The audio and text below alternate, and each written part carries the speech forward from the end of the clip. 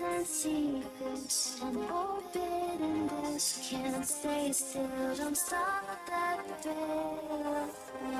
When bones fade your skin, temptation within, mistakes like the silence.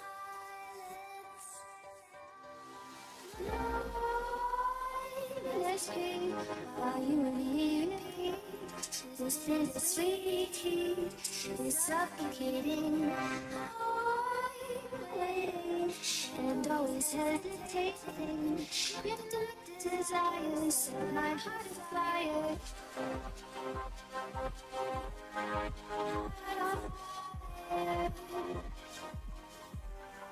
Set my heart afire.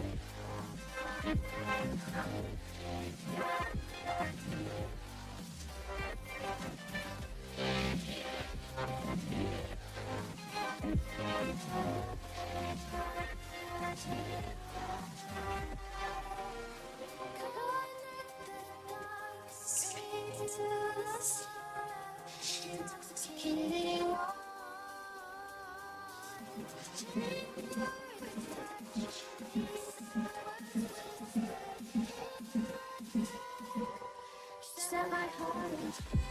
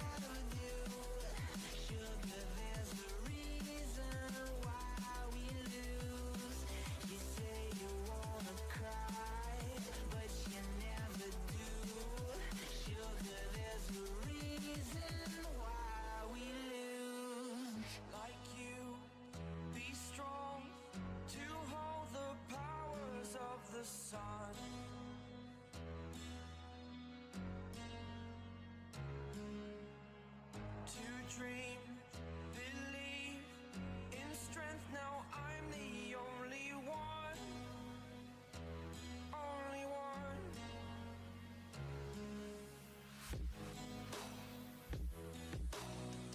I was an ordinary boy until I broke the rules. My life destroyed, life destroyed. Until I walk awake, scream my mind, I shout, the ground shakes.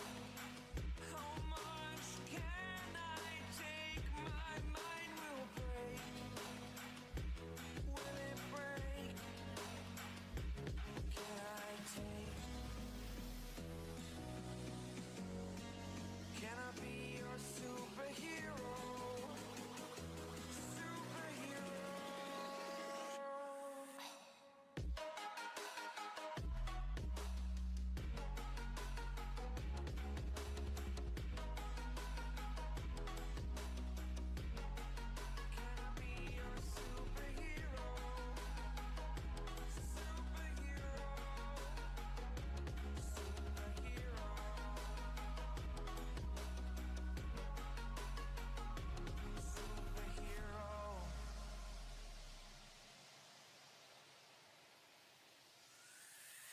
Fly away.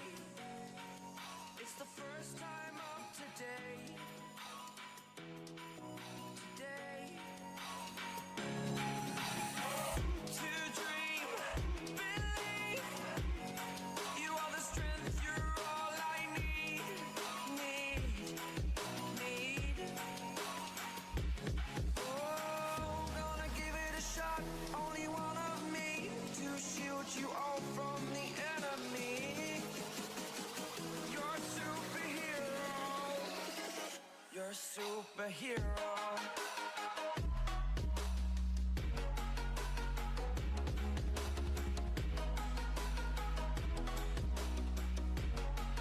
Can I be your superhero? Superhero. Superhero. Superhero. Can I be your superhero?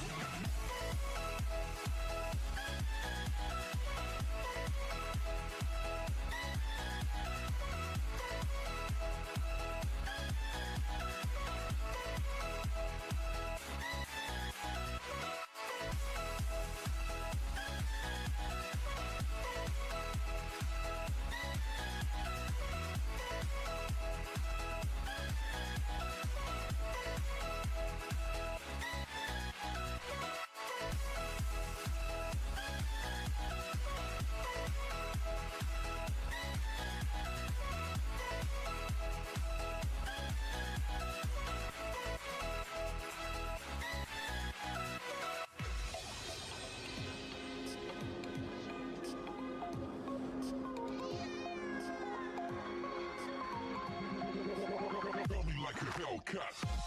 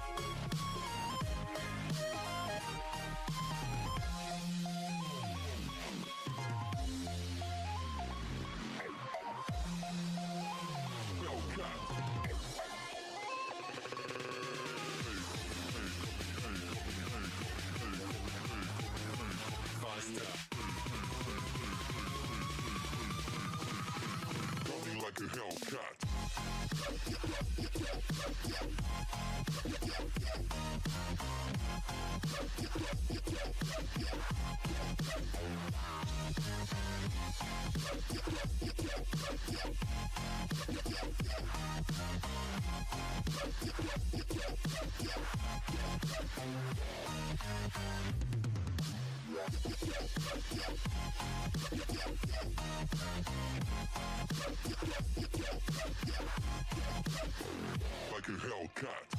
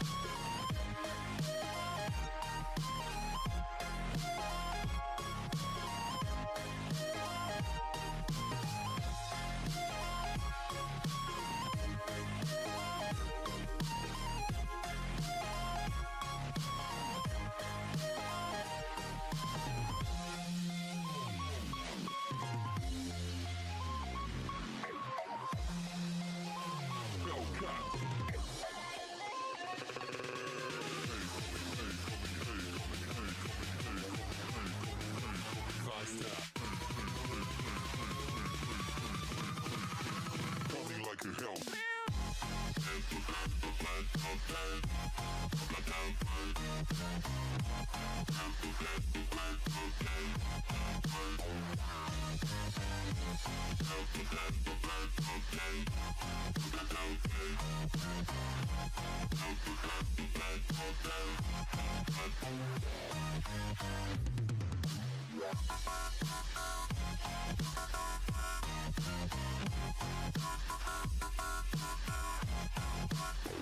Like a Hellcat.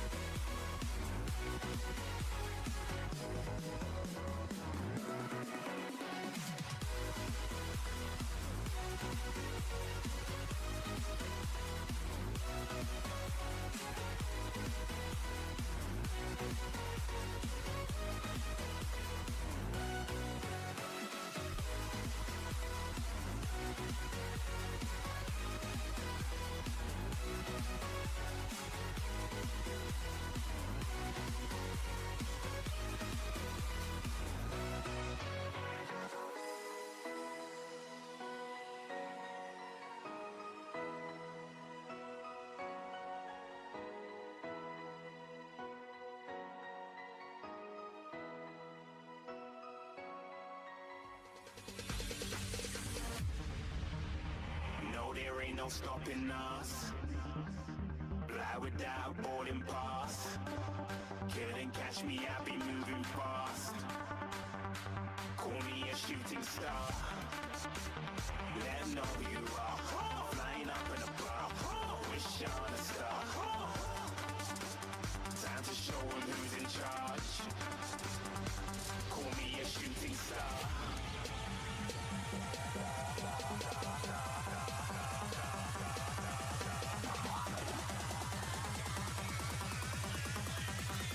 Shooting stars. Didn't even get to cross.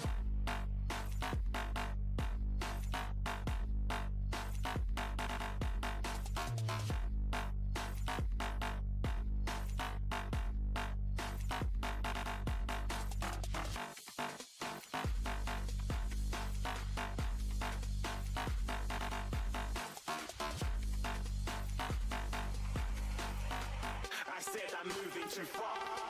Get a glance.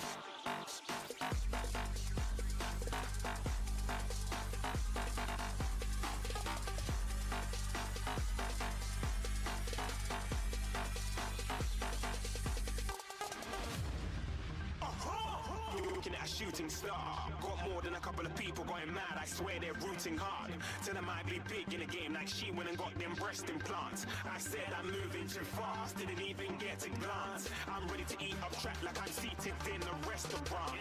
If you had swag like mine, you know it's best to flaunt. We aren't hating because you aren't. Shining like it's neon. Rock like kings of Leon. Shooting stars across the galaxy. I stand out, so don't be mad at me. Infiltrate, I'm with my strategy. When I turn up, then I just have to leave. Shooting stars across the galaxy. I stand out, so don't be mad at me. Infiltrate, I'm with my strategy. When I turn up, then I just have to leave. Yeah, shooting. Yeah, shooting. Yeah, shooting.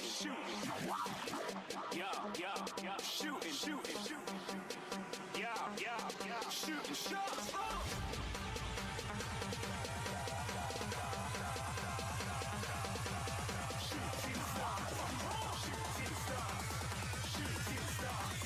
Shooting stars. Didn't even get to cross.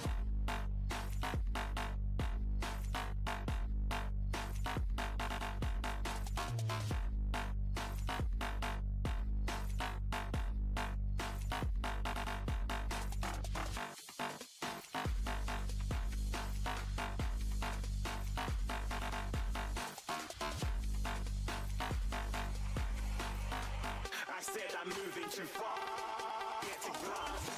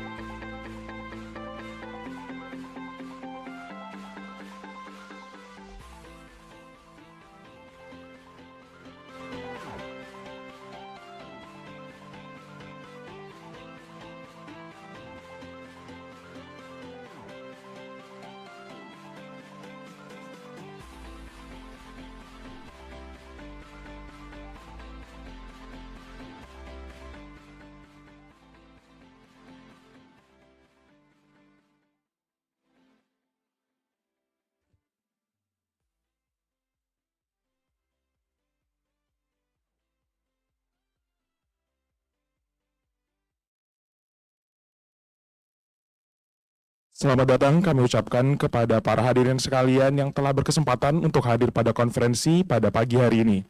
Selanjutnya kami harapkan juga kepada para hadirin sekalian yang masih berada di luar untuk segera memasuki ruangan karena beberapa saat lagi kita akan memulai acara kita. Terima kasih.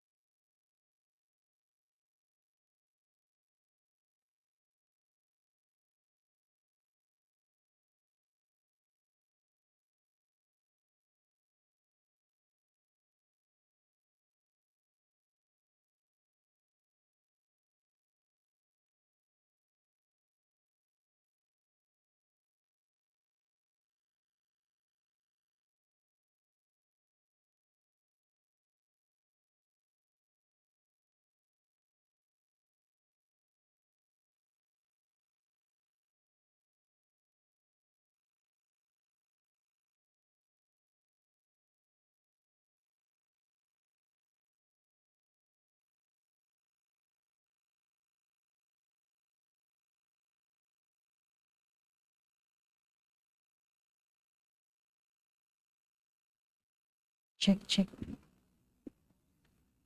Sekali lagi kami ucapkan selamat datang bagi para peserta The First International Conference Medical and Health Science HALU OLEO di Ballroom Hotel Claro Kendari. Kami informasikan juga bahwa di depan pintu masuk Ballroom Hotel Claro Kendari kami menyediakan beberapa booth sponsorship. Kami persilakan untuk teman-teman sekalian para partisipan untuk berkunjung. Terima kasih.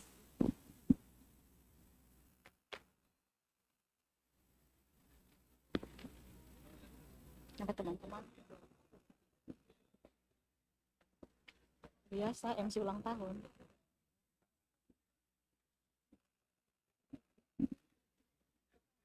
Jadi pas kena ininya tangguh.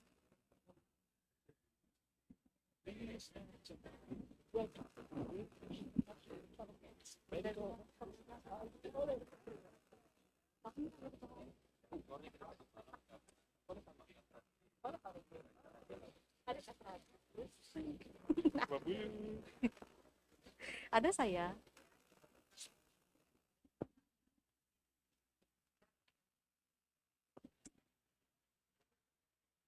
Sekali lagi kami informasikan kepada para peserta bahwa beberapa saat lagi kita akan memulai acara pada hari ini. Sekali lagi kepada para peserta yang masih berada di luar agar segera memasuki ruangan karena beberapa saat lagi kita akan memulai kegiatan kita pada pagi hari ini.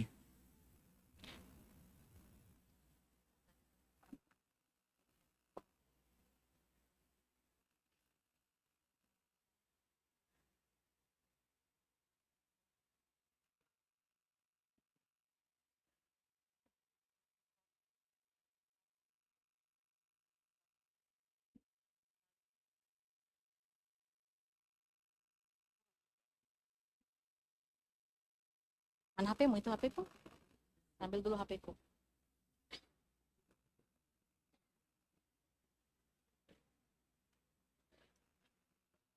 Ada kamar.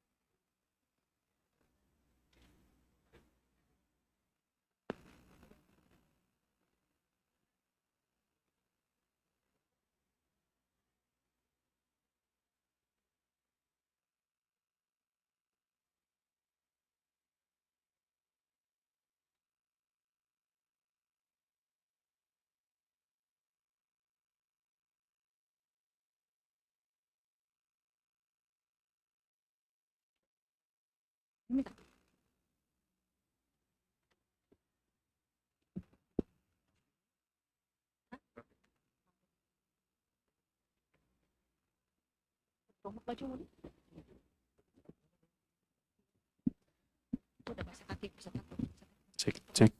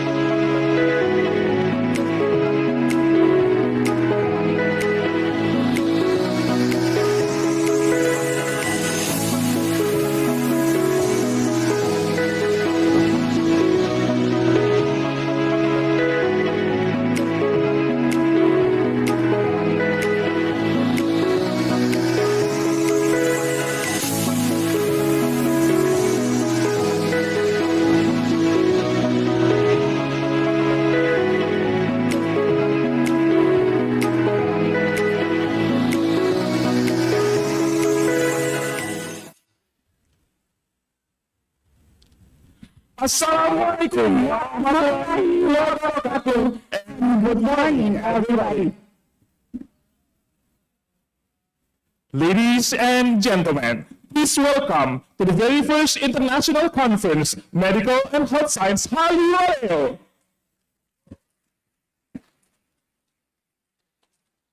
This conference, held by the Faculty of Medicine, Universitas HALU OLEO, held in Claro Hotel, Kendari. Ladies and gentlemen, with simple but very special greetings from us, I'm Laudin Alfa Arif Shanasti. And I'm Fauzia, medical doctor, and we're going to be the master of ceremony of this event. Please allow us to welcome each other and every one of you, and we would like to thank you very, very much for coming to this agenda. Ladies and gentlemen, first of all, let us praise to our God, Allah Subhanahu wa Ta'ala, who has given us guidance, health, happiness, so we can stand here and we can also enjoy our conference today. We proudly present the first International Conference, Medical and Health Science, HALU OLEO, organized by Faculty of Medicine, Universitas HALU OLEO.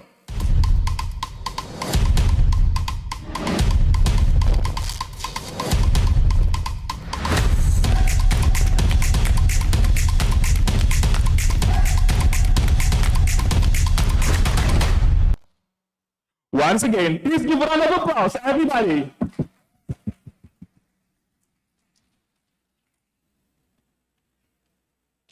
Ladies and gentlemen, we would like to express our sincere gratitude and saying our warm welcome to His Excellency, Director of Universitas HALU OLEO, Professor Dr. Muhammad Zamrun Finihu, Bachelor of Science, Magister of Science, that represented by the Vice Rector of General Affairs and Funding, Professor Dr. W. Kawidayanti, Magister of Science. Her Excellency, the Dean of Faculty of Medicine, Universitas HALU OLEO, Professor Dr. Juminten Saimin, Obstetrician and Gynecologist Consultant. Honorable Dr. Iputu Sudayasa, Medical Doctor, the Vice Dean of Academic Affairs and Cooperation, Faculty of Medicine, Universitas HALU OLEO. Honorable Mr. Parawansa, Pharmacist, the Vice Dean for General Affairs, Planning and Finance, Faculty of Medicine, Universitas HALU OLEO. Honorable Mrs. Sulastriana, Medical Dentistry, the Vice Dean for Student and Alumni Affairs, Faculty of Medicine, Universitas HALU OLEO. Also distinguished to the keynote speakers, Professor Ova Emilia, Magister of Medical Education, PhD, Obstetrician and Gynecologist Consultant from Universitas Gadjah Mada. Professor Yu Hui Chuang, Registered Nurse PhD from Taipei Medical University, Taiwan. Also, our invited speakers, Pham Van Trang, registered nurse MN PhD from Vinmec Time City International Hospital, Vietnam. Uyanga Bazoid, medical doctor PhD from University of California, San Diego, USA. Arshdeep Singh, Magister of Science PhD from National Cheng Kung University, Taiwan. Rose Chipajola, registered nurse, magister nurse PhD from Kamuzu University of Health Science, Malawi. Also respected our partner and sponsor for today's event. And also honorable distinguished guests, all present and participants of this international conference. Please give us our warmest applause today. Wow, you can see all the participants here. It sounds like academical things, right? The situation is full of knowledge, right? Yeah, it's kind of insecure to stand over here. Ladies and gentlemen, International Conference Medical and Health Science HALU OLEO is the first international conference organized by the Faculty of Medicine Universitas HALU OLEO, which is intended to bring together academia, researchers, practitioners, and students through leveraging advanced information, share their recent theoretical knowledge, research findings, and experiences in the area of interprofessional education, medical, and health science. As such, these conferences will feature presentation by international speakers which are cutting-edge session topics. Wow, so the aim is to elevate our educational level, right? Yeah, sure. Okay, without talking further, excellencies, participants, ladies and gentlemen, let us begin this event by singing our national anthem, Indonesia Raya. For this national anthem, the attendees are requested to stand.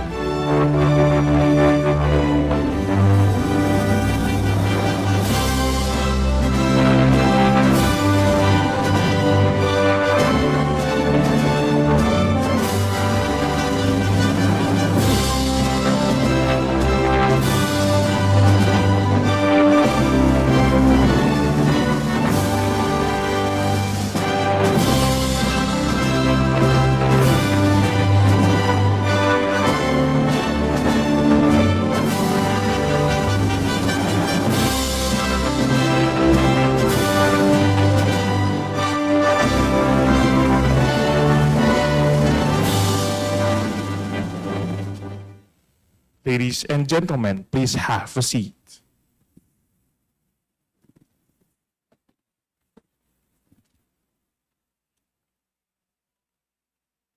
Excellencies, participants, ladies and gentlemen, for the sake of running this event smoothly, we would like to invite you all to recite prayer all together. As for the prayer, will be led by Mr. Arfian Sukmadi. To Mr. Arfian Sukmadi, time is yours.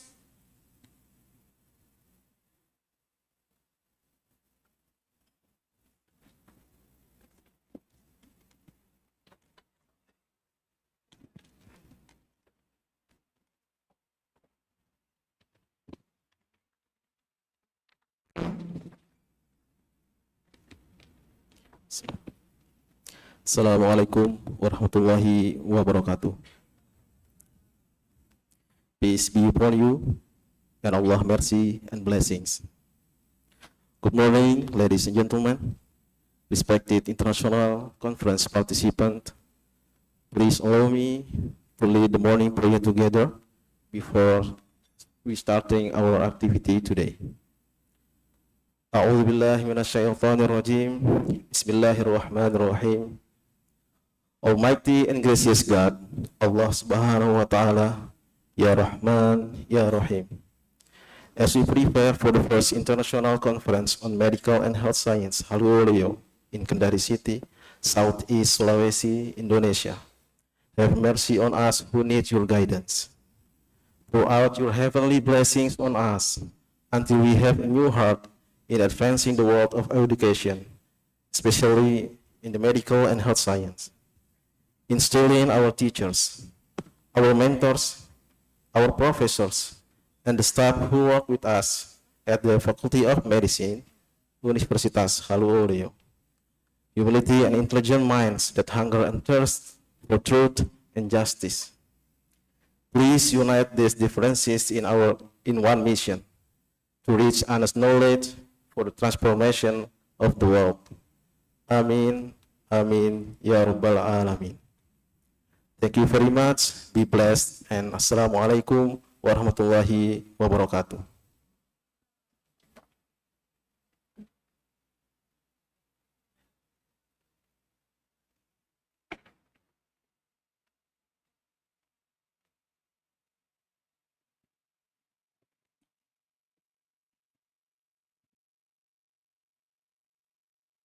Thank you to Mr. Arfian Sukmadi.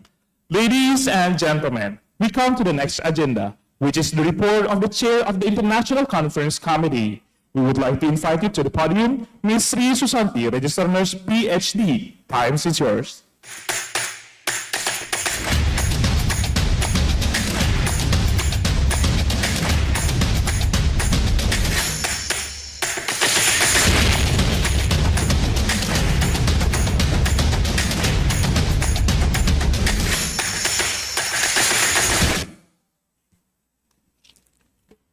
Assalamualaikum warahmatullahi wabarakatuh. Good morning, ladies and gentlemen. The Honorable Representative Rector of HALU OLEO University, Vice Dean, Senate Chairman, all distinguished invited speakers, distinguished guests, all presenters, and participant in this international conference, Medical and Health Science, HALU OLEO, IMHO. I would like to report that this conference is being organized by the Faculty of Medicine, HALU OLEO, today, September 23, 2023, starting from 8:45 a.m. to 5 p.m. as the first International Conference of Medical and Health Science. The purpose of this conference is to bring together academic, researchers, practitioners, and students to share the most recent theoretical knowledge, research findings, and experience in the discipline of interprofessional and education, especially in medical and health science.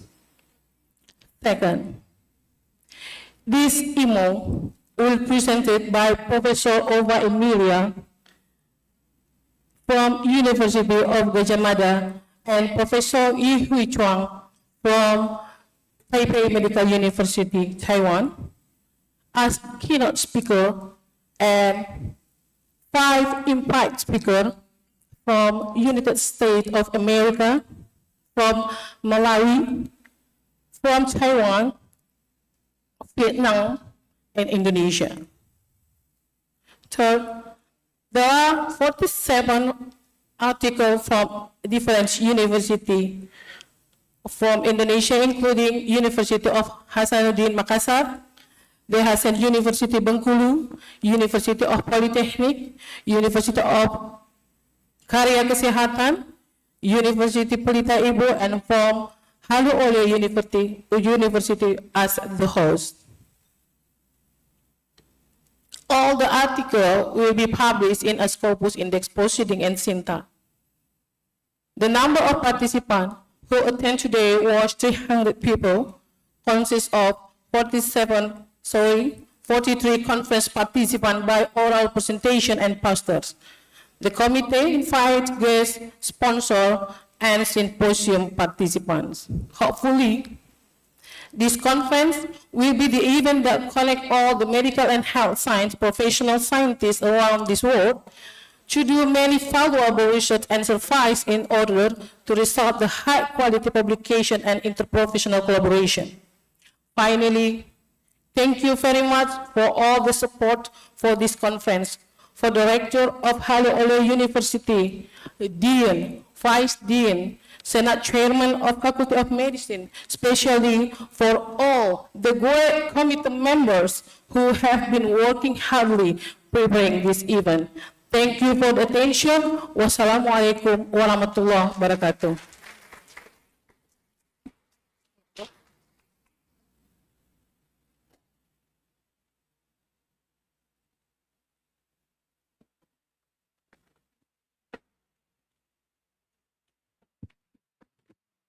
Thank you very much for Ms. Tri Susanti, Registered Nurse PhD, for the great words and words. Excellencies, participants, ladies and gentlemen, we are now continuing our agenda, that is to hear our welcoming speech that delivered by the Vice Dean of Faculty of Medicine, Universitas HALU OLEO, to Dr. Iputu Sudayasa, Medical Doctor. You might take the floor.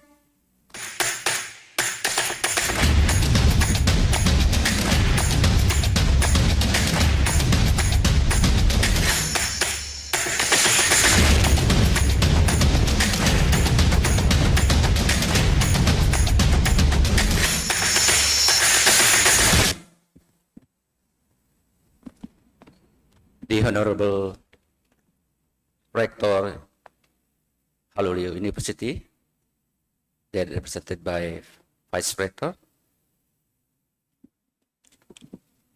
Dean or Vice Dean from within the scope of HALU OLEO University, from Pharmacy, Agriculture, Economic, Fishery, Forestry. Thank you very much for coming. And the other college from Mentally Hospital, our organizative profession doctor, and all of our sponsorship and supporting our event, all of organizing committee members, presenter and participant, our invited guest, Dr. Trong, who is joining here, and the others guest speaker who is joining in online. All candidate guests, ladies and gentlemen, good morning. Happy greeting to everyone. First of all, let us express our sincere thanks to Almighty God because we can be here to attend in good, healthy, for taking part in International Conference Medical Health Science HALU OLEO activities. An apology was conferred because the Dean of Medical Faculty HALU OLEO University was taking part in the Association's Indonesian Medical Education Institutions Deans for the meeting in the context of stabilizing international cooperations in the Netherlands. For these reasons, on this occasion, please allow us to extend a welcome speech. For the informations, this international conference is a series scientific events that commemorates for 12th anniversary medical faculty, which is close with our Green Campus anniversary, 42th anniversary HALU OLEO University.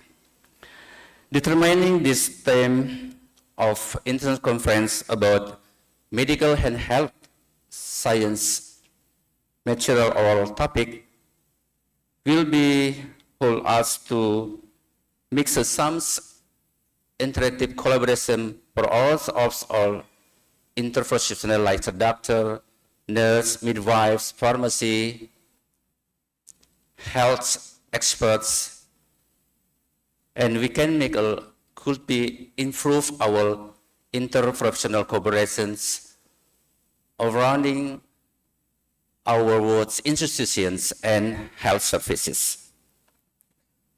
Therefore, a special thanks for all organizing committee that's preparing this event, also all of our corporations, sponsors our partnerships who support our activities here.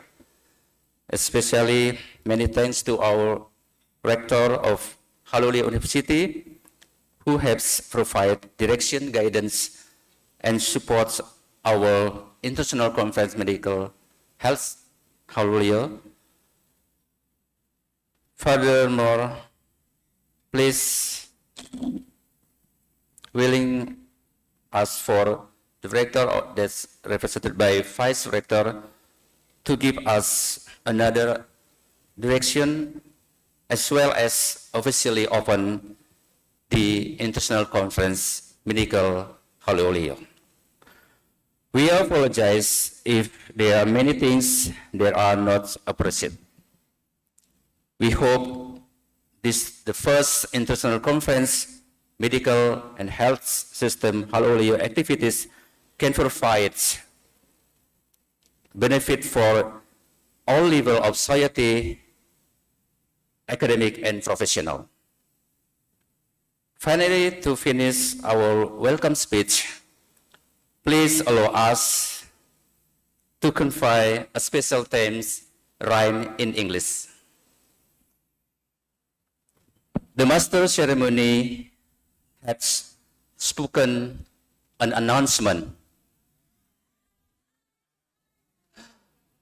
They are looking very confident.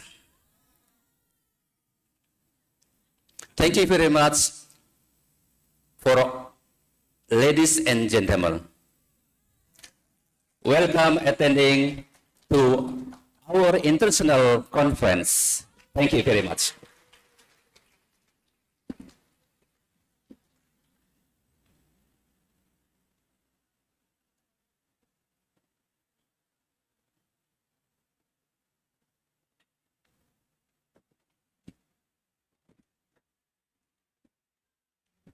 Wow, what a great portrait coming from our Vice Dean. Well, ladies and gentlemen, now it is the high time for us to listen the opening speech coming from the Rector of Universitas HALU OLEO, who will also officially open the first International Conference Medical and Health Science HALU OLEO. We respectfully invite the Rector of Universitas HALU OLEO, which is in this case represented by the Vice Rector for General Affairs and Funding, the Professor Dr. W.K. Widayati. Time and taste belongs to you.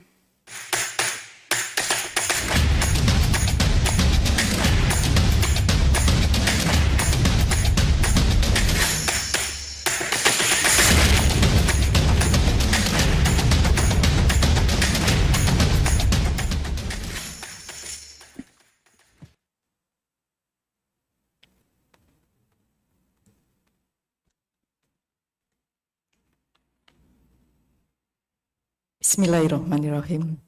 Assalamualaikum warahmatullahi wabarakatuh. Selamat pagi, good morning, salam sejahtera untuk kita semuanya. Om Swastiastu, Namo Buddhaya, salam kebajikan, Rahayu. First of all, let us always after prayer and praise to Allah Subhanahu wa Ta'ala, who has showered His blessing on us so that we can be together in this event both online and offline in a healthy and safe place and a place that is very beneficial in inshallah this. Salawat and salam let's send to our master, the great Prophet Muhammad Sallallahu Alaihi Wasallam and his companions who have brought us from the age of darkness to the age of light, so that inshallah we are always on the right path until the end of time. Honorable Dean of Faculty of Medicine, HALU OLEO University, Profesor Dr. Juminten Saimin, SPOGK, and his staff, the Dean and official of HALU OLEO University were present in here. Honorable Professor Dr. Ova Emilia, M.Ed.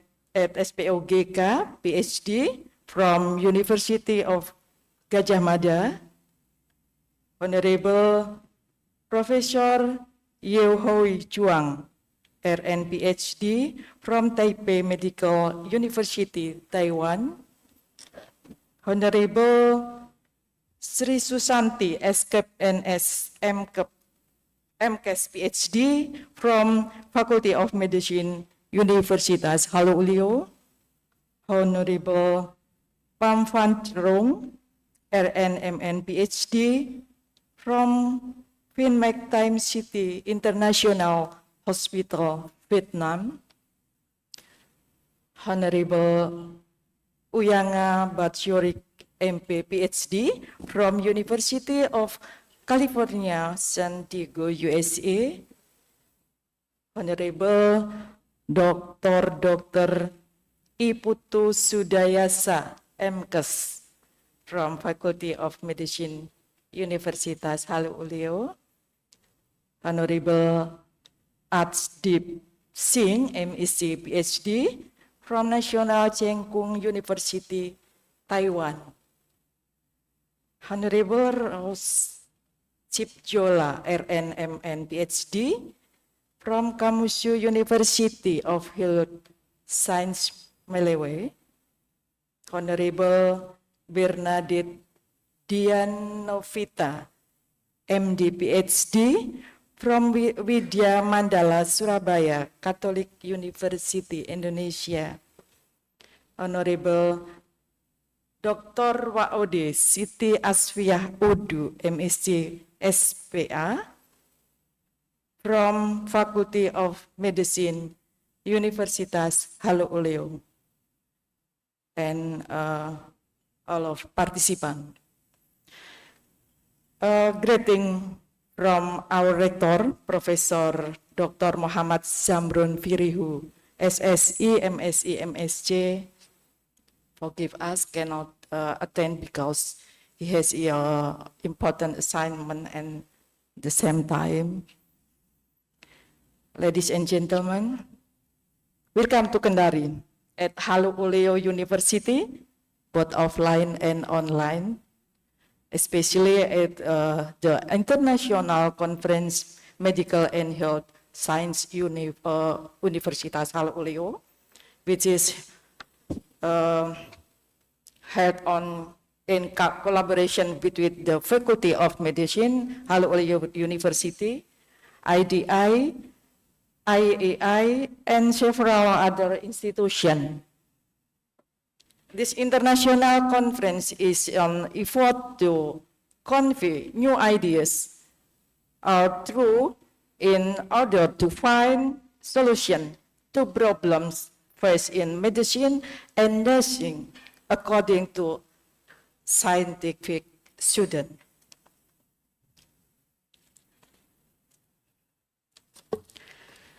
Ladies and gentlemen, the study of medicine, medical science emphasizes science and practice in diagnosing, treating, and preventing disease. Medicine encompasses a variety of health care practice that have evolved to maintain and restore health by preventing and treating disease. Contemporary medicine uses biomedical science, biomedia research, genetics, and medical technology to diagnose, treat, and prevent injury and disease, usually through drugs or sugars, but also through diverse therapies, including psychotherapy and external traction, device medical, biopharmaceutical, and radio therapy. Currently, Indonesia is facing a triple burden of various disease problems. The first, the presence of new emerging and re-emerging infectious disease such as COVID-19. Two, infectious disease haven't been resolved properly, and the third, non-communicable disease tend to rise every year. One of the health challenges in Indonesia is related to non-communicable diseases. Eating patterns, parenting patterns, movement patterns, and eating patterns such as high calories, low fiber, high salt, sugar, and high fat are followed by a sedentary lifestyle. Choosing junk food or fast food, coupled with lack of physical activity, stress, and lack of rest, triggers the emergency of hypertension, diabetes mellitus, obesity, cancer, heart disease, and hypercholesterolemia among Indonesian people. Our effort must continue to reduce the incidence of NCDs so that they are low in order to encourage the achievement of health development target, include the 2023 target. Ladies and gentlemen, another aspect that is no less important is health service and health management. Indonesia is a country in Southeast Asia, which is a developing country. Factors that influence a country to develop as a developed country are human resources. The way of thinking of health workers include doctors in the 5.0 era must start early, where the Faculty of Medicine take responsibility for carrying out education to achieve competencies for medical student graduates. Students need to train and hone their abilities so that they can survive in the era of revolution. Medical students also need to learn and train soft skills.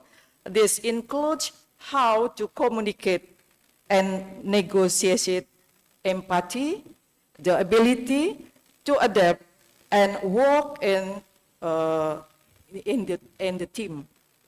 Apart from that, students need to master IT skills, how to analyze data, use software, and so on, because in the future, many health and global medical service will utilize and intersect with technology.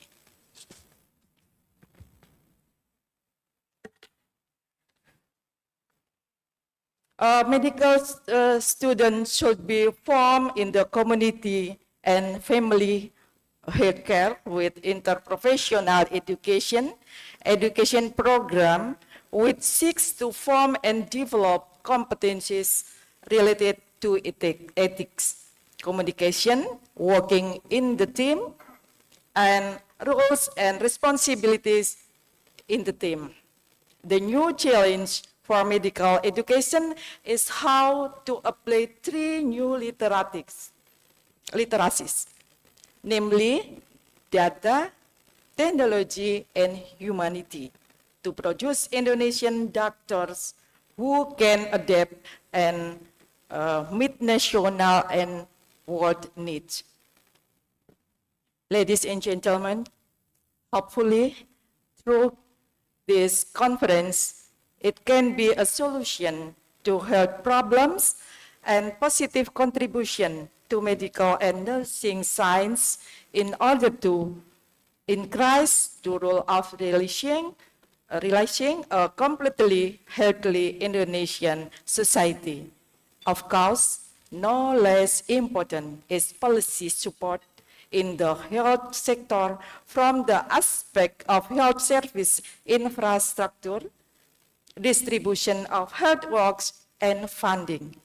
HALU OLEO University is ready to support medical education to continue to exist and advance. Ladies and gentlemen, I respect you. Health is a luxury. Health is cheap, but it becomes expensive when health turns into illness. Sehat itu bukan suatu kemewahan.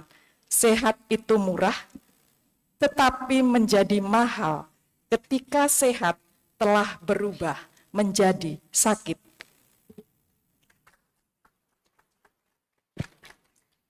On this occasion, on behalf of the Rector Universitas HALU OLEO, allow me to open this conference, international conference, with the word Bismillahirrahmanirrahim. I officially open the International Conference Medical and Health Science 23 Saturday, September 2023. Okay. Thanks our speech. Thank you and appreciation to the Dean of the Faculty of Medicine, HALU OLEO University, and her staff and committee for organizing this conference. Hopefully, it goes smoothly and successfully. Forgive me if there are any shortcomings or mistakes. Thank you for your attention. Wabillahi taufiq wal hidayah. Wassalamualaikum warahmatullahi wabarakatuh. Om Santi Santi Om. Thank you very much, Our Excellencies. Please stay still to the podium to symbolize the opening of this event by beating the gong. And also for officially opening this first international conference, we are invite the Vice Dean for Academic Affairs and Cooperation, Faculty of Medicine, Universitas HALU OLEO, Dr. Iputu Sudayasa, Medical Doctor, and also the Chair of the International Conference Committee, Ms. Tri Susanti, PhD, to join the podium to beating the gong.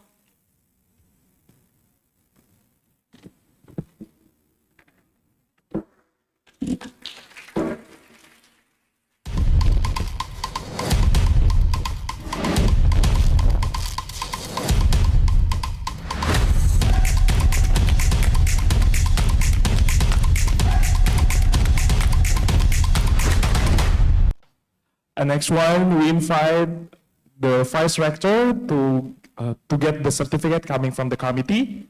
We invite the Vice Dean to get the certificate, to give the certificate coming from the committee.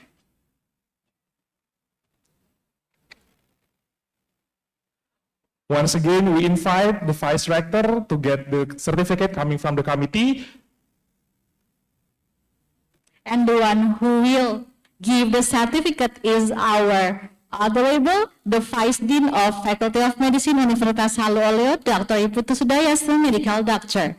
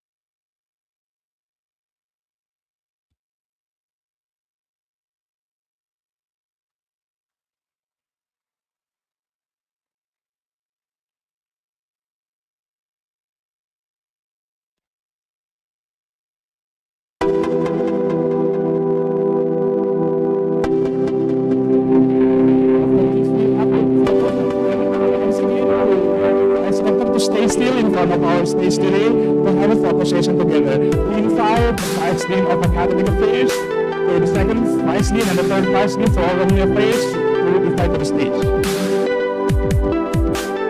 Once again, we invite the Vice Dean for Academic Affairs and Corporation, the Vice Dean for General Affairs, Planning and Finance, and the Vice Dean for Student Alumni Affairs for Medical Faculty Universitas HALU OLEO to take a place photo together on the stage in order to take a group photos.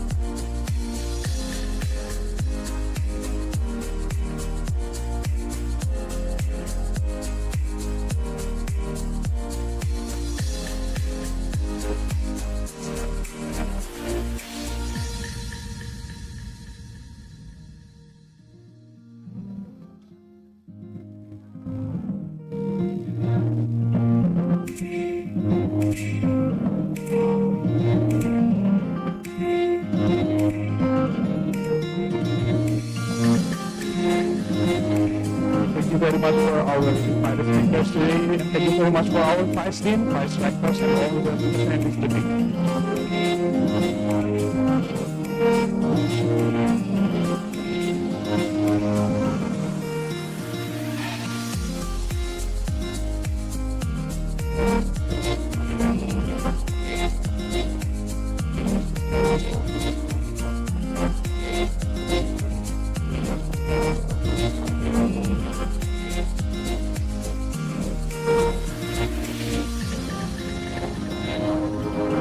Ladies and gentlemen, once again, give a round of applause to everyone.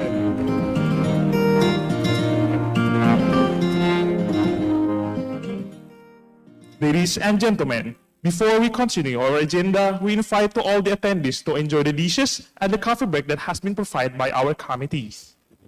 And also we will remind you all that please stay still on the event until the end of this event, because there will be oral presentation and also posters which will be completed and the results will be announced at the end of this event. Okay, I'm Fauzia. And I'm Laudin Alvarado Shanasi. Please enjoy your coffee break.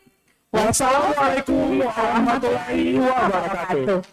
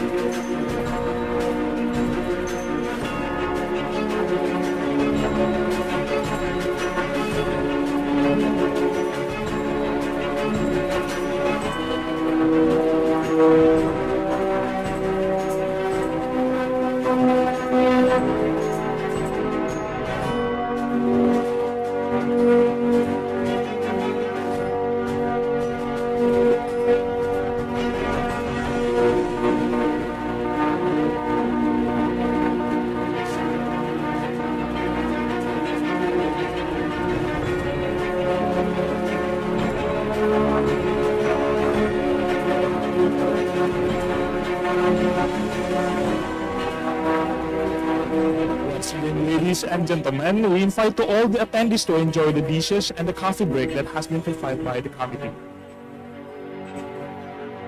Sekali lagi, saya persilakan kepada para hadirin sekalian untuk menikmati coffee break dan hidangan yang telah disediakan oleh panitia.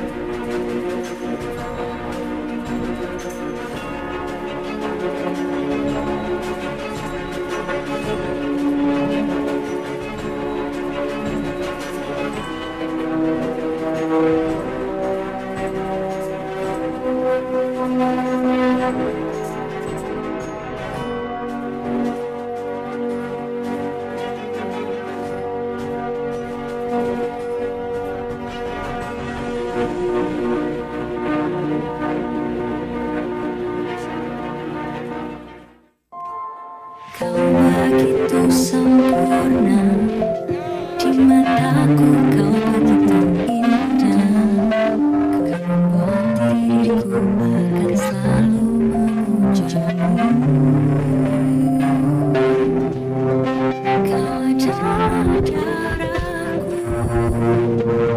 adalah jantungku, kau adalah hidupku, lengkapi diriku, oh sayangku, kau begitu sempurna. Prenagen, nutrisi lengkap imun dan buah hati, kaya akan protein, omega 3 dan kalsium, penting untuk pembentukan organ tubuh bayi dan jaga daya tahan ibu. Minum selama hamil 9 bulan. Prenagen.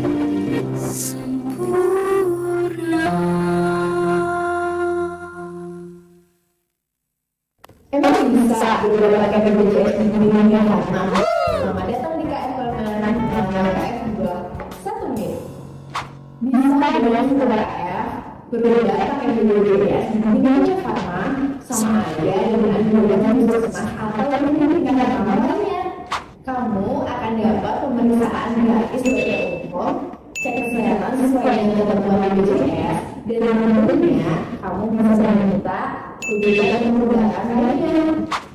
Terus, kalau BPJS kamu terdaftar di klinik Kimia Farma, kamu bisa datang ke klinik kita dimanapun di seluruh Indonesia tetap gratis dan dilayani.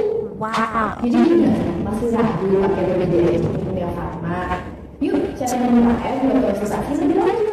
Dan ada kejutan buat kami yang mau masuk loh. Terima kasih sudah dekat Farmer. Kelas Farmer. Kenapa harus cek kesehatan setahun sekali? Selamat datang di KF Corner, kenalan KF Satu Menit. Ini merupakan rekomendasi dari CDC atau Pusat Pencegahan dan Pengendalian Penyakit. Sejalan dengan itu, Kementerian Kesehatan juga memaparkan 4 alasan penting kenapa kita harus cek kesehatan 1 kali dalam 1 tahun. Pertama, untuk mendeteksi kesehatan dan penyakit sejak dini. Pemeriksaan rutin memungkinkan dokter untuk mengetahui tanda-tanda penyakit yang tidak diketahui oleh pasien. Kedua, untuk meningkatkan kemungkinan mendapatkan pengobatan dan penyembuhan yang lebih. Beberapa penyakit yang mengancam jiwa dapat secara bertahap menumpuk di dalam tubuh, bahkan sebelum gejala fisik itu muncul. Ketiga, untuk melacak kondisi kesehatan sehingga dapat mengurangi resiko komplikasi. Kalau udah komplikasi, obat ini itu juga serba salah dan sulit ditangani. Terakhir, untuk mengurangi biaya kesehatan yang sangat mahal jika penyakit sudah parah. Jadi Sobat KF, segera cek kesehatan di Kimia Farma, laboratorium, dan klinik. Biayanya nggak mahal, mulai dari 300.000 dan tersedia di seluruh Indonesia. Terima kasih sudah cek KF Corner. Follow us for more. Sejak tahun 1991, Prodia telah membantu mengerjakan lebih dari 4.000 penelitian untuk kepentingan akademis, studi epidemiologi, dan publikasi ilmiah. Penelitian ini adalah wujud nyata visi Prodia sebagai Center of Excellence. Sebanyak lebih dari 500 jenis tes yang terdiri dari tes research use only, laboratory development test, in vitro diagnostik, dan lebih dari 100 jenis tes rutin telah dikerjakan dengan layanan Research Support Prodia. Layanan Research Support Prodia membantu peneliti terkait dengan menginformasikan mengenai tes penelitian, mengadakan diskusi interaktif dengan peneliti, menyediakan informasi kepustakaan, menginformasikan mengenai penanganan sampel, pemilihan metode, teknologi, dan reagen yang digunakan, memfasilitasi tes dengan reagen research use only maupun laboratory development test, membantu menangani, mengumpulkan, dan menyimpan sampel penelitian pada suhu minus 20 derajat Celcius atau minus 70 derajat Celcius, membantu publikasi hasil penelitian. Prodia akan selalu berkomitmen untuk memberikan layanan yang terbaik demi kemajuan penelitian di bidang kesehatan di masa depan. Info lebih lanjut hubungi research.support@prodia.co.id.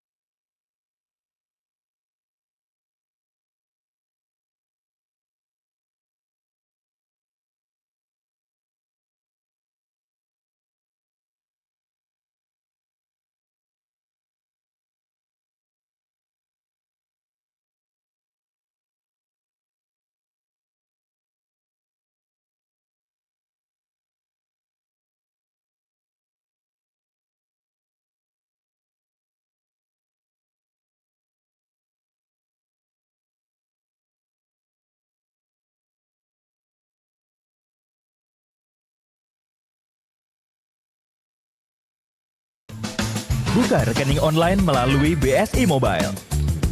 Buka aplikasinya dan pilih menu Buka Rekening. Pilih jenis tabungan Easy Bahagia atau Easy Mudharabah. Pilih jenis kartu debit. Input email dan nomor handphone. Input kode OTP yang telah dikirimkan ke nomor kamu. Siapkan dokumen seperti KTP, NPWP, dan tanda tangan di atas kertas putih. Input data diri. Foto wajah dan KTP secara bersamaan. Foto verifikasi wajah dan pastikan wajah tidak terpotong, terlihat jelas dan tidak ada yang tutupi wajah, seperti masker, kacamata, ataupun cahaya. Foto NPWP apabila tersedia. Foto tanda tangan di atas kertas putih. Input informasi pekerjaan. Input informasi rekening. Pilih cabang untuk pengambilan kartu ATM. Konfirmasi data diri kamu dan menyetujui akan pembukaan rekening. Buka rekening online hasil dilakukan. Proses mudah dan nikmati berbagai kemudahan dalam bertransaksi. Bank Syariah Indonesia.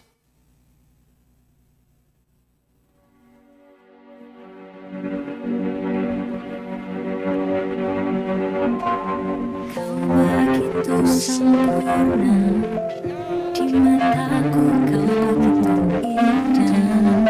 Kau buat diriku akan selalu memujamu.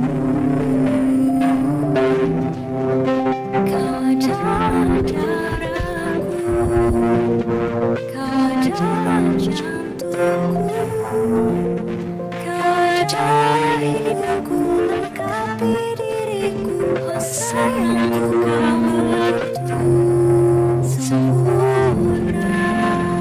Prenagen, nutrisi lengkap ibu dan buah hati, kaya akan protein, omega 3 dan kalsium, penting untuk pembentukan organ tubuh bayi dan jaga daya tahan ibu. Minum selama hamil 9 bulan. Prenagen.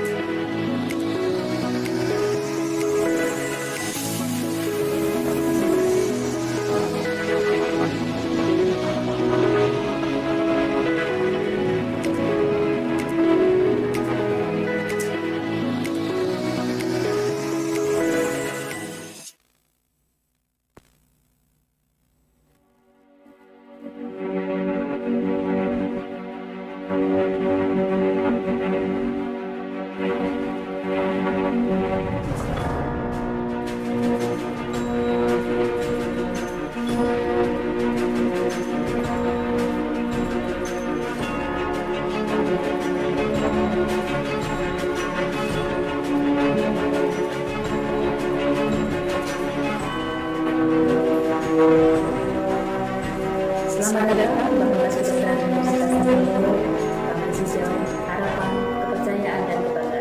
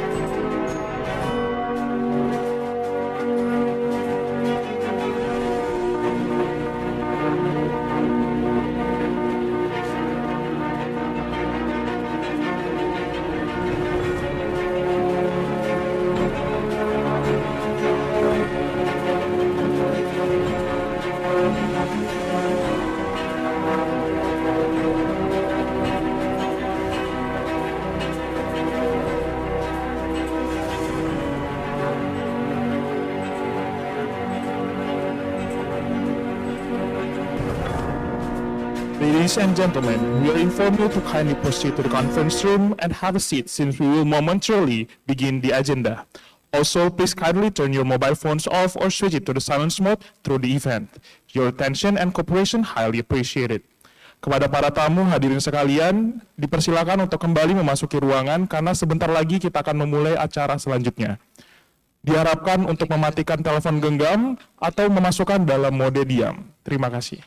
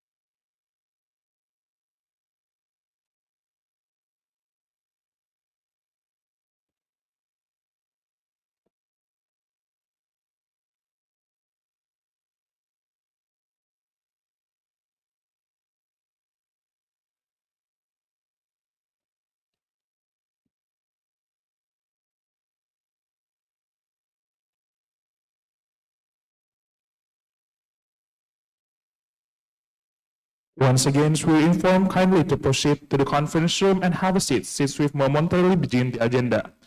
Also, please kindly turn your mobile phones off or switch it off to the silence mode through the event. Kepada tamu hadirin sekalian, dipersilakan untuk kembali memasuki ruangan, dikarenakan dalam beberapa saat lagi kita akan memulai kegiatan kita. Selanjutnya, saya persilakan kepada tamu hadirin sekalian untuk mematikan handphonenya dan memasukkannya dalam mode diam. Terima kasih.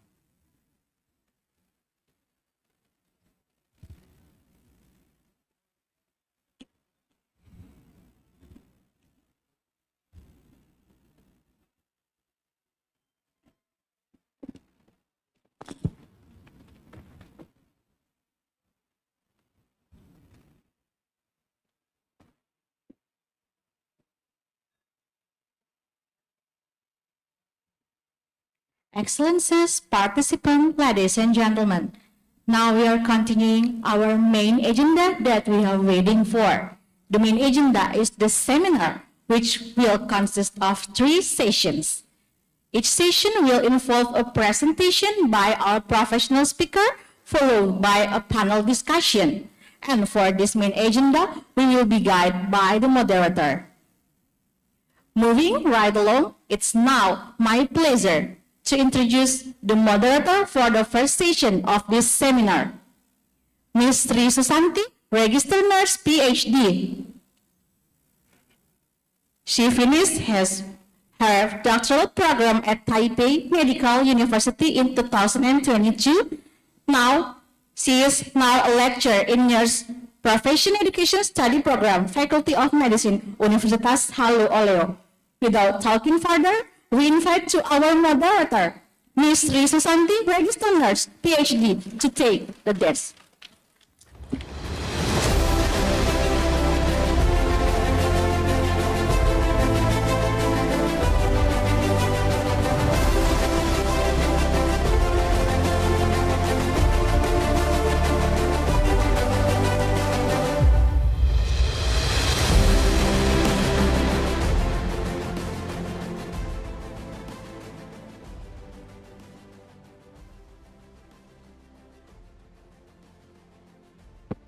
Thank you very much for the Master of Ceremony for the opportunity Good afternoon, ladies and gentlemen. Welcome back to the second session of the International Medical and Health Science HALU OLEO. As we know, this is the first conference in medical and health science, HALU OLEO, organized by Faculty of Medicine. My name is Sri Susanti, and I'm going to be a moderator today.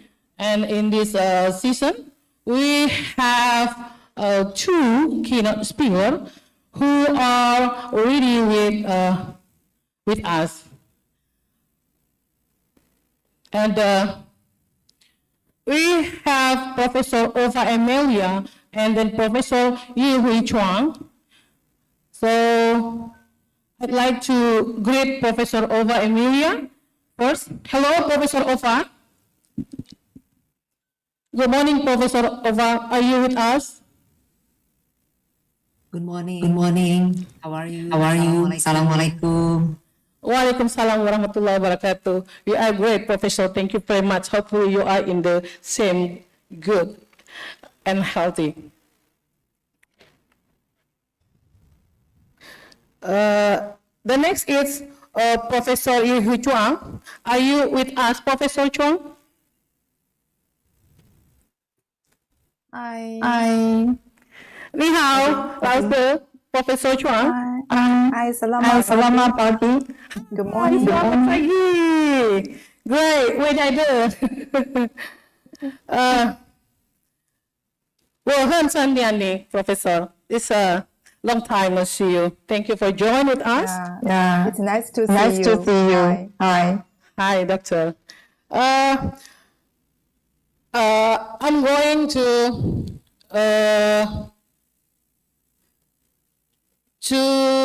read for the resume because the first time is we will give to Professor Ova to present her topic. But before Professor Ova Emilia to present her topic, allow me to introduce and read her resume.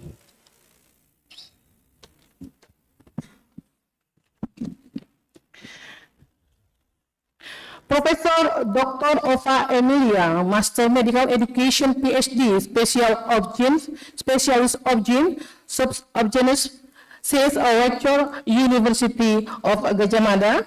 Professor Ova Emilia also is the first Indonesian professor for medical education. She is a lecturer in University of Gajah Mada for period 2020 to 2027. Professor Ova Emilia finished her study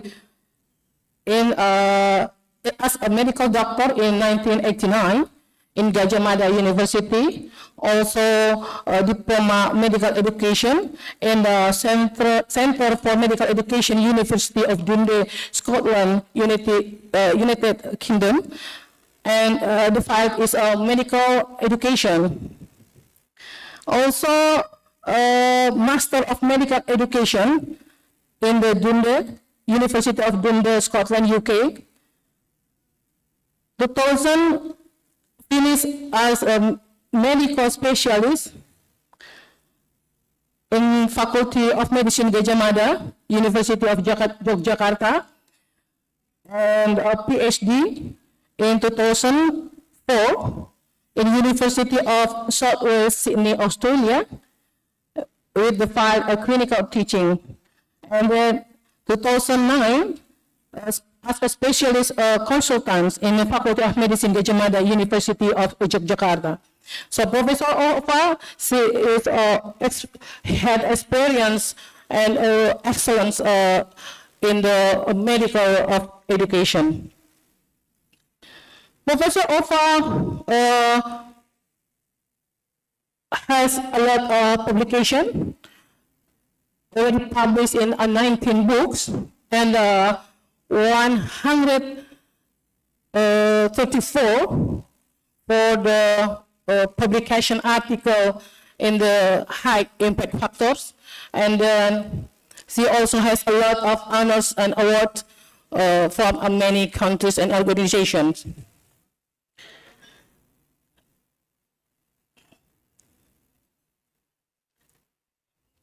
So, Professor Ova, you have 30 minutes to present your topic, and then the time is yours. Thank you very much. Thank you very much. Thank you very much.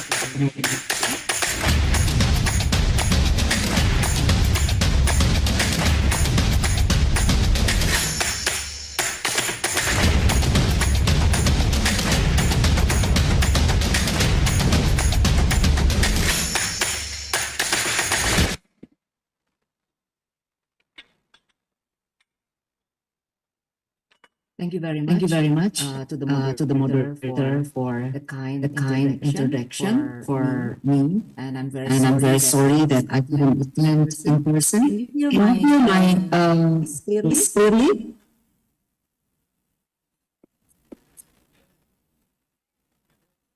Can you hear my voice clearly?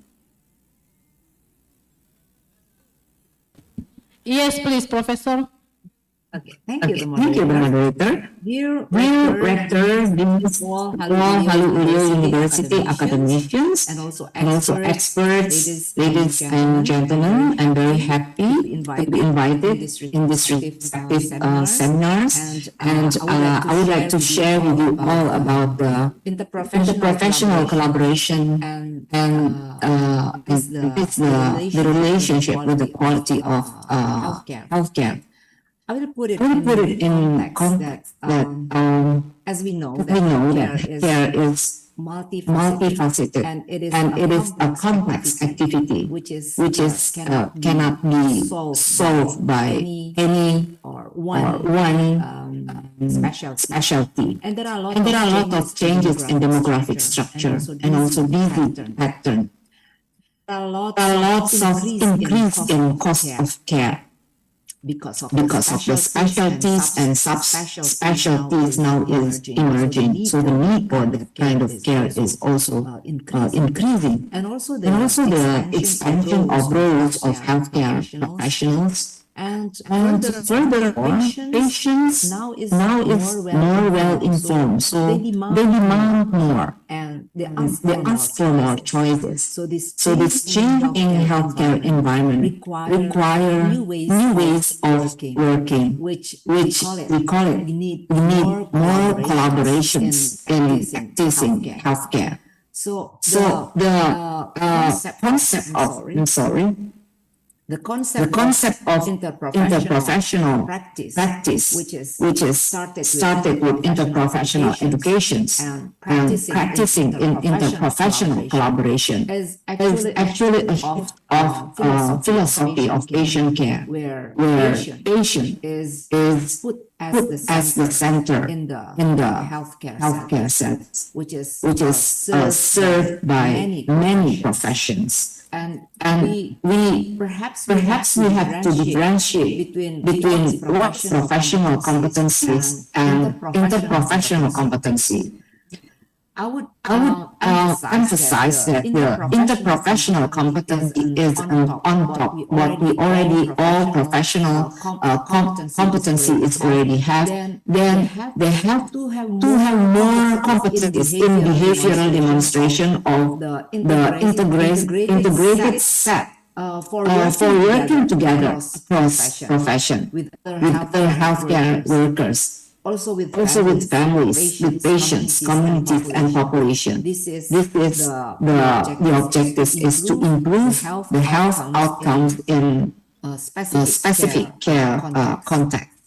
So put it together that the interprofessional collaboration is designed to achieve an outcome. One is for the service users, and and the second is for the healthcare professionals. So for the service users, for our patients and family and also community, so we'll be more satisfied, service, healthy life, and improve health status. And for healthcare is more satisfied, which is they can't working more professional and more retention in that fields. And for that, the first thing that we need to have for the team to work together is a process where the interprofessional team have to how to formate or to develop a team, and then how this is to maintain, which I will put here in Central C. So how the collaboration is maintained, coordination, cooperation, commitment, communications, cooperation, and also the last that's the most difficult is the openness and trust. And the impact of the interprofessional collaboration is, of course, at the end is the quality of care, which has several components, which is come from the team performance, which is I think because we have wider range of expertise, so the task is even efficient. Yeah, many more that can be achieved. And then the staff satisfaction also the component that contribute to the quality of care. The other is better interaction, communication, cooperation between all the party that is related with the patient care, and the delivery of healthcare itself. It can be approached as a holistic one, which of course will improve the standards of service delivery. So WHO already mentioned and already monitor about what is actually the benefit of interprofessional collaboration. That the interprofessional collaboration can decrease the complication of the patient, mean that the care is much better, least complications. And the length of hospital stay is also can be controlled. So won't be too long because it is taken care by multi-profession. So the recovery of the patient is getting shorter. And then decrease also the tension and conflict among caregivers, which is I think this is very usually happen in the field. Staff turnover is also decreasing, which give opportunity and time for them to work together much longer with of course better outcome. And then the hospital admission will decrease too. Clinical error rates is decreasing because it is monitored by multi-profession, and the mortality rates are also decreasing. So these some benefits that's already being monitored by World Health Organization, that interprofessional collaboration matter. There are lots of benefits in that. And collaborative practice also in total can improve healthcare. Why? First is because it improves access and coordination of health service.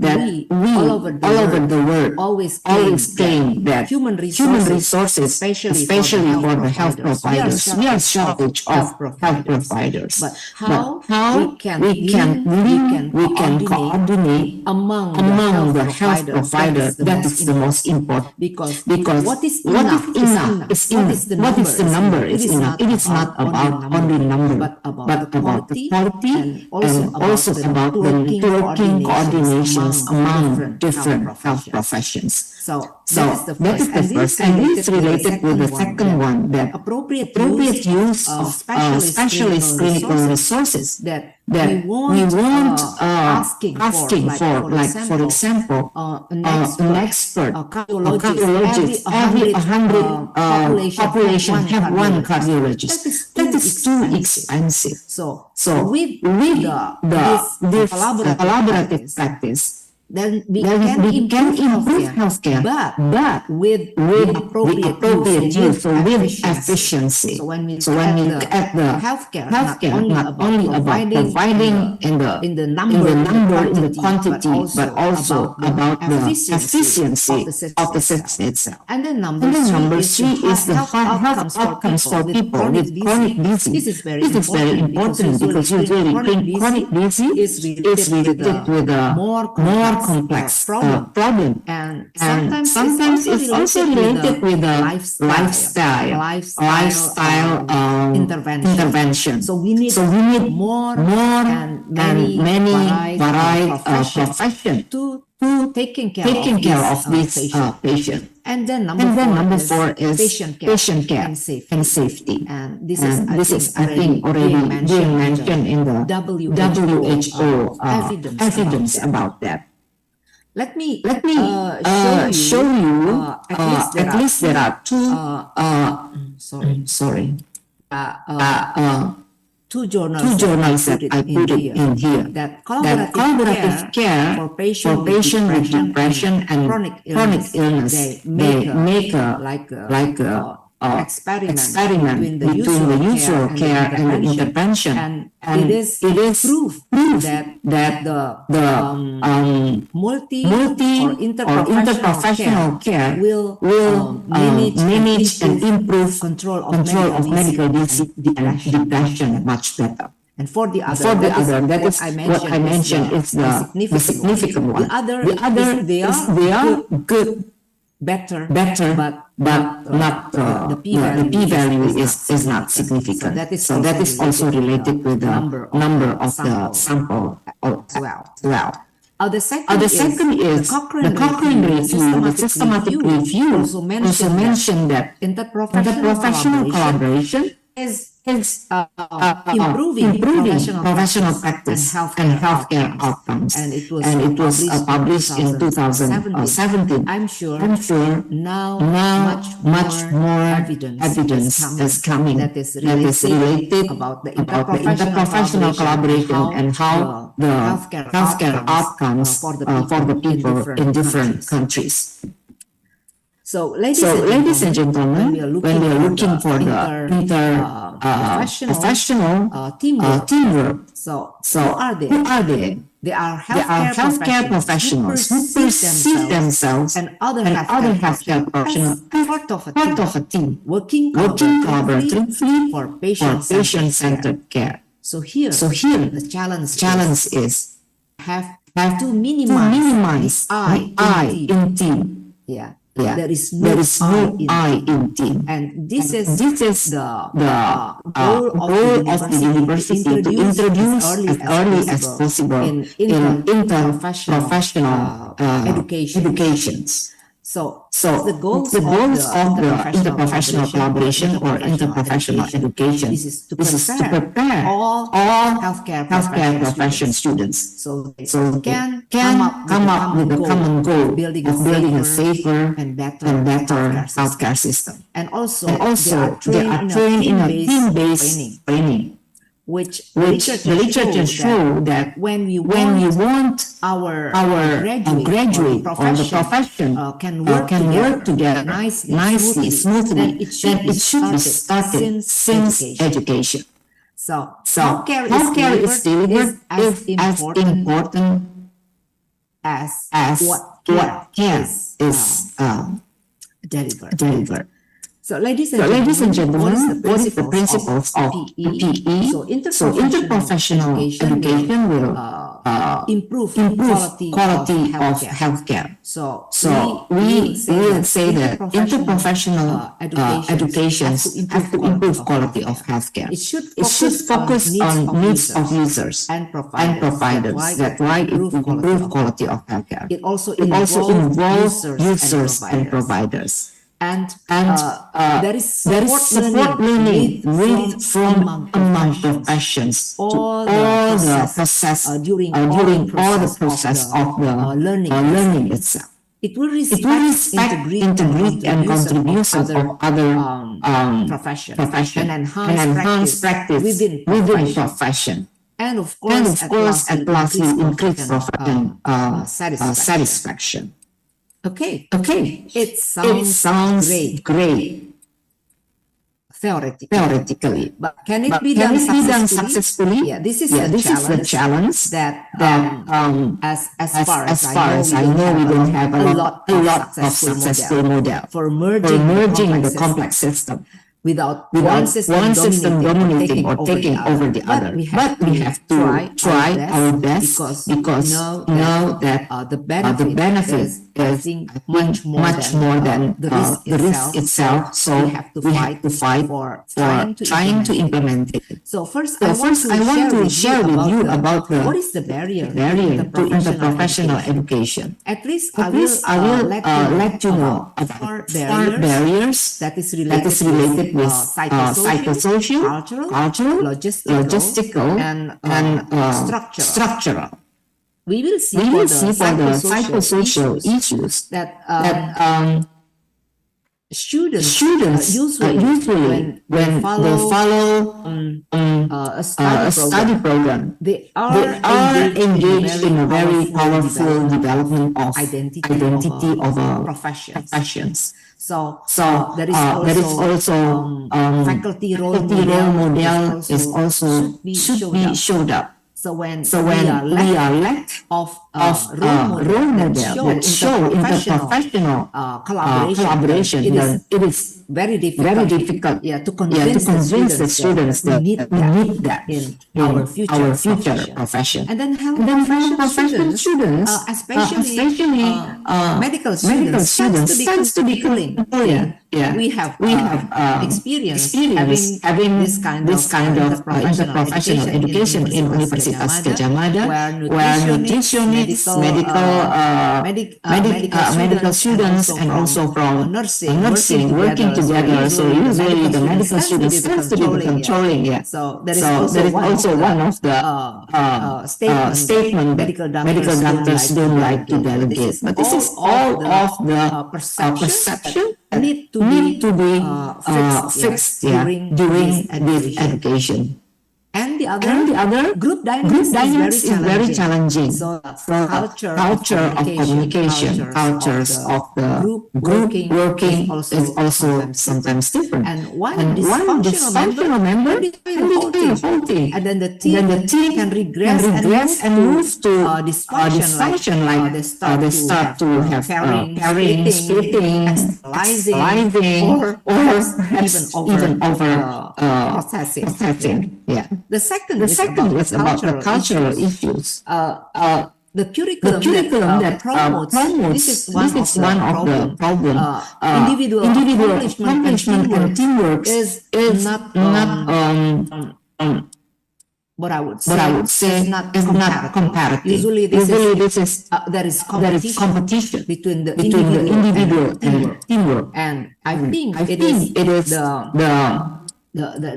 start for our study program to also appreciate teamwork more. So the teamwork, including up to the assessment, the teamwork, not only looking at the individual accomplishment. And so peer evaluation is a challenge. We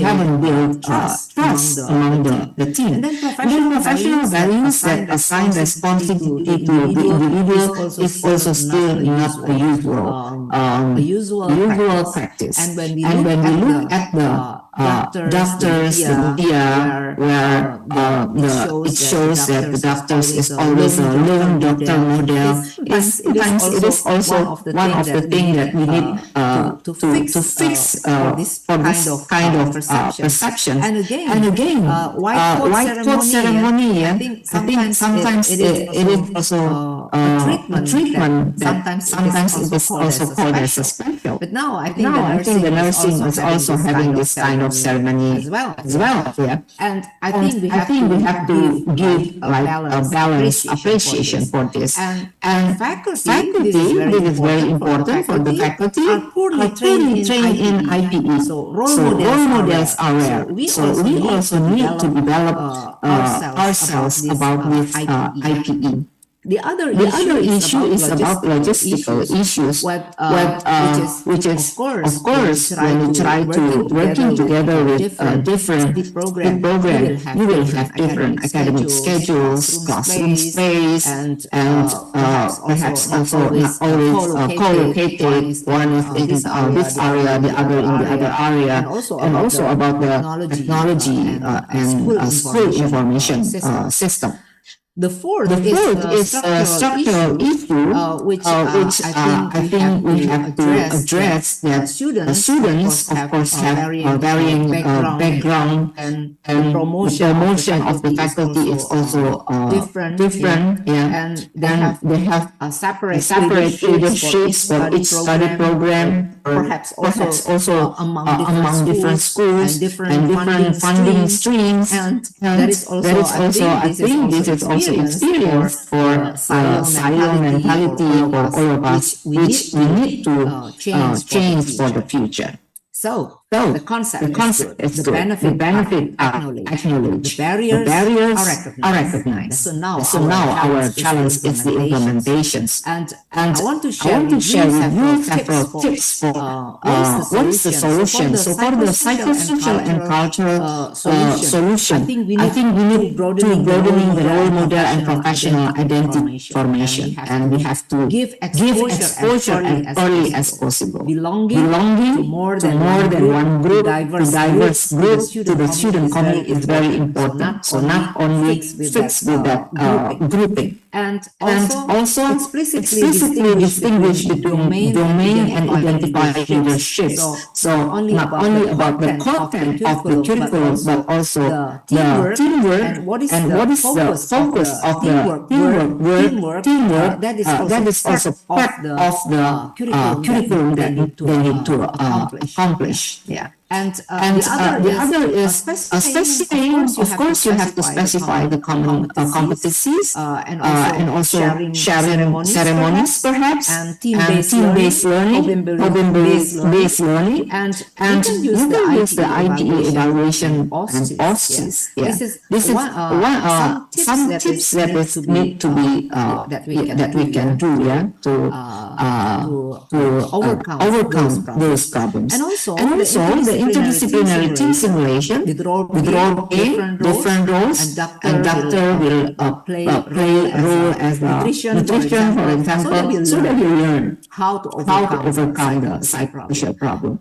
And also escaping hierarchical structures and sharing, rotating leadership, sharing responsibilities. For the logistic and the structural solutions. So with the healthcare reform, I think we have to decide, and we have more opportunity for advanced planning and also communications, and also willingness to take an openness to experimentation, and this should be discussed not only in the classroom level, but also up to the clinical or the community, I mean the practice level. And also we have to plan for the faculty development in IPE itself. Yeah. The other logistical structural issue is the partnership. Sharing resources is very important, and this can be one of the things, challenge that can make your interprofessional education fail, because we cannot agree for this. Yeah. And the other is the joint leadership whenever possible, and also starting at the top. I mean, the commitment in the faculty level or even in the university. And I will show you. I think this is my last slide. Several curriculum opportunities that you can decide for IPC or IPE. Yeah, you can have the content of mental health, cultural competence, ethics, religion and spirituality, patient advocacy, patient safety, and also quality improvement. Geriatric is also interesting, child health, rehabilitations, oral health, monitoring or principle of the clinical medicines. And you can have several examples of tasks, like, for example, how the team improve the health and clinical care, how shadowing the real team, how they have patient safety program, yeah, and how they make a curriculum together for disaster management, either in the hospital or in the community, and then introduce a protocol or clinical approach, or case conference is also good, or family healthcare surveillance. So there are more and more opportunity to work together. So the time is right now for interprofessional education and IPC. Thank you very much for your attention. I hope that this is important and can give more views for all of you about IPE and IPC. Thank you. Wassalamualaikum warahmatullahi wabarakatuh.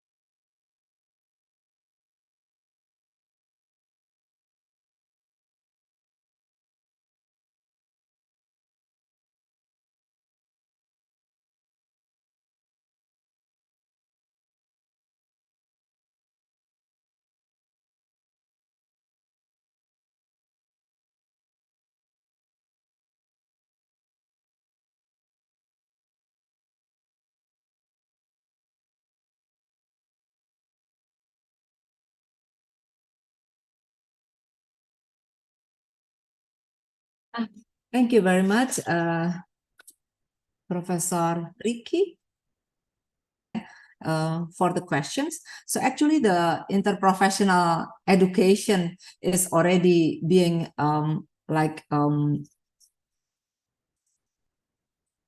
being initiated since early 2000, 2006, something like that, And we see that in the healthcare practice, we need more and more working together.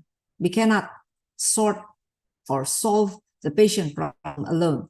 So that is one of the demand that is we see that it is increasingly needed. So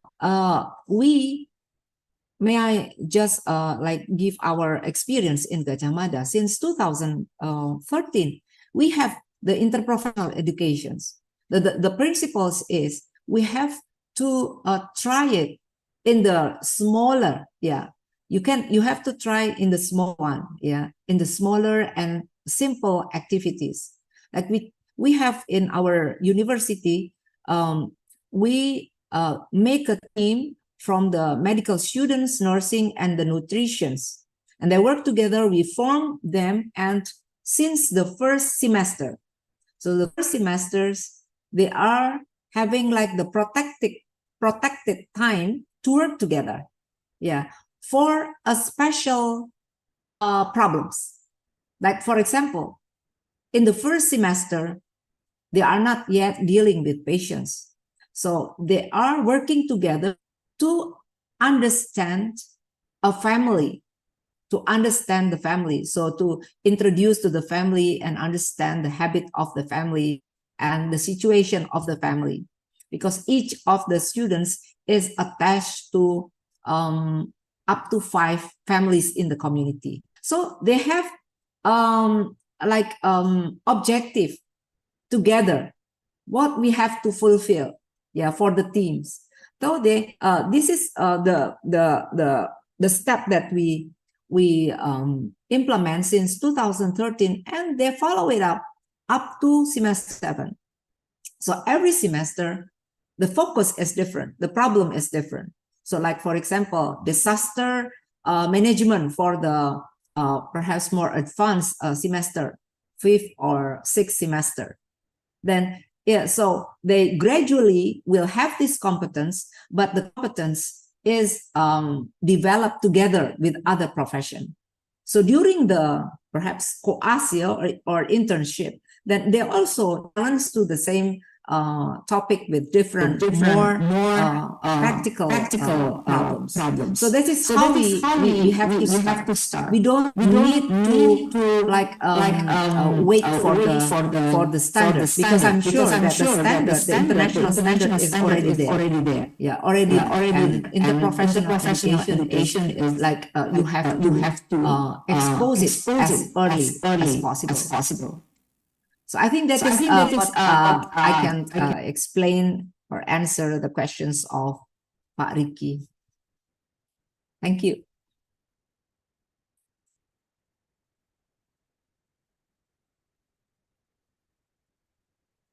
Sorry, Mr. Ricky, you feel okay for the answer? Okay, thank you very much.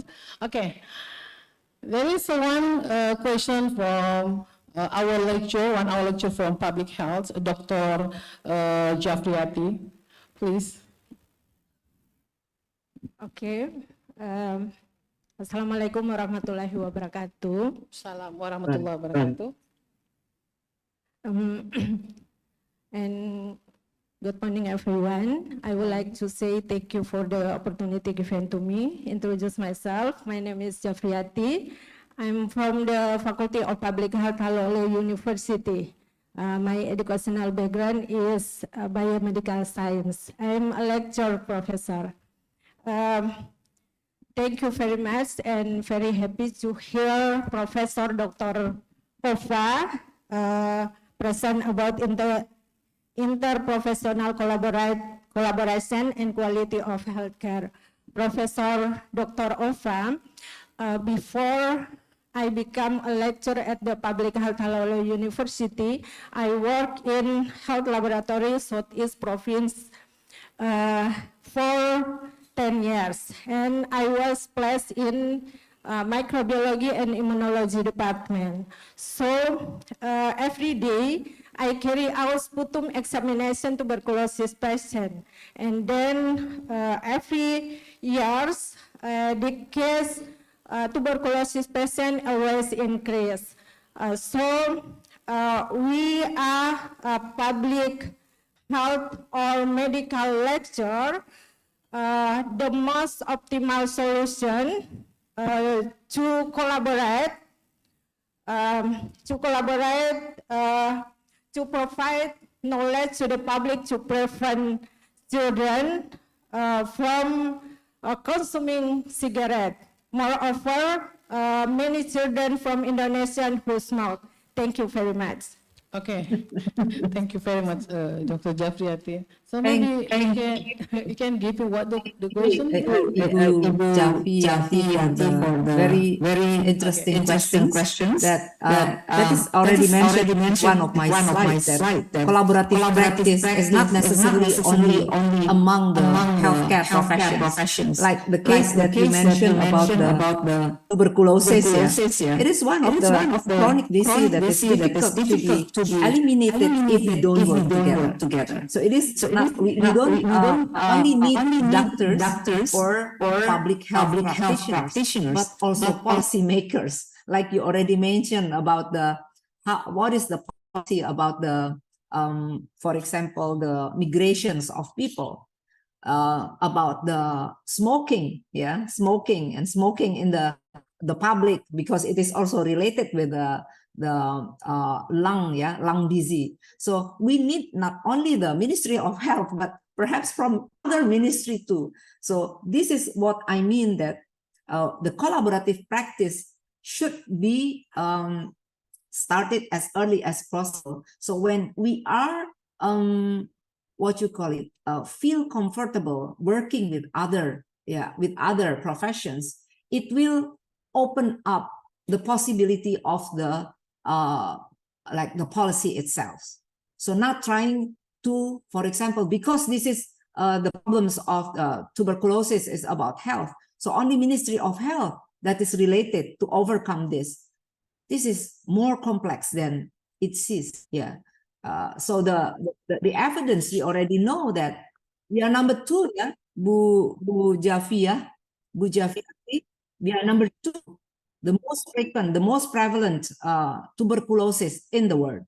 Yeah, the country with and the number of the drug-resistant patients is also increasing. That is because of I think one of which is the lack of the inter-collaboration practice among all of us, not only health, but as a whole. Thank you, Jafiati, for reminding us very important aspect. Okay, thank you very much. Wonderful question, and Professor Ova already answered the question. And I cannot hear your I cannot hear Ibu moderator. Oh, you cannot hear me, Professor Ova? How about this? Hello? Still mute. Are you mute? Okay. How about this, Professor Ova? Are you already hear me? Hello, Professor Ova. Not yet. Hello, Professor Ova. Yeah, now I can hear you. Before Okay, it's mute. Sorry. We apologize about the connection, poor connection. Thank you very much, Professor Ova. Excellent question and answer from Professor Ova. So maybe we can give one question again if anyone want to raise hand. Okay, we have one participant. I guess he is our student. So please.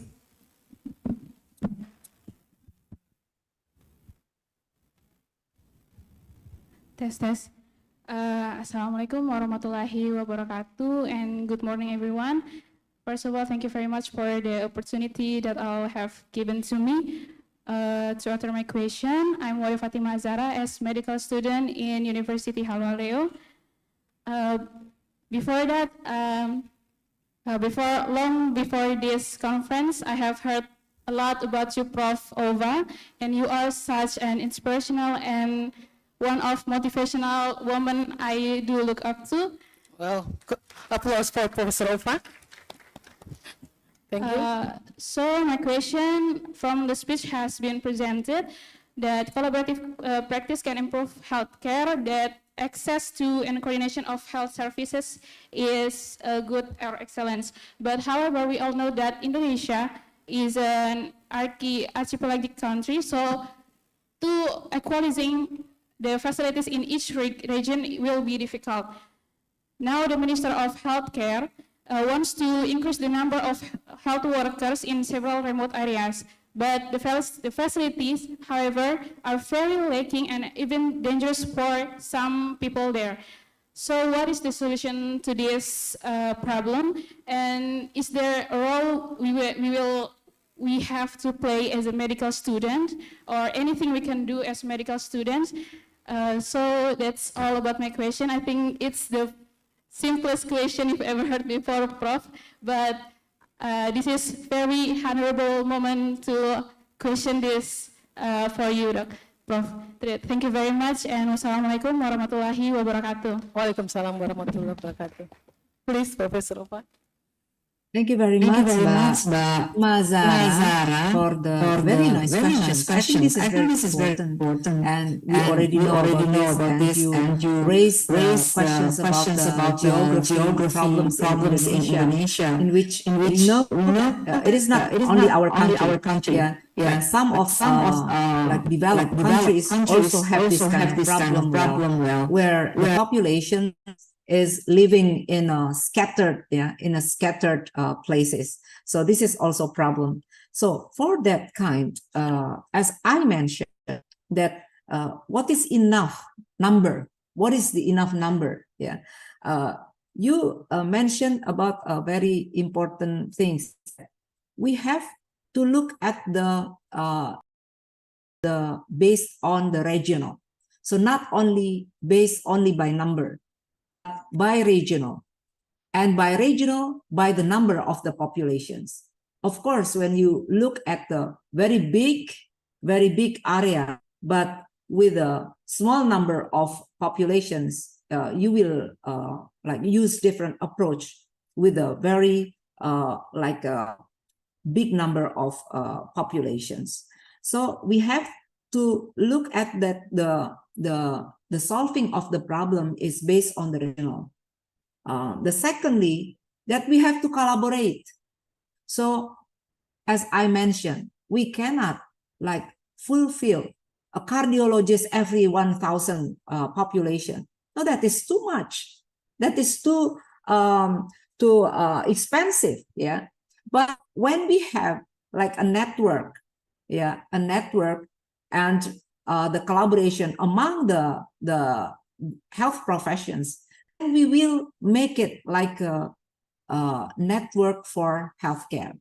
What we have like the rujukan here, the referral system, is not yet working as smooth as we hope. Yeah, I have been experienced like in Sweden. Sweden is a very developed country, but they have population like in the upper part, only a scattered number of people, and they have like a community hospital there.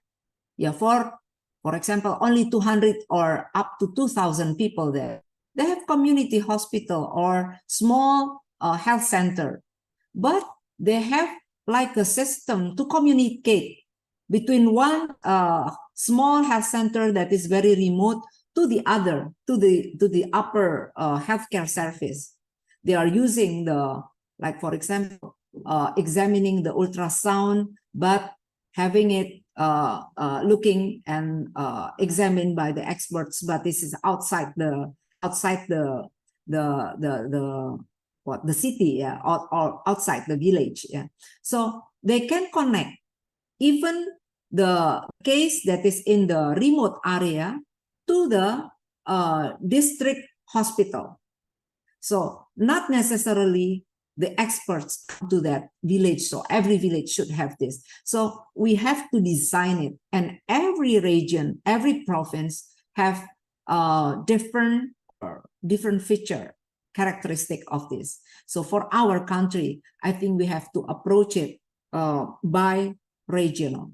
In HALU OLEO and UGM here in Yogyakarta is very different, for example. So we cannot make it uniformly, the policy uniformly, but we have to see it by the region.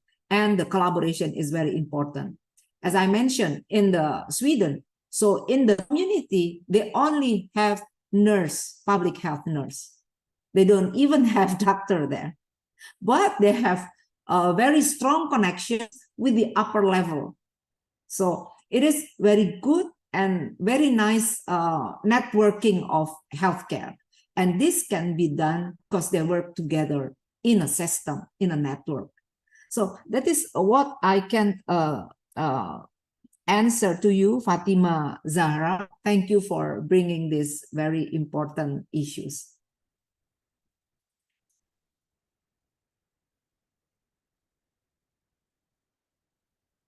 Education and also interprofessional collaboration is very important for us who work in the health science, in medicine and health science.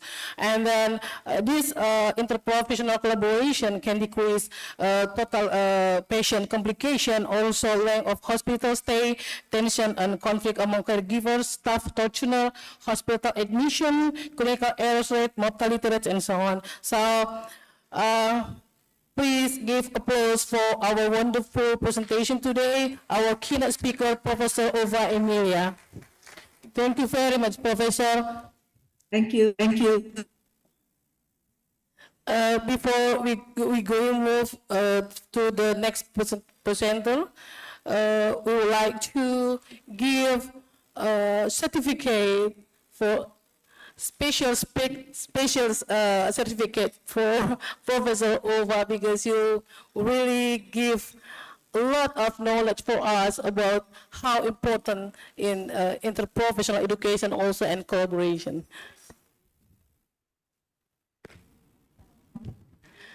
This certificate we give to Professor Dr.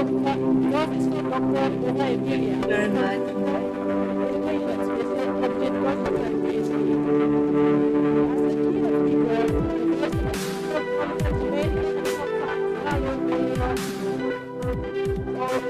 IMHO.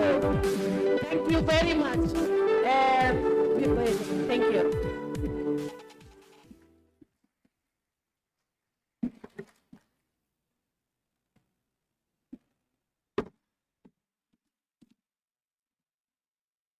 Yeah.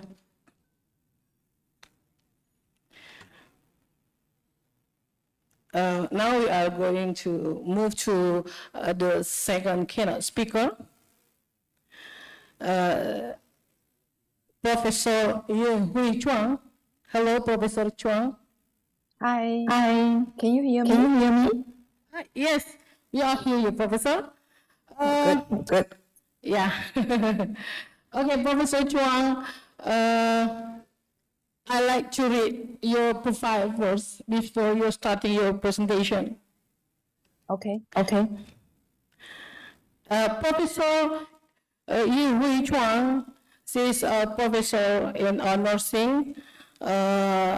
She's one of a great professor from Taipei Medical University. Professor Hui Chuang, RN PhD. She's also registered nurse, have 3 registered nurse license from different country.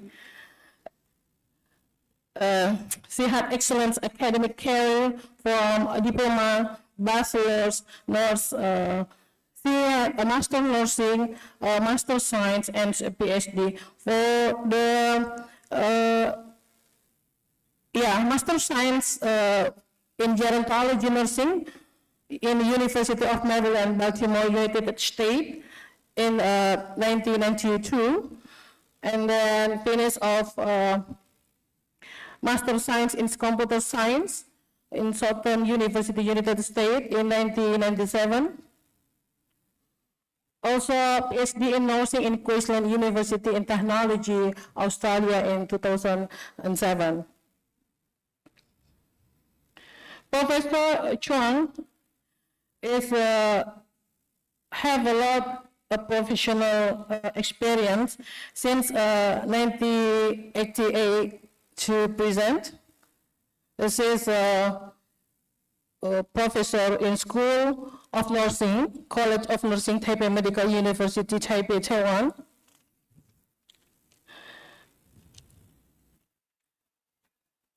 She had a lot of conference and posters in different country, also in the nation. She had 36 publications in high impact journal ranks, and also 36 government grants. Project investigator as a project co-investigate principal investigator, and membership in professional societies also. She got the honors and award past and present since 2019 to 2023, but the most excellent award is as a teacher, excellent teacher award in School of Nursing, Taipei Medical University. So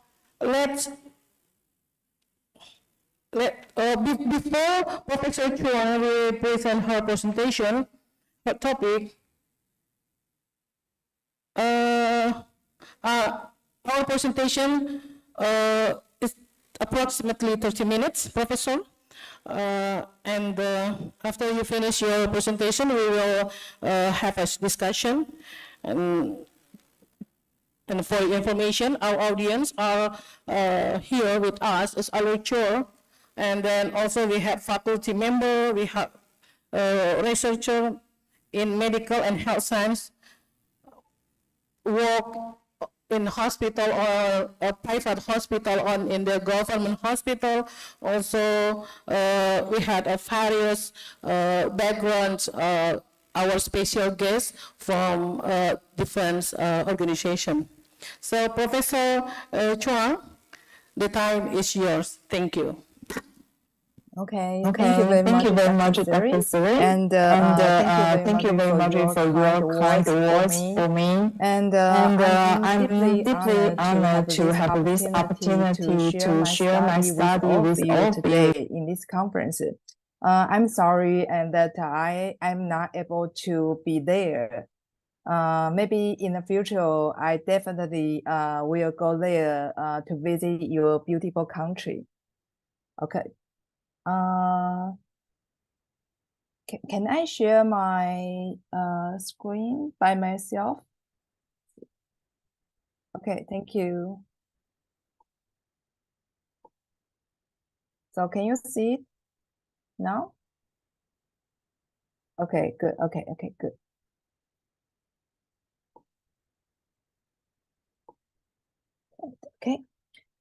Okay. So first of all, actually, I would like to express my gratitude to one of my outstanding PhD students, Dr. Sri, for her invitation. And it was really great to have her to be my PhD student. Thank you very much, Dr. Sri. Picture. Yeah, it's you. Okay. Okay, so good. So the topic for today's presentation is did the interactive ebooks improve nursing students' knowledge and confidence of performing nursing skills? This is one of my study. I'm interested in doing some study regarding nursing education. So this is the outline of today's presentation. The first one is introduction. Actually, we all know that delivering a good and quality care to the patient is very important. Just like I think the Dr. Ova just mentioned about that. So if we want to achieve this outcome, the nurses must have sufficient knowledge and correct nursing skills.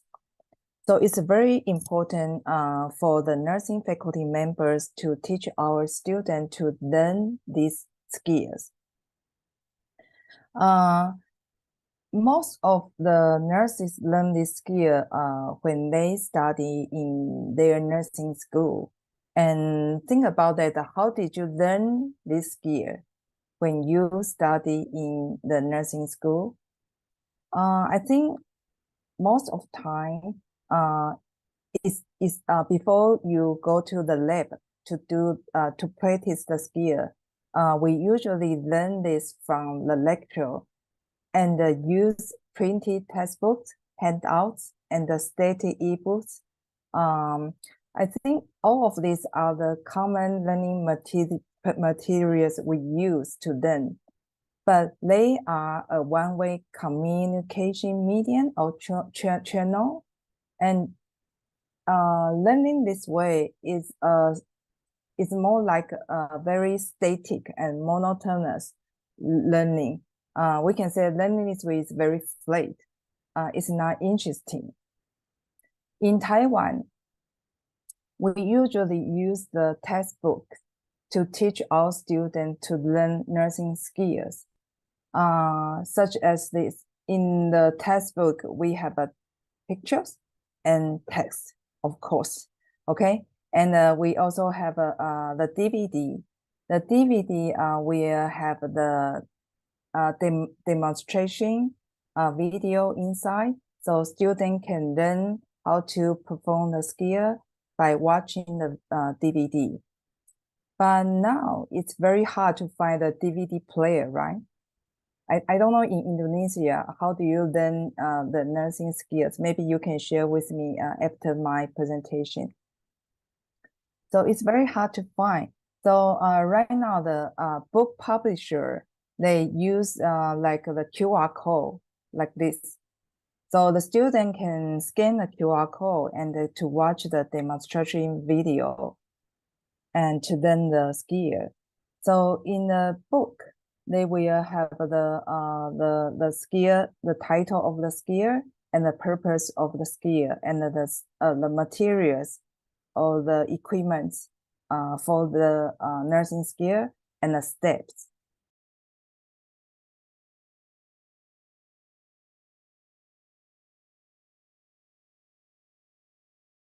Emphasize for the students, such as this: how did you hold the syringe when you want to do the narrow gauge tube feeding?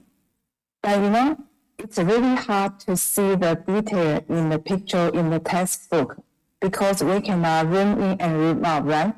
Because I think most of us like to enlarge our picture in a smartphone. We used to zoom in and zoom out to see the detail of the picture, to see your smile in the picture, okay? And I think in the textbook, it's very hard to do that. So that's why the ebook was developed. There are two kinds of ebook. One is static ebook. The other one is interactive ebooks. The static ebook, it's actually is a digital version of the printed textbooks. Okay, having text and picture and digitally. But on the other hand, in the interactive ebook, it can include text, pictures, images, digital glossary prompts, hyperlinks, or quiz, and video clips, bookmarking, collaborative digital tools, and other functions. Through this function, we can help our students to learn the skill.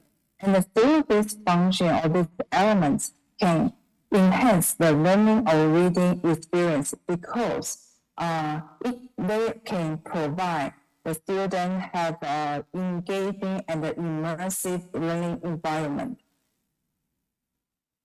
So according to the previous studies, the studies showed that using e-books could improve nursing students' learning outcomes increase learning efficacy and learning motivation than using traditional learning materials.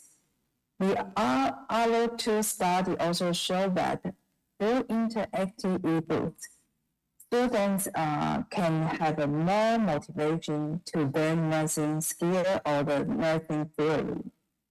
And the interactive ebooks can improve nursing students' learning outcome significantly more than non-interactive ebooks, like I just mentioned, static ebooks. And that can help students engage in learning, attract their attention, and increase their learning interest. Except for the nursing student, actually, there are a lot of studies regarding medical students. They also found that medical students who use interactive ebooks to learn had better grades and were more satisfied with ebooks than traditional methods.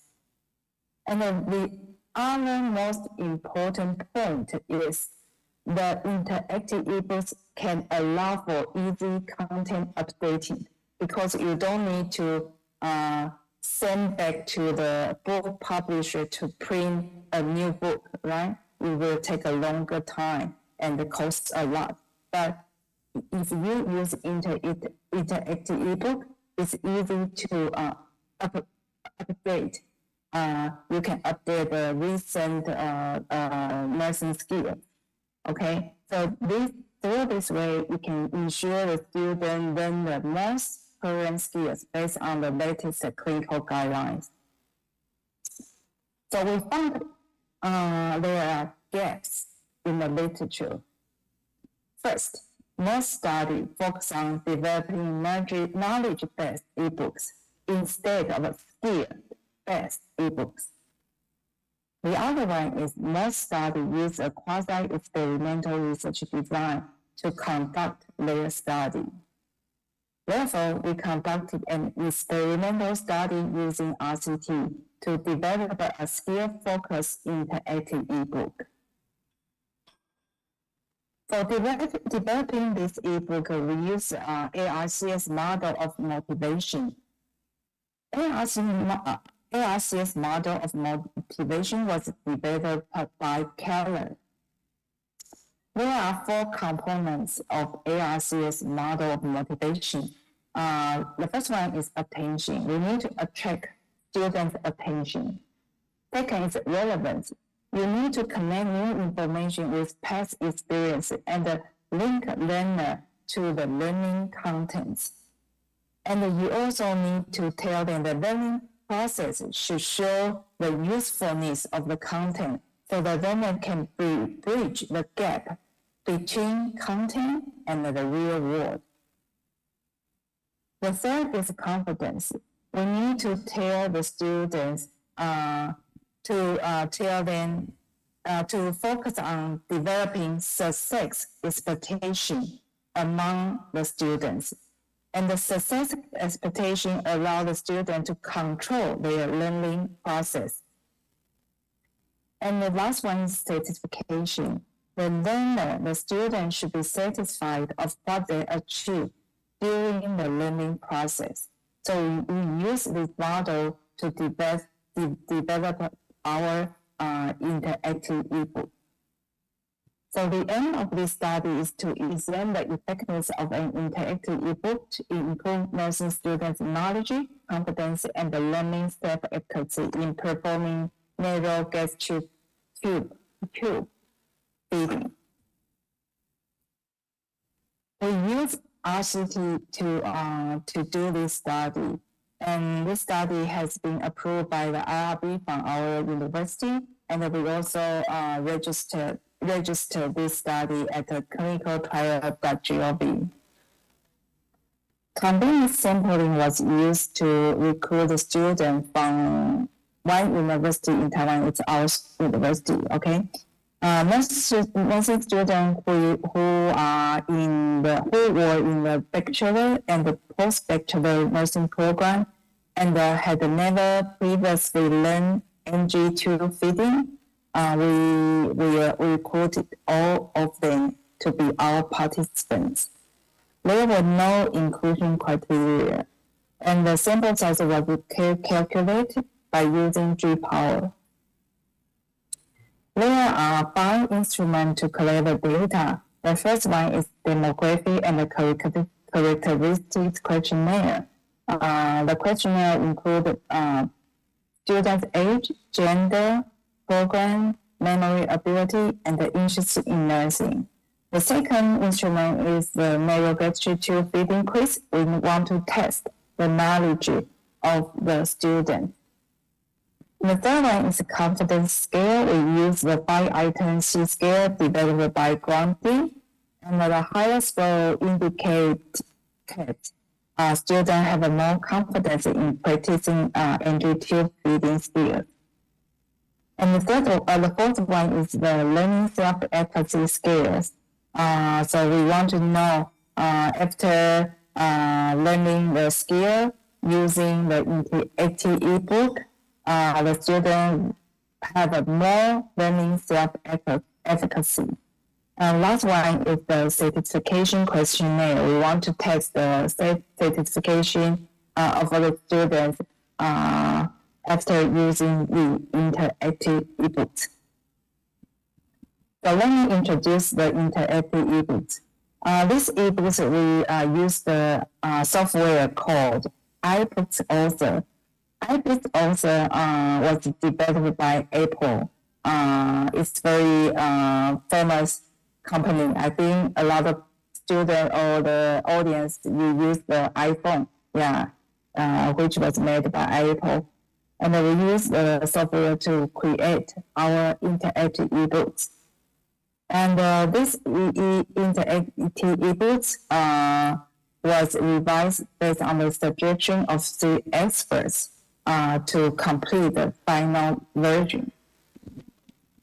So this is the iBook Author. The iBook Author, just like the products from Apple, they have a very good quality. So it can show very beautiful picture, and you can use the pop-up function to use the ring in and ring out.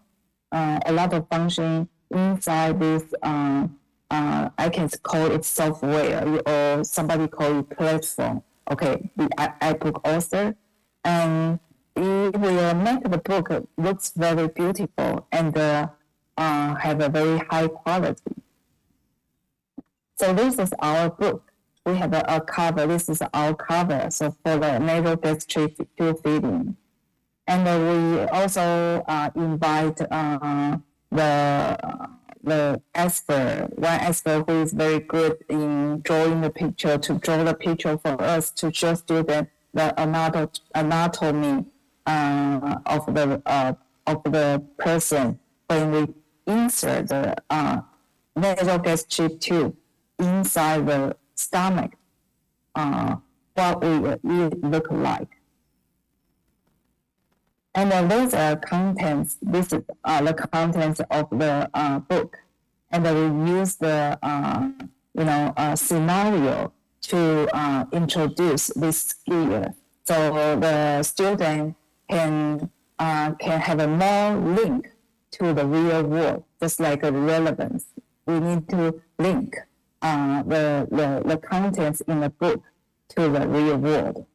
And we also invite the standardized patient who always play in the OSCE exam to be our actress. We can say that, yeah. So we took this picture.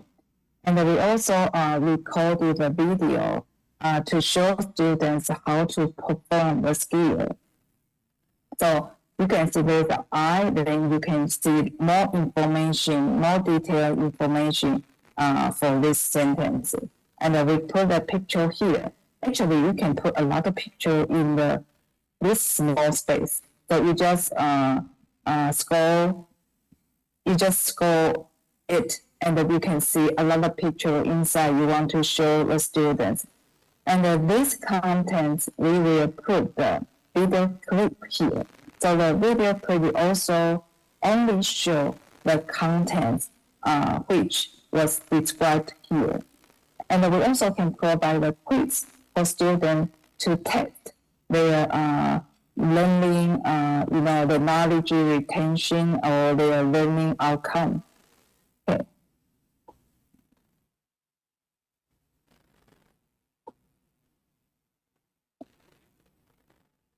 This is just like the pop-up information, so they can read more inside the pop-up information. They can get more information inside.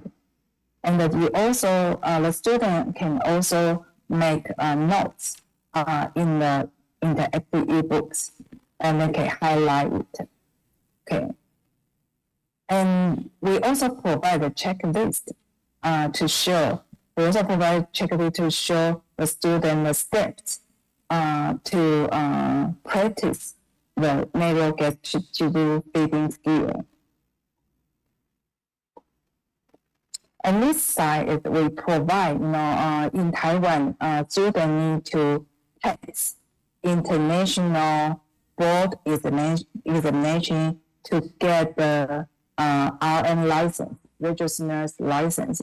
So we, collect the past international board exams, the question from the international board exam, put them here.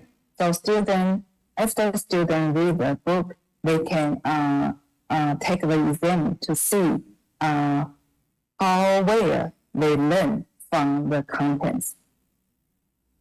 So it looks like the ebook will look like this in the iPad.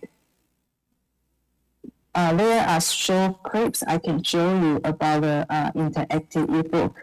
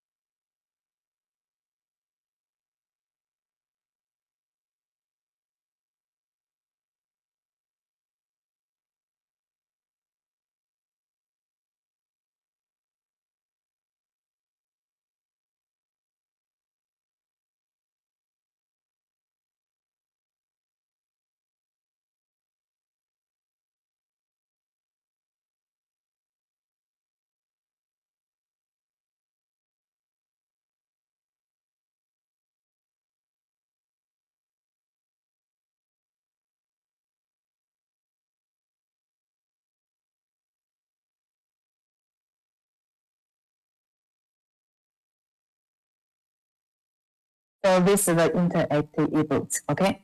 So students were randomly assigned to the intervention group and the comparison group. And the intervention group will read the interactive ebook, and the comparison group will read the traditional printed textbook. And the 31 students in each group, we use the block randomization. And the data collection time will be before the intervention, immediately after the intervention, and then 1 month after the intervention. And the researcher who collected the data was aware of the participants' group allocation. We use the SPSS 28 to analyze the data, and the frequency, percentage, mean, standard deviation, chi-square, indicator, and penalty test, and GEE were used for data analysis. And intention to treat analysis was applied. So the results show, the first one is the table 1 for the participants' demographics. Actually, there were no significant difference in demography and the characteristic variable between the two groups at the baseline. But we found the knowledge. You can see here, actually at the baseline, the knowledge score is higher in the comparison group than the intervention group. Okay, But after the intervention, actually the largest goal is increasing much more in the intervention group. So the results of GE showed that the intervention group had a significantly greater improvement in NG2 feeding knowledge and confidence than the comparison group immediately after the intervention and also 1 month after the intervention. Unfortunately, there were no difference in students' learning self-efficacy between the two groups. Okay. Moreover, the results also show that the students were more satisfied with using an interactive e-books as a learning method than reading a printed textbook. So we can see that interactive e-books had an immediate and long-term effect on students' knowledge and confidence in nasal gastric tube feeding skills. Okay, I think through the visual, photo, such as photo, and the acoustic, such as video, and the meaning, such as the clinical scenario effects, students can learn better than the traditional e-books, traditional printed textbooks. Okay. And we also found the e-books developed according by the ARCS motivation model is very good because it can guide us to develop the e-book instead of just do whatever you like. Okay. And the conclusion of this study is the nursing skill interactive e-books are beneficial learning material for nursing students as they integrate multiple types of interactive function to help students engage in learning. And the interactive e-books can improve nursing students' knowledge, performance confidence, and learning self-efficacy in nursing skills, and are more effective in improving knowledge and confidence, and have a higher satisfaction than those who only read printed textbooks. Okay, the finding also can guide nursing educators in developing more skill-related e-books to help nursing students learn nursing skills. Moreover, the e-book can also be a useful learning material for nursing staff, patients, and caregivers to learn how to perform NG tube feeding. And unfortunately, the iBook author is not available anymore. But the Apple company have another alternative tool called Pages.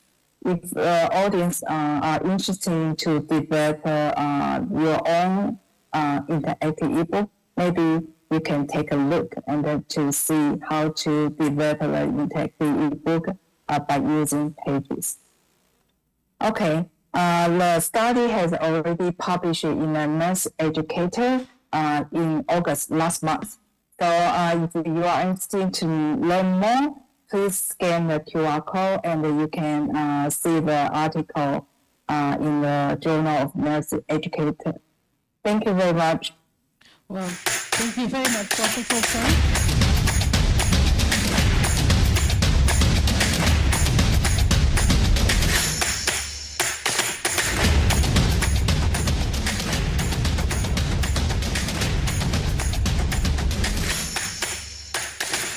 Your PPT is also very good. How the interactive ebook used to improve or can improve the knowledge and skill nursing. Yes. And now we move to the question and answer session. Please raise hand if you want to give question to Professor Chuang. Okay, we have one student. He is from nursing study program professor. Yes, okay, please. good. Yeah.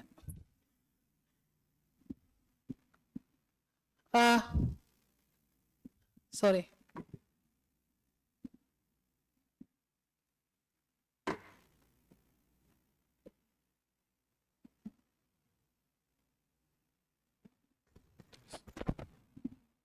Thank you for the time and the attention. Please introduce me. My name is Muhammad Akbar Falikra Ajurit from University of HALU OLEO as one of the nursing students in this faculty. Okay, please excuse me. Thank you for Professor Yu Heng for the time and Professor Chuang. For the time and please. That's okay. Okay. My question is, I think it's very interesting when we are learn and reading by the interactive ebook or have the visual audio ebook. But the problem is we are the nursing student or student have a lot of limited budget or limited funding by our parents. So why limited budget by our parents when we have to access the interactive ebook that some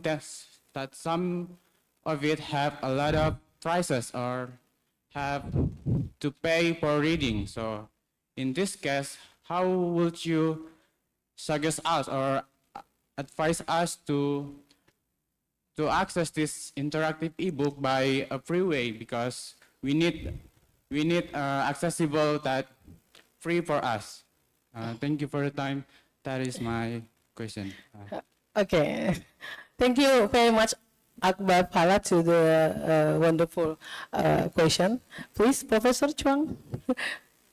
Okay, thank you very much. I think it's very important and practical question. Yeah, this is very important, because you need to have the device to read the interactive ebook. But I think I don't know in Indonesia because in Taiwan most of students have the smartphone. Actually, if you have a smartphone, you can read the interactive ebooks. But question is, do we need to pay to buy the interactive ebook, right? If you have your own smartphone, I think it's easy. If you can get a free interactive ebook and you can read in your own device, either in smartphone or in a tablet, like iPad. But how can you get a free interactive ebook? Actually, if the book publisher want to earn the money, they will not offer the free interactive ebook to you. But in my case, because I'm the teacher, the faculty member in our school, so I developed this interactive ebook and give this interactive ebook to my students for free. So each semester, they can use this interactive ebook to learn the nursing skill without paying anything. So maybe if the faculty members in your school or some faculty members in other school, they can work together to develop this interactive ebook and offer the student to download and to learn the nursing skills. Okay, thank you. Okay. Am I answering your question? Yeah, I think you already answered the question, Professor, because there is a difference between Indonesia and Taiwan. In Taiwan, those students already have a modern situation, but here in Indonesia, we still have some economic or financial issues, of course. So, of course, there is any gap inside. Maybe we can do some research in the future. Like, or we know about this situation, about how to connect to the ebook. In Taiwan, like you mentioned before, all the lecturer and student already have provide about this software. Of course, you need to prepare your a smartphone, because if you don't have a smartphone, I think it's very difficult to access of this ebook. But maybe you can find ebook for free, because we know there is a lot of free ebook, electronic book. You can find any Google maybe you can ask your lecture, maybe you can ask me, because I remember I have a lot of ebook from my professor, yeah. And then for the issue about this ebook for interactive, increase the interactive and then confident for nursing skill and knowledge, I think like as you know, Professor, you mentioned before earlier that there is for Apple is really not really.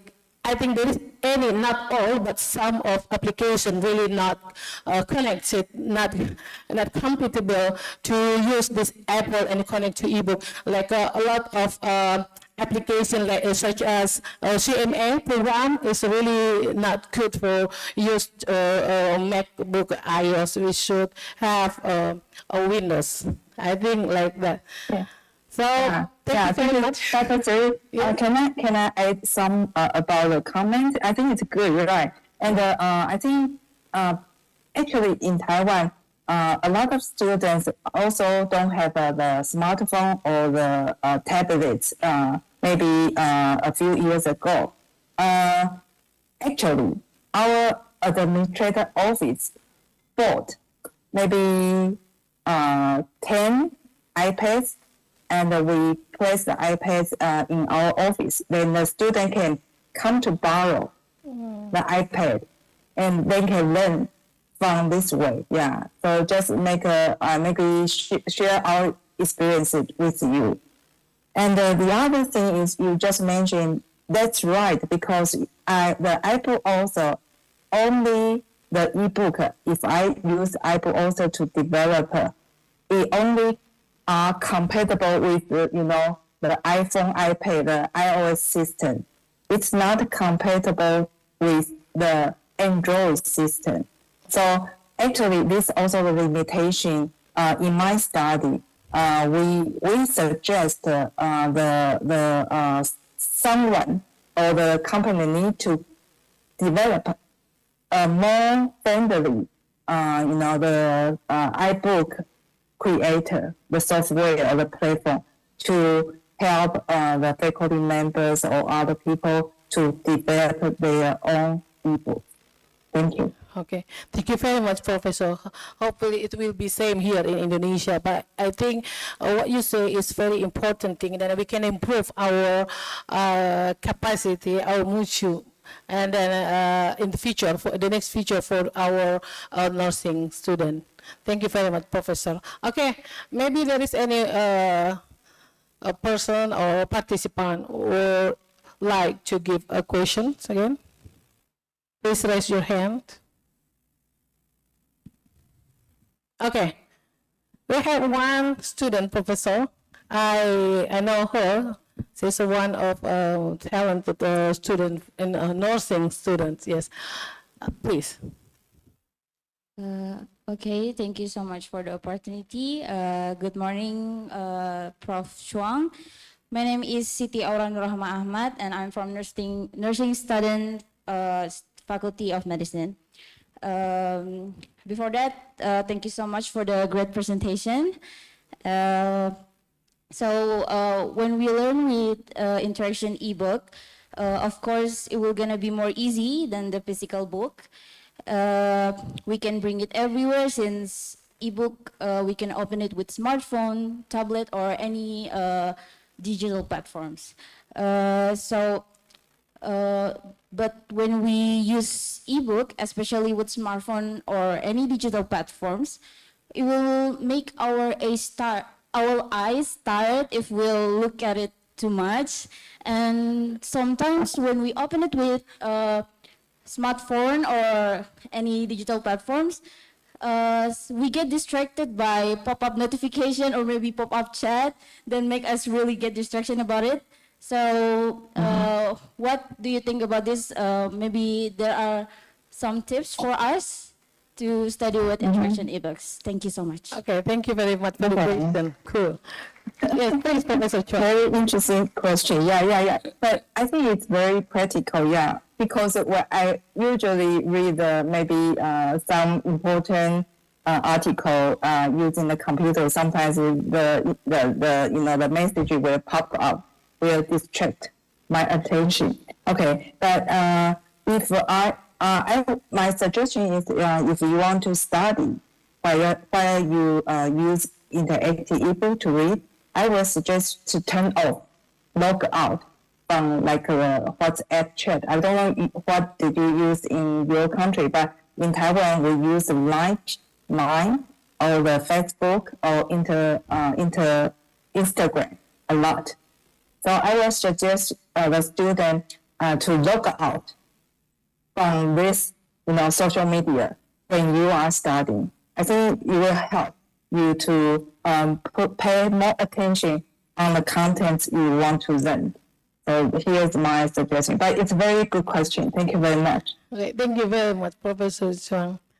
So yeah, before doing the research, sometimes we need to provide a lot research for the background. So maybe you can see from Professor Chuang articles, and then you can find there is any impact for healthy eyes if we contact. It's contact to screen. It's a long day. So thank you, Professor. Thank you, Aura, for the interesting question. Is there any question? Okay. No more question, I guess, Professor. So maybe, maybe I can try to make some conclusion.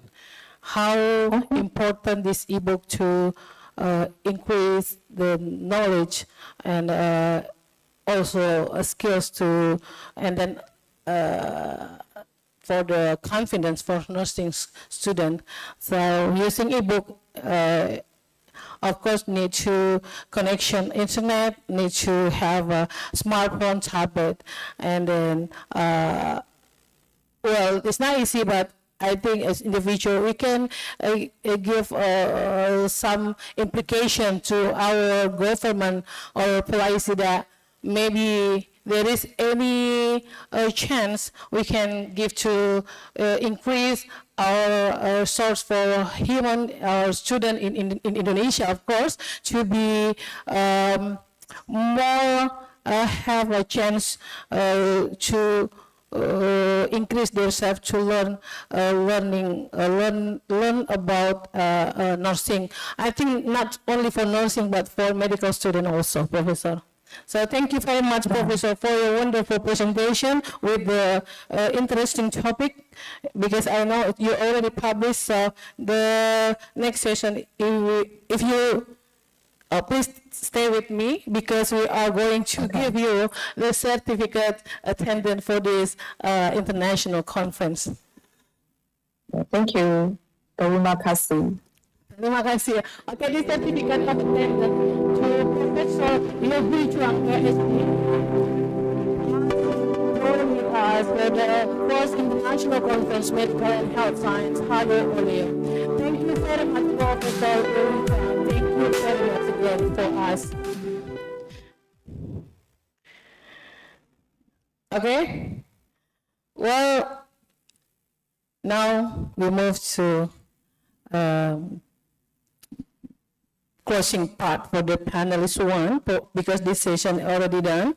And then thank you very much for the two of our keynote speakers who are very talented and excellent in their field or major. And then thank you very much for all the audience, and thank you very much for being wonderful participants during the session. Hopefully can to see you again in the next session. Good morning, ladies and gentlemen. Master of ceremony, the stage is yours. Wow, what a great presentation coming from our presenters today. That's But awesome. before that, please, for the first moderator, to stay still on the stage. And of course, we invite all the participants that already stated their questions previously to come in front of the stage, because we would like to give you several merchandise that coming from our sponsors today. The merchandise is coming from Kimia Pharma, Wardah, and Prena again. Also, once again, we invite once again to all the participants that already state your All questioners, right? Yeah. Yes. To all questioners, please join us in the stage to receive your merchandise from our sponsorship.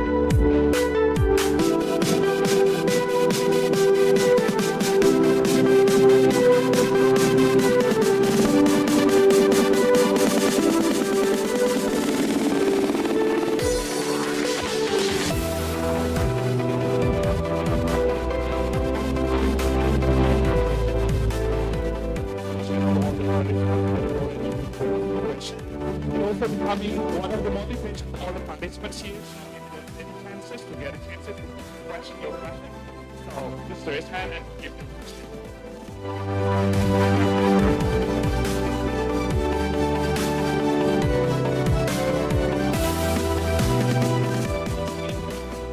Stay still on the stage. We will have the certificate, which is Miss Sri Susanti, Returner's PhD. To give handle the certificate, we respectfully invite the Vice Dean of General Affairs, Planning and Funding to Mr. Parawansa Pharmacist. Please welcome you.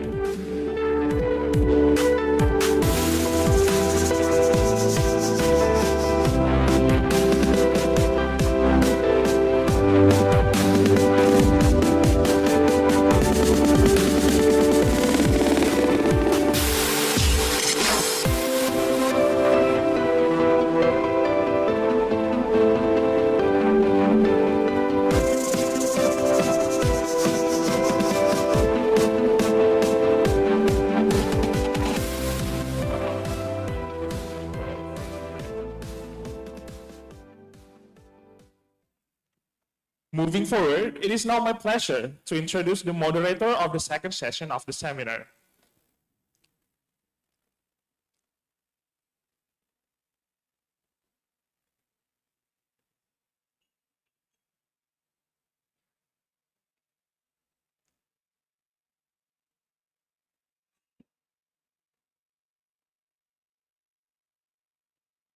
Well, for our second session for our seminar today, we would like to be guided by our second moderator, which is Dr. Putu Sudayasa, Magister of Kesehatan, as the Vice Dean of Academic and Networking Medical Faculty of HALU OLEO University. Dr. Putu Sudayasa currently as one of the lecturer in HALU OLEO University, and of course, he's already finished their medical science degree in Hasanuddin University in 2020. Next. Dr. Putu Sudayasa already experienced in several research experiences. In 2022, already stated that the effect of giving a cocoa pill extract on blood glucose levels in diabetes mellitus moderates, and several community service experiences. For example, like in 2020, as participant as in integrated community service, thematic KKN controlling COVID-19 based on online media in Konawe Regency, Southeast Sulawesi. He also becoming several scientific seminar speaker that has been provided, and of course some publication that has been published in for several times. For example, like has been already stated in front of you, ladies and gentlemen. So, without any further ado, we invite our speakers today and our moderators today to Dr. Iputu Sudayasa, medical doctors. We invite you to the stage. Give a round of applause, everyone.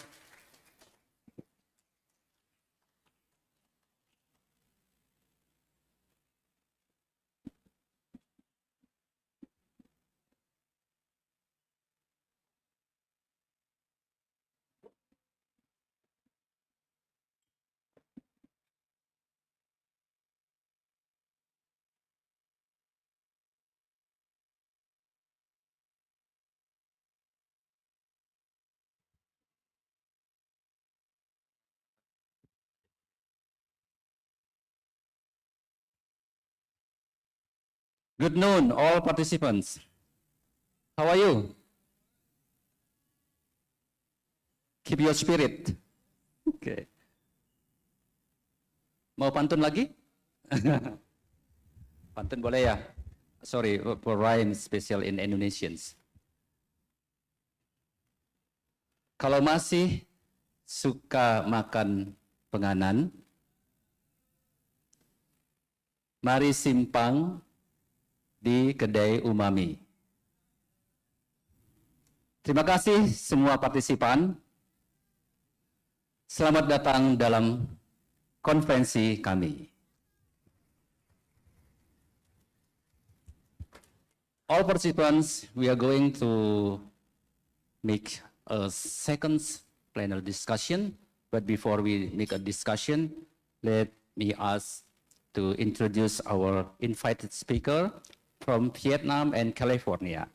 The first speaker from Vietnam is, sorry, maybe it falls to spell your name.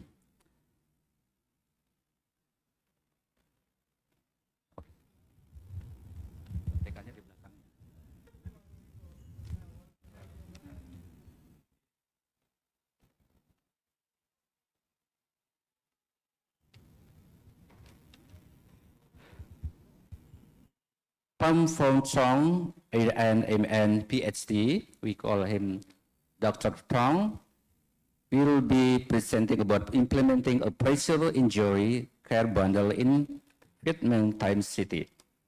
We can read this curriculum vitae about him. Pham Phong Trong, PhD, or Dr. Trong from Vietnam, Dean of Nursing Department, Duty and University Da Nang, Vietnam, Chief Nursing Official, Kosomi Hospital. This is an educational background, okay? And then how about his experience work from clinical and lecture and lecture in the other institutions? And then what the other publication? Next. Okay. Thank you for our curiosity. For Dr. Trump, please welcome to presenting your topic. Thank you very much.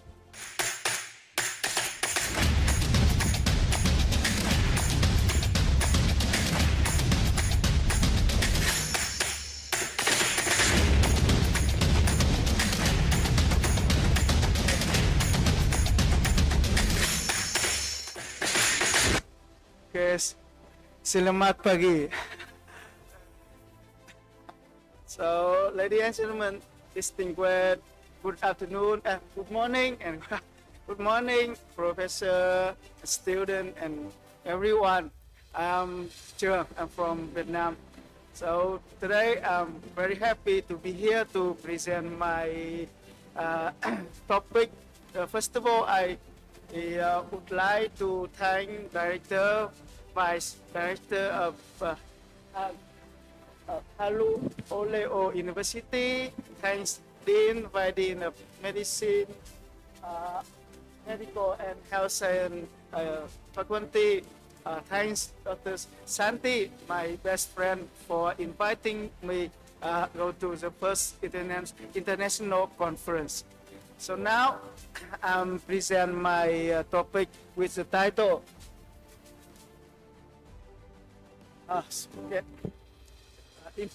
implementing a pressure injury care bundle in Vietnam City International Hospital in Vietnam.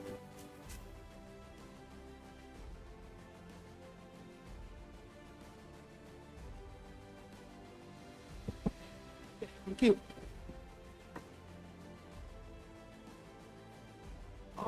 For the outline, I would like to divide in my presentation into 4 parts. First, introduction, second, methods, next, result, and last, discussion. Now we move on introduction.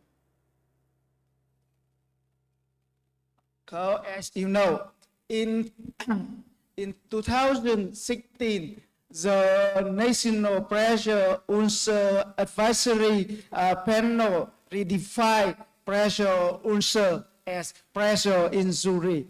So now you can, formally you can so-called the pressure injury. Some studies show that pressure injury is more prevalent in the clinical setting. Some research show in US 2.5 million people develop pressure injury every year. So PI of pressure injury as the first cause of patient harm in the care facility. People with the PI are moderate higher 2.8 times with higher than patient without pressure injury.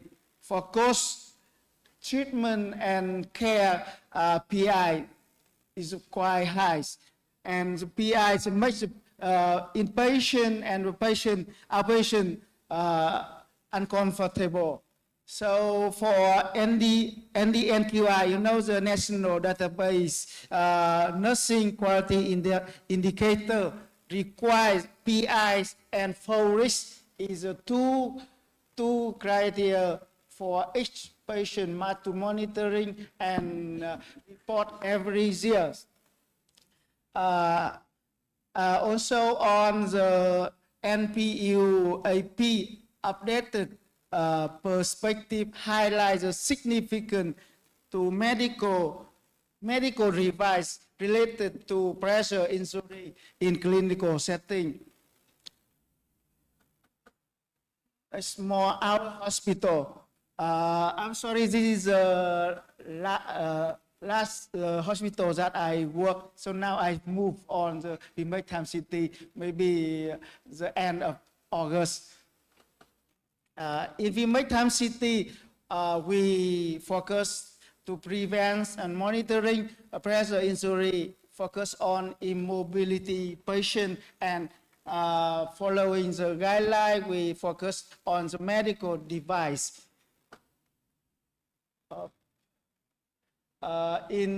For monitoring and assess PI, we use two scales. First one for adult patient, we use Brando scale, and we apply Glamorgan risk assessment scale for a pediatric patient.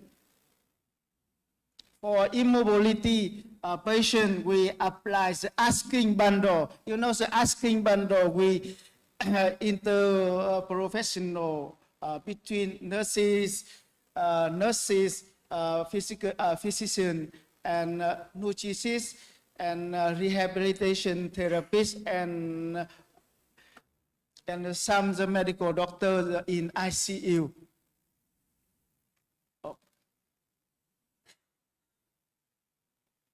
Oh, so sorry.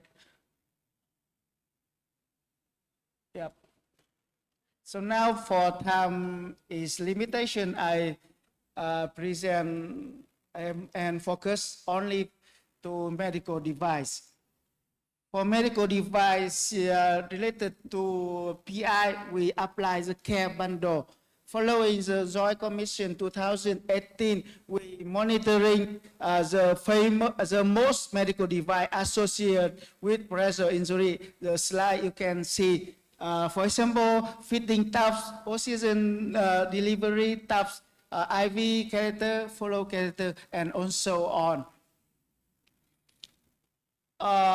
So now I would like to introduce about care bundle. Care bundle is established in 2017 in America, in a hospital in American, and care bundle or apply in that hospital requires a magnet program. You know the magnet recognition program designed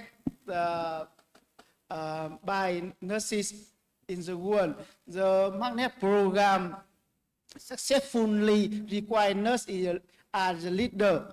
So our hospital applies the magnet recognition program. So we must to monitoring and assess the home patient in the inpatient that have a high risk of medical device related to PI. So now we apply the care bundle. For component of care bundle, you know, the care bundle is the abbreviate of the 4 letter. The first one,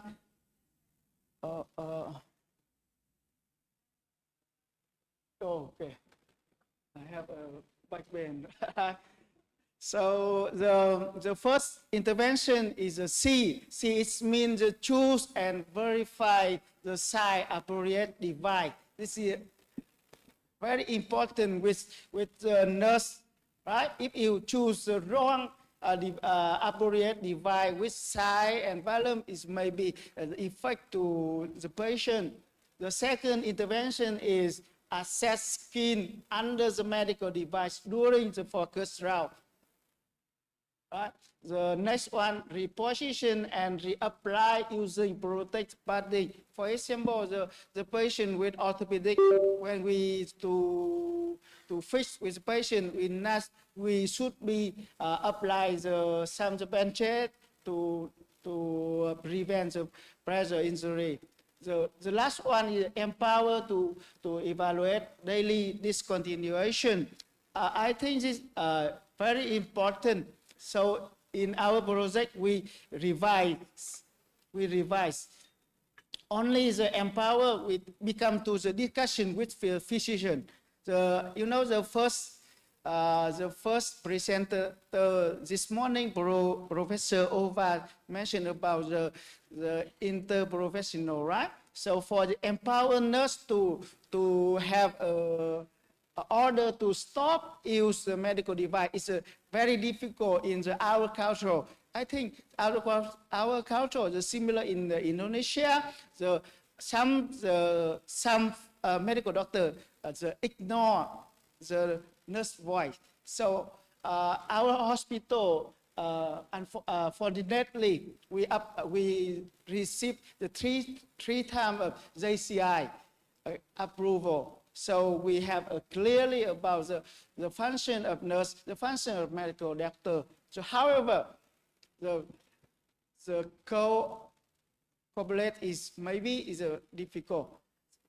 Sometimes we, in my hospital, often to do the safety huddle every morning. If the medical doctor ignore nurse, we can speak up via the huddle every time. Every day, so maybe to effect the medical doctor to share with us and maybe allow the nurse voice. So this is the reason we do the research. So our hospital want to reduce the medical device related to PI under 6.5% based on the ND and QI benchmark. If you apply the magnet, you know, the magnet recognition program, the incidence of MDRPI must be under 6.5%.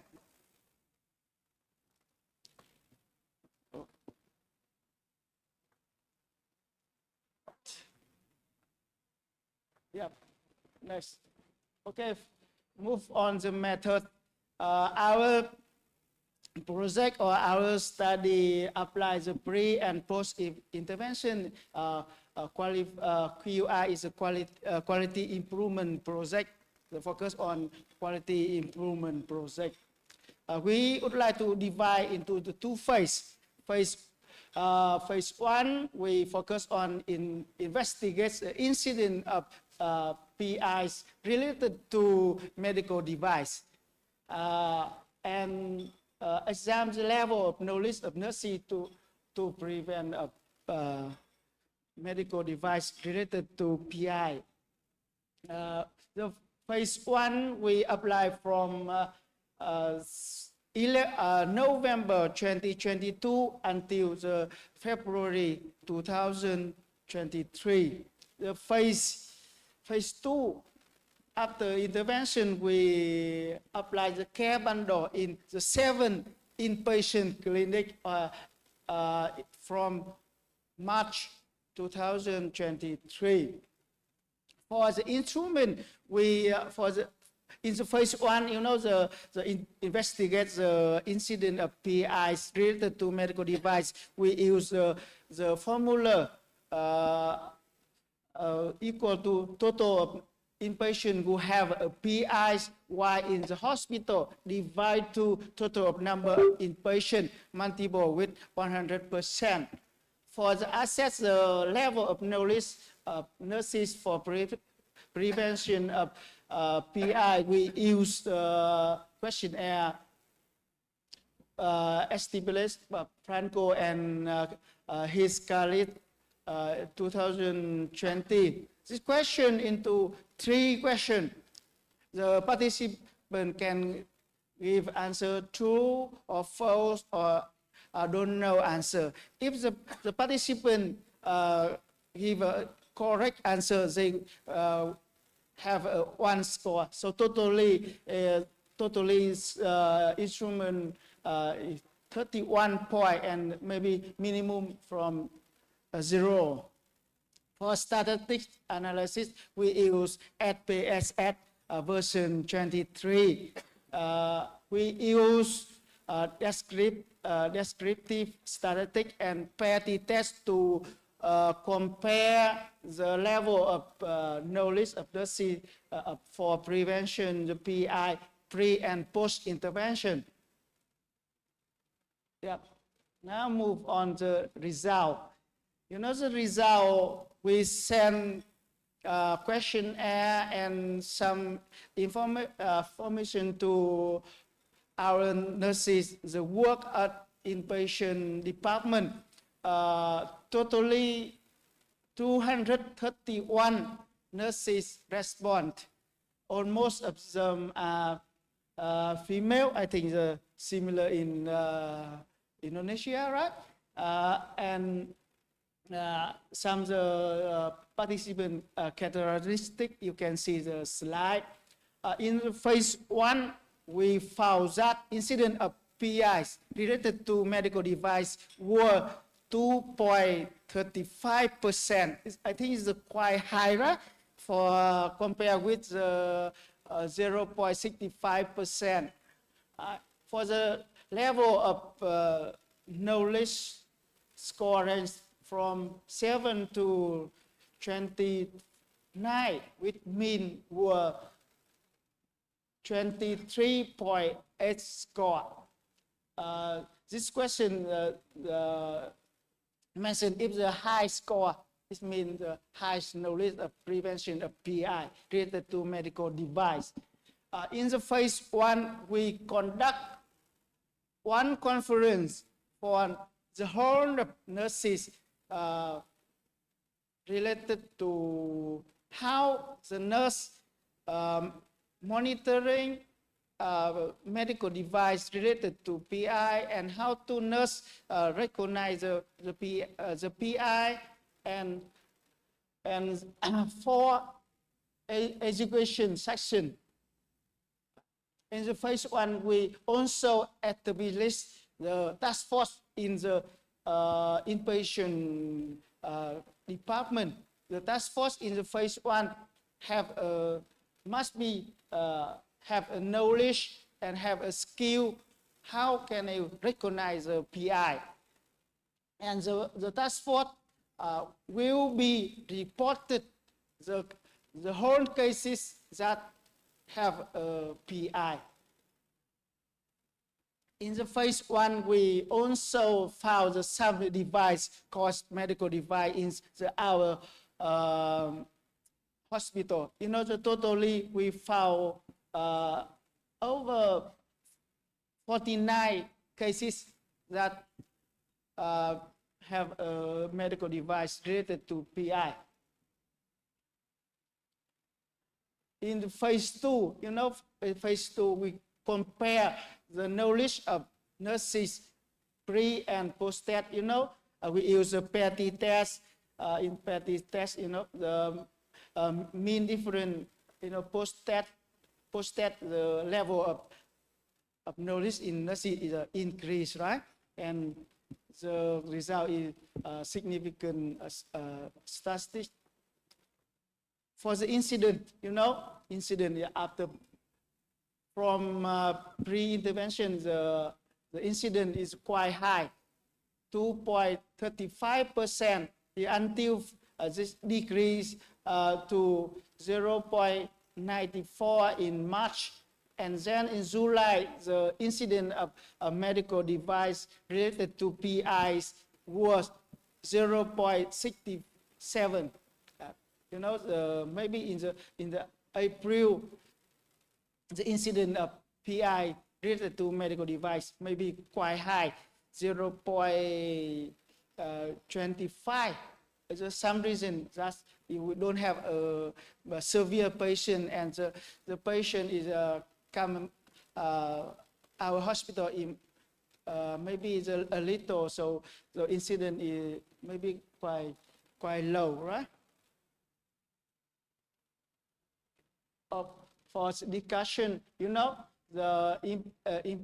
implementation of the care bundle maybe have a significant increase knowledge of nursing and decrease of incident of PI.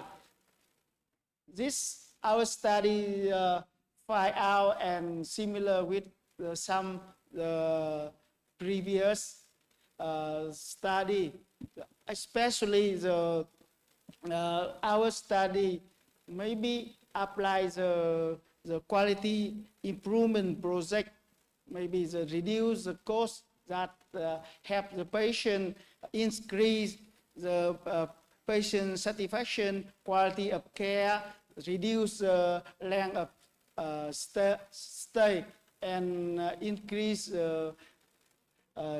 decrease intention to live.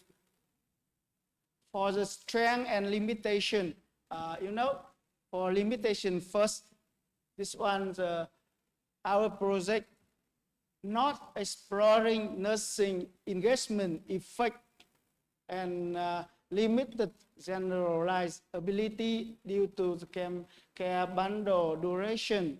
For the strength, we already apply evidence-based healthcare practice in our hospital. And our project sustain and demonstrate a result. And the result, the reduce of incident of PI and increase the knowledge of nursing about the prevention of PI related to medical device. That's conclusion that our organization achieved sustainable PI prevention through an efficient nursing process work satisfaction. This is very important. Nursing satisfaction is very important. If the nurse satisfaction, they can reduce the intention to live and improve the quality of care.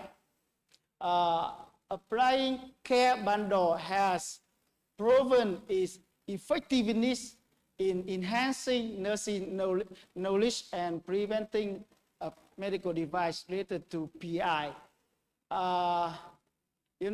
The last one, we apply the QI project in implementing a significant yet in the clinical practice to improve quality of care. For our hospital, we encourage nurses to do the QI project. Is the university or the education system often encourage the staff to do the research. So however, in clinical, we often to encourage the staff, includes the nurses, medical doctor, to do QI project. The QI project, I think, is very important. So I would like to thank. This is my presentation. So I warmly receive our guest question for me. Yeah. Thank you very much. Big applause for him.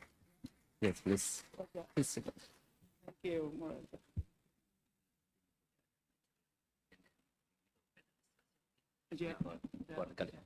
Okay.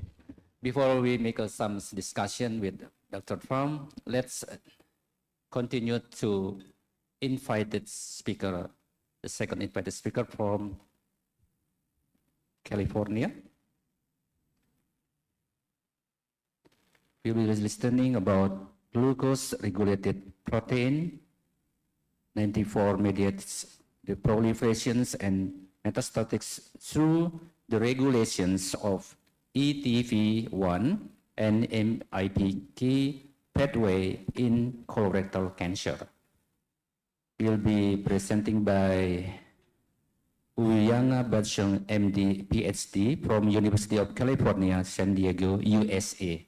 This is her curriculum vitae. All participants can read this about her characteristic professional trainings and works experience. Okay. How about the condition in room meeting? Hello. Hello, good morning, everyone. Thank you so much for inviting me as a speaker at your first International Conference of Medical and Health Science, HALU OLEO. I really appreciate it, and I feel so honored. And thank you so much for Dr. Sri Sasanti for inviting me as a speaker. And I'm really glad to present my work at your conference. Okay. Are you ready for presenting your topic, Doctor? Yeah, can I share my presentation now? Yes, this time. This time. Okay. Thank you. Okay.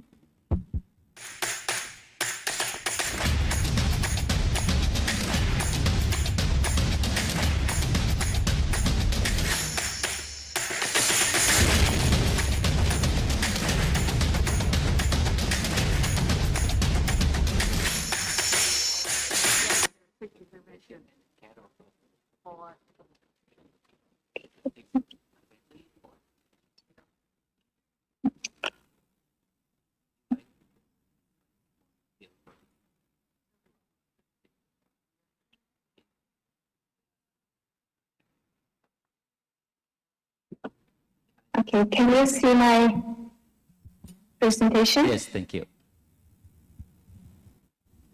Okay, yeah. Okay, so my name is Soyanga Patsek, and today I will be talking about the paper that was published in International Journal of Medical Science in 2021. So it's briefly about that GRP9 protein's role in the colorectal cancer carcinogenesis. So as may all of you know, that colorectal cancer is the third most common cancer and ranks second in cancer-related mortality, according to the Global Fund 2020 data. So for the treatment for the colorectal cancer, it depends on the stages of the colorectal cancer. So for the stage 1, it just needs the surgical therapy, but for the stage 2 and the stage 3, we need surgery plus adjuvant chemotherapy. And for the stage 4, it needs the palliative chemotherapy and radiotherapy, and luckily we have the biological therapy that's been using in the clinical practice. But still, the resistance to the traditional drug 5-FU, that's for the colorectal cancer treatment, that is 50% for the patients with aggressive cancer, and also the 5-year survival rate of patients with metastatic colorectal cancer is only 12%. So therefore, we need to find the potential target for carcinogenesis and pathogenesis of this colorectal cancer, and so many researchers are doing the basic science research for finding the target genes, target therapy. So now we choose the glucose-regulated protein 94 as our target. So these glucose-regulated proteins are located in different parts in the cells. For example, it's located in the cell surface and also in the plasma reticulum and nucleus and mitochondria, cytosol, etc. So, but most of the glucose-regulated proteins are located in the plasma reticulum. So this GRP94 is located in the plasma reticulum, and it is encoded by HSP90B1 in human. So its expression is reported in different types of cancers. So it's mostly highly expressed in these cancers, for example, oral squamous cell carcinoma, lung adenocarcinoma, and breast cancer, including the colorectal cancer. So there are many studies have been done finding the role of GRP94 in other cancers. So the researchers found that the decreased GRP94 activity resulted in the decreased cancer cell proliferation, migration, and invasiveness, and also sensitize cancer cells to the chemotherapies and activate tumor-specific immunity. So they use like different methods using the gene knockdown, inhibitors, or vaccines, etc. So for the colorectal cancer, GRP94, there's very few papers were published, and all these papers stated that GRP90 was overexpressed in colorectal cancer, and it's also correlated with the morphology of late-stage colon cancer and its metastasis, and also it's the main protein in tumor microenvironment in colorectal cancer. And the one study in 2016 showed that level of GRP94 was not associated with the CRC stages. It's just highly expressed in all the colorectal cancer tissue. So that's why there's actually no studies have been done digging into the role of GRP94 in colorectal cancer. So that's why we hypothesized that based on the previously published papers, GRP94 might play a role in the colorectal cancer progression. And we aimed to discover its role in the progression of colorectal cancer. And we made 3 specific aims. The first aim is to determine its role in the cell proliferation in vitro and in vivo. And then second aim is to determine its role in metastasis. And the third one is dissect the mechanism of GRP94 in colorectal cancer. So for the first aim, we generated this GRP94 knockdown on stable cell lines. So we used the short hairpin GRP94 RNA to knock down this gene using this HCT116 and DLB1 colorectal cell lines. So after knocking down this, we checked the knockdown efficiency by Western blotting and qPCR. Here you can see that Western blotting result. So the knockdown efficiency is almost more than 75%. So it means we successfully knocked down the GRP94 and generated our stable cell lines. So after generating the stable cell lines, we checked the proliferation activity of these cells, comparing the control and then GRP94 knockdown cells. So here you can see that this proliferation activity was significantly reduced in the GRP94 knockdown cells in both HCT116 and DLB1 cell lines. So all these HCT116 and DLB1 cell lines are from the advanced stage, the late stage colorectal cancer patients. So then for the in vivo part, we also generated the xenograft mouse model by injecting the our generated stable GRP94 knockdown cells and then control cells. So here you can see that GRP94 knockdown cell injected tumor is significantly reduced compared to the control one. And then we checked the tumor weight and then volume twice a week. So this is the quantified result. As you can see here, it's significantly reduced. So to check whether JAK94 expression is really down in the tissue, so we did the immunohistochemistry staining using the JAK94 antibody. So you can see that we, in our tumor tissue, JAK94 is significantly down-regulated compared to the scrambled control. So all these results suggested that silencing of JAK94 significantly inhibited the proliferation of tumor cells in vitro and in vivo.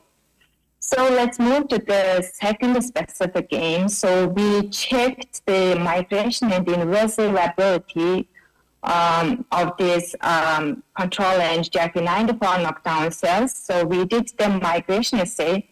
So here you can see that the control cell line and then JAK94 knockdown cell line. You can see significantly decreased very few migrated cells in this picture, and this is the quantified result of this. So then the irreversibility was also checked using these matrigel innovation chambers. So you can again see that JAK94 knockdown cells showed the very few invasive cells compared to the scrambled control. So then we also checked the epithelial mesenchymal translation markers. So these markers are significantly downregulated in the JAK94 knockdown cells. So this is the markers that is highly expressed in the cancer carcinogenesis. So while the E-caterin is increased, because E-caterin is the tumor suppressor marker, so when we knock down the JAK94, so it increased the E-caterin and decreased other epithelial mesenchymal translation markers. So all these results suggested that silencing of JAK94 significantly inhibited the migration and irreversibility of colorectal cancer cells. So now let's move to our third specific aim. So in order to dissect the JAK94's role and mechanism in the CRC, so we did the chip assay and we actually did the nanostring to finding the downstream target gene of this JAK94. So the results showed that ETB1, ETS-related protein 81, it's the best candidate. So this is actually the previously known as an oncogenic transcription factor of PEA3 subfamily of ETS transcription factors, and it's reported that the higher expression in ETB1 is also correlated with the colorectal cancer, gastrointestinal stromal tumor cells, and pancreatic ductal adenocarcinoma. And also, the previously published paper showed that this ETB1 is the target of RAS, RAF, MEK, ERK pathways. So these pathways are highly expressed in the other cancers. So it's already known that these MAPK pathways are playing an important role in the carcinogenesis.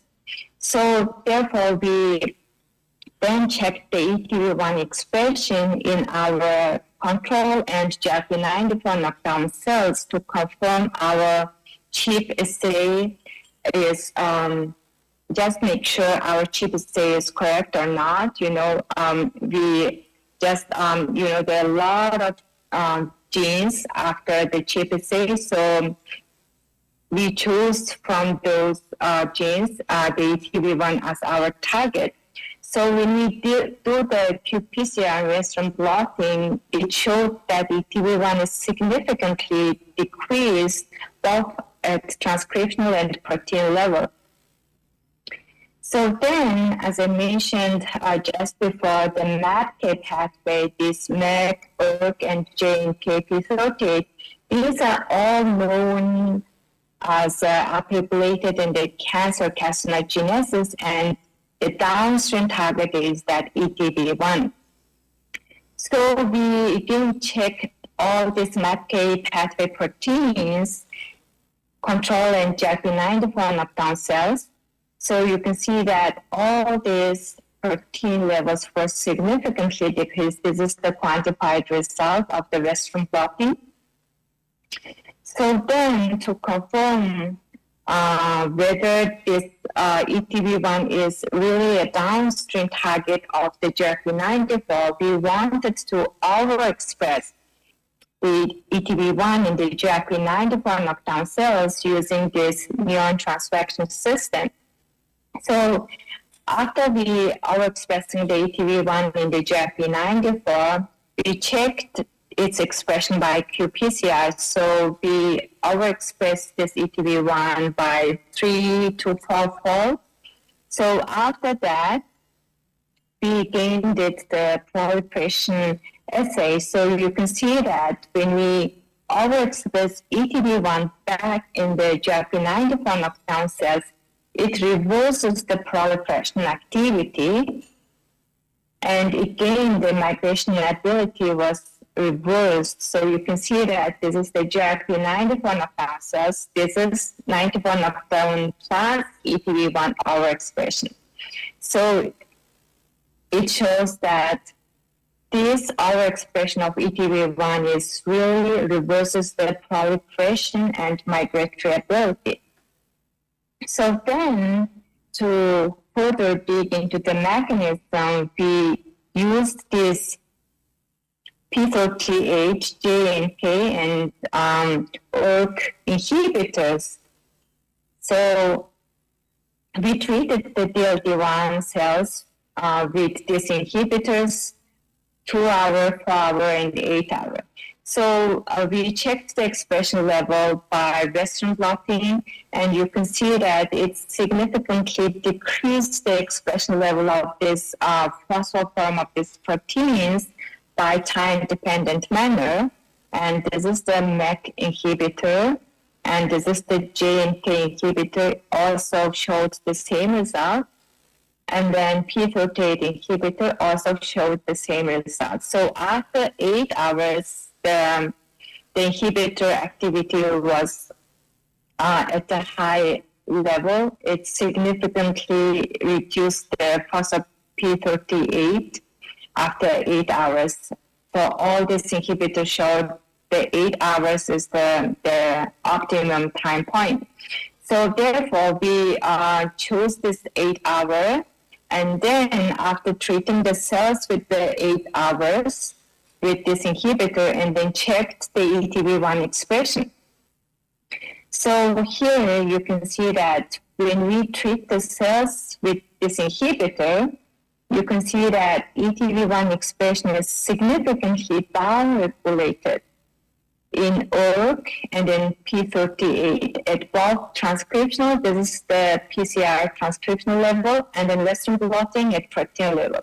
But for the JNK, it didn't actually decrease the ETB1 expression when we treated with the JNK inhibitor, but it decreased the protein level on the Western blotting result.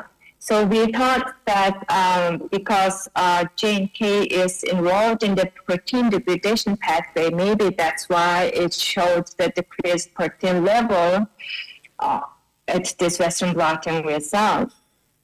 So here, I'm going to say it again, like after treating the cells with this two P38 and then ERK inhibitor, it significantly decreased ETB1 expression level at transcriptional and translational level. So we also wanted to confirm after treating the cells with this inhibitor, whether this inhibitor affects the cell viability. So we also checked the cell viability after treating the cells with this inhibitor using the CCK8 assay. So it showed there's no difference on the cell viability. So it means when we treat the cells with this inhibitor, it didn't actually kill the cells, and it means our proliferation and other the experiment results are reliable. So this is our a schematic diagram of all our results. So GRP94 increases the colorectal cancer progression by increasing the COX-2 and ENT markers and through the ETV1 and by ERK and P38 pathway. So conclusion, the silencing of GRP94 suppressed tumor growth, metastatic and the invasive ability of colorectal cancer, and GRP94 knockdown caused ENT reverse and decreased expression of ETV1 by repressing proteins of MAPK pathway that play a vital role in cell growth and differentiation. So the further studies actually needs to be done, GRP94 and ETV1 crosstalk in the tumor microenvironment and colorectal cancer. So I would like to thank my professor, Yoja Chan, my PhD supervisor from Taipei Medical University, and also Professor Paul Liwei and Assistant Professor Jin Yu Han, and all the lab assistants at my lab back to Taiwan at Taipei Medical University. So, and also I would like to thank Dr. Sri Sasanti for inviting me as a speaker at this conference. So I feel so honored, and this is the picture that we went to the trip to Tainan City in Taiwan back in 2020. So thank you so much again for your attention. And if you have any questions, Thank you very much. I'm happy to answer it. Thank you so very much. Dr. William Bocci, for your nice kind of topic. Please stay in your rooms online meeting. We start to discussing a panel discussion about two topic, nice topic. What about the audience? Do you have any question? For the nice, this is a specific topic of nursing, and the other about the medical, especially in colorectal cancer, approaching by biomolecular approach. Okay, still waiting for the audience question. For Dr. Tom, we have some question. Could you like to describe what is the unique or the specific services in your international hospital in Vietnam? We can make like an inspiration to improve our service here, especially in to treatment injury. Would you like to describe what in your place, international hospital? Thank you, Dr. Trump.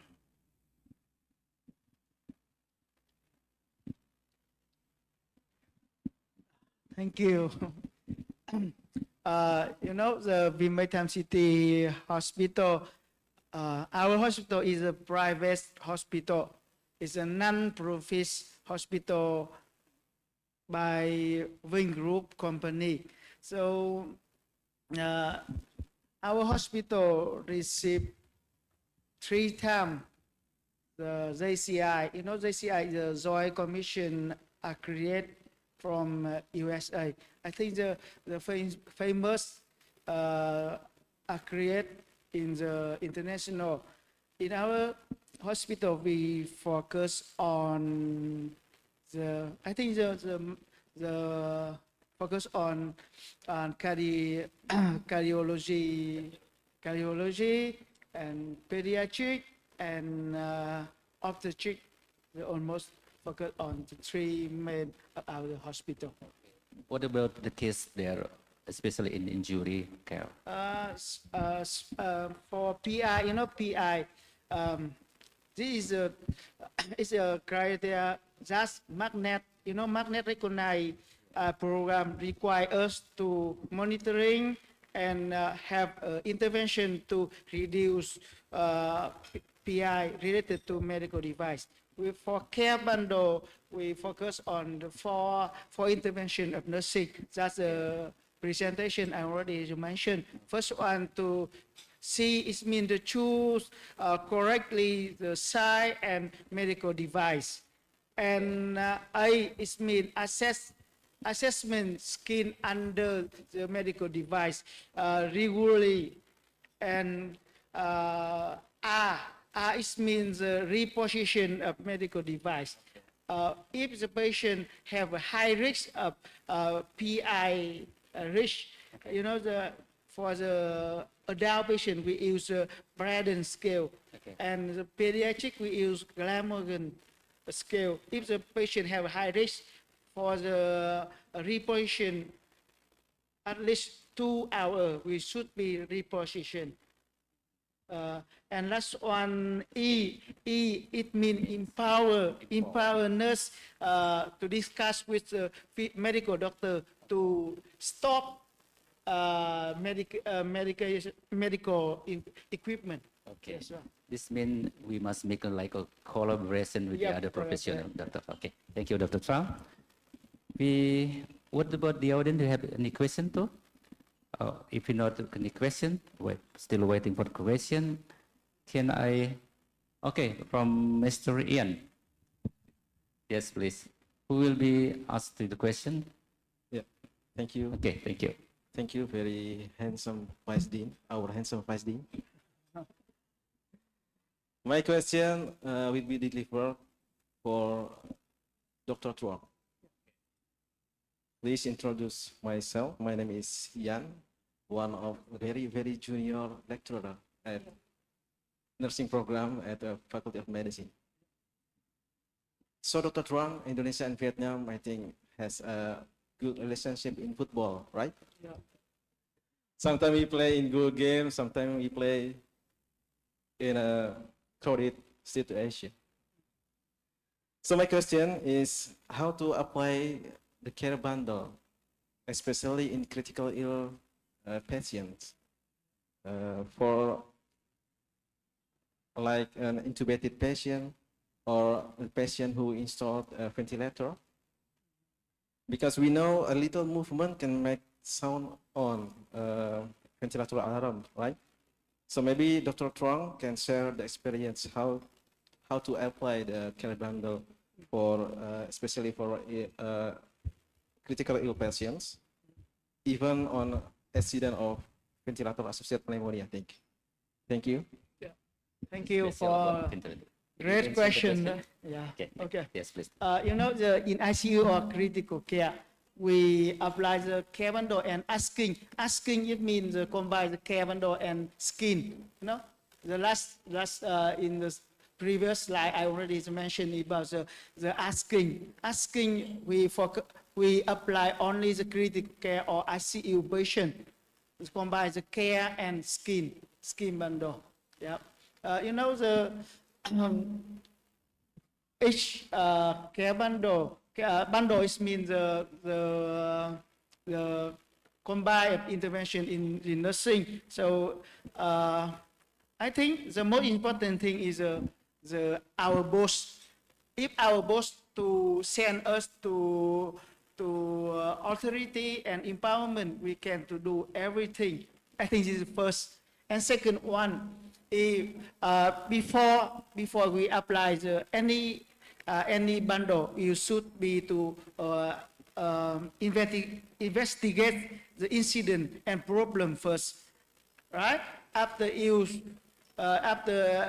identify the problem and incident, you can to have a strategy to apply. For example, with the care bundle, we investigate about nearly 4 months to identify the knowledge of nurses.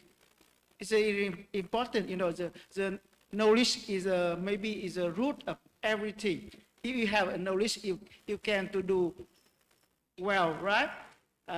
And after I get the knowledge of nursing, you know, I use a question. Some of the question maybe the nurse have a low score. We focus on this one, and we apply the care bundle.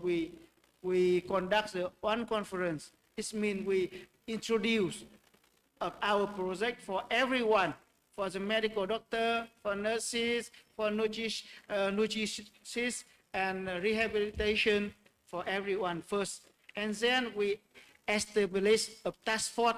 Task force means a key person in each inpatient department. It's very important to build the task force team first, right? And after you build the task force, you can to do the education for every nurses. In our project, we have a 4 session of education. Yeah. Okay. Thank you. How about the answer, Mr. Yan? Do you have any comment? Thank you. Thank you, First Thank you. Yes. Enough. Thank you.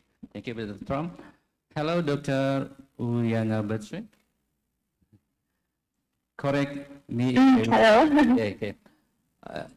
About your topic researches, is that like a biomolecular approach to your research? Correct me if I'm wrong. This is like a biomolecular. Yeah, correct, Okay. correct. I have a question about Yes. how should we apply your approach, biomolecular approach in the other, maybe a simple research to treat like a screening a colorectal, and we can apply to our society or our community here.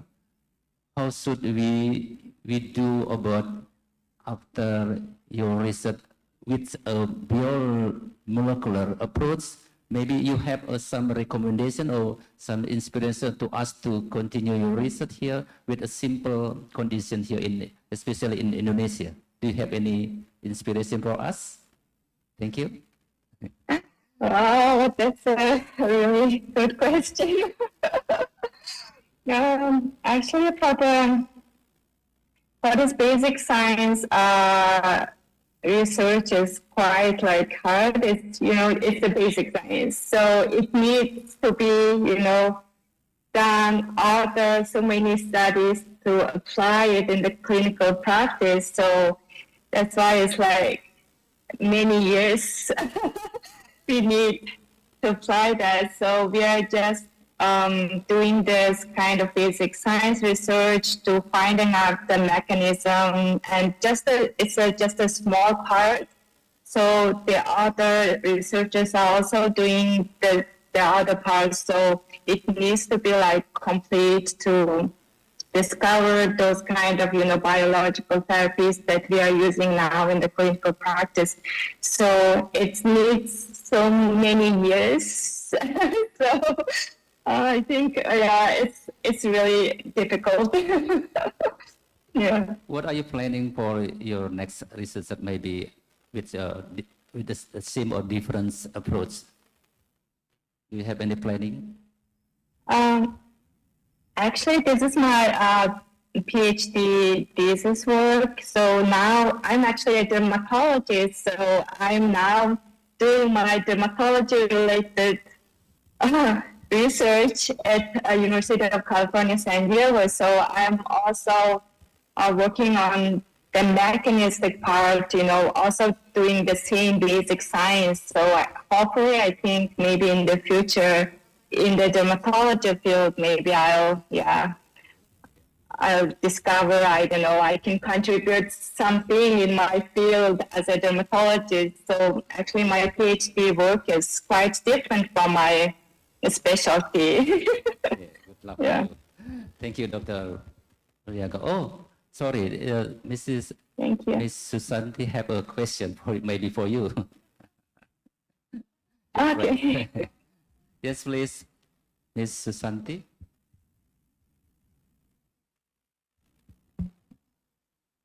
Thank you very much, moderator. Hello, Dr. Ami. Hi. How are you?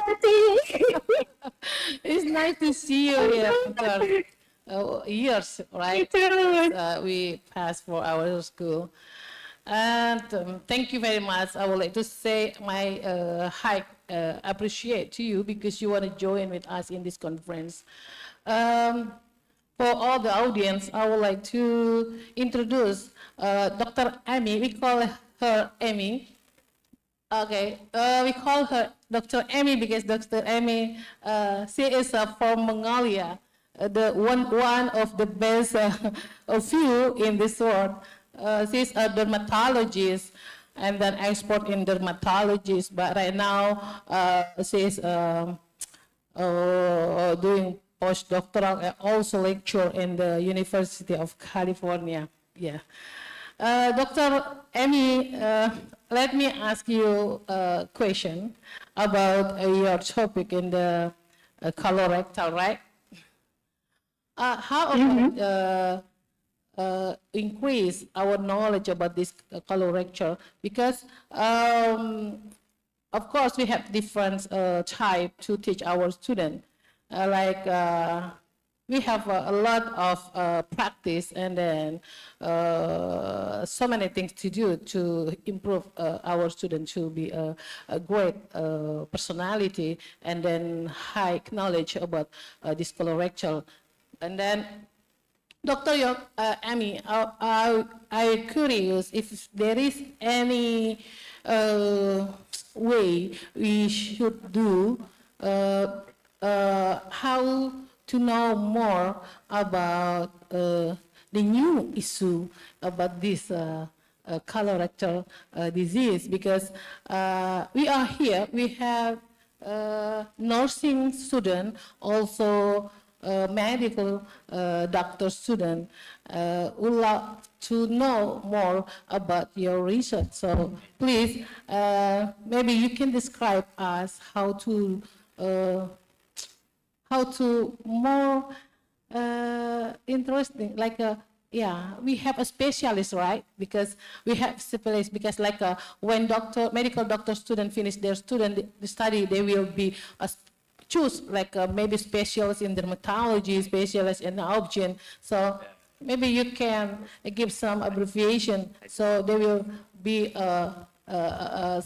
someone, a medical doctor in the dermatology or in the colorectal and so on. But be a good a medical doctor and nurses in the future, because you now work in the one of the big and the famous universities in the world. So maybe one of our students will go there for study in the future. Thank you. Thank you, Ms. Sophie. Okay, yes, please explain. Okay, thank you so much, Dr. Sri. I think you mean like improving the medical students and nursing students' knowledge about all these kind of diseases, right? Not for the colorectal cancer. So I think at the university, like medical school, we all need to like focus on, besides, focusing on reading the books and, all those clinical rotation and stuff, we also need to focus on the research. I mean, like, if the students are more interested in like basic science and biomedical science, so they need to like have some experience during the medical student years, so get some like experience about how to do this kind of biomedical, experiments at the laboratory. So I think that really helps to understand the deep into the mechanism of each disease. It's actually really, very interesting if you done something and then you will know something and then you need to go further. So it will be really, fascinating actually. So besides reading all the books, all these books are written based on all these published papers. So these published papers are from this experiment, So I think, just try to get as much as experience during the medical school or nursing school years before they graduate. I think they will know, like, at least know a little bit about the research, and they will understand the researchers, how difficult is it to conduct the basic science, I think that's important. Thank you so much. That's enough for our discussion. Thank you, Dr. Utsara Bocik. To close our panel discussion. Maybe Dr. Trump or Dr. Uyana Basin, do you have any last explanation about your topic or last description? Yes, no, it's enough. What about Dr. Uyana? Do you have any last describe or explanation for your topic?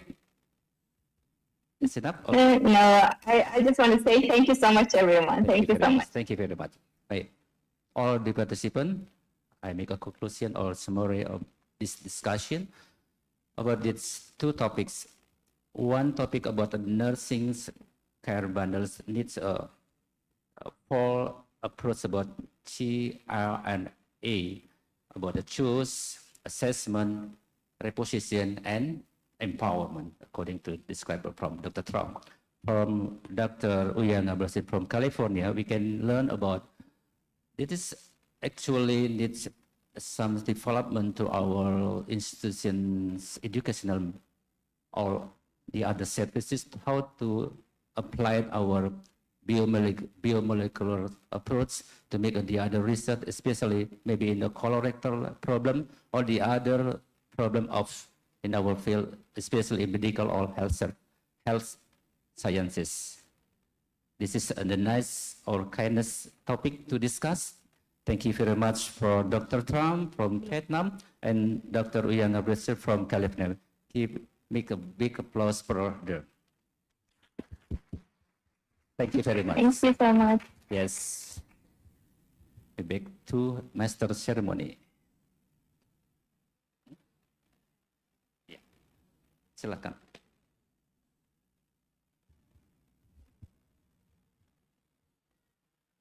Back to the master ceremony.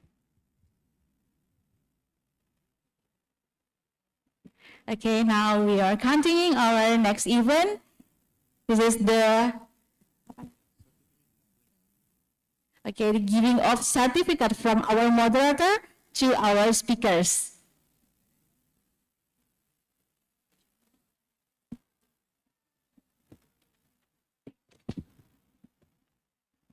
First certificate.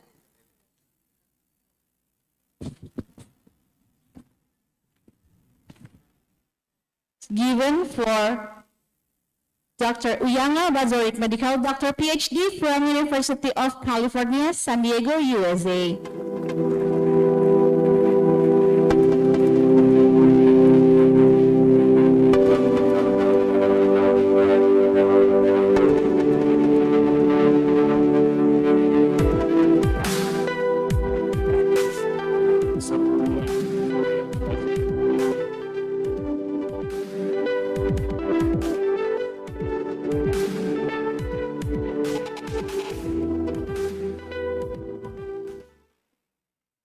For the next certificate, we invite the Vice Dean of General Affairs, Planning and Finance, Faculty of Medicine, Universitas HALU OLEO, to Mr. Parawansa, pharmacist, to handle the certificate for our presenters today.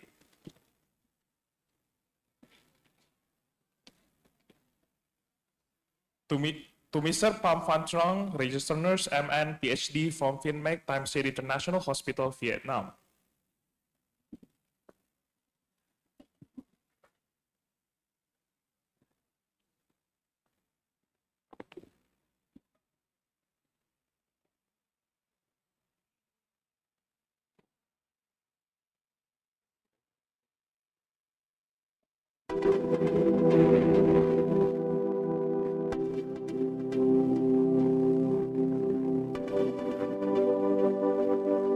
Once again, give a round of applause, everybody.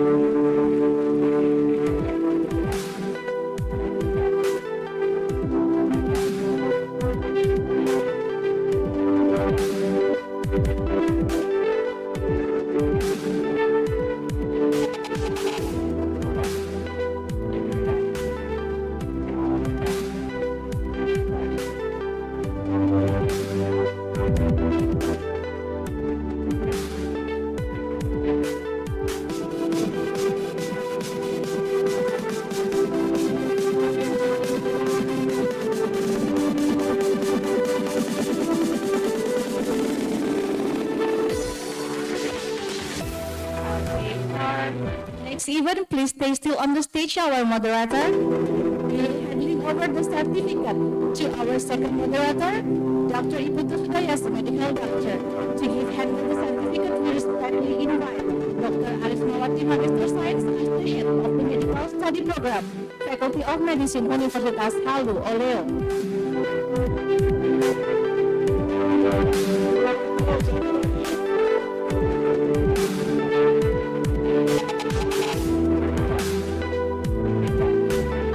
Next, for the application for the participant who give questions, please. The questioners, please join us to the stage to receive the little gift from our sponsorship.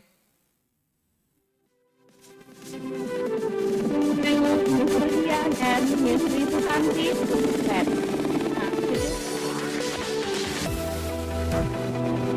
our little gift from our sponsorship from Dunia Farma, Water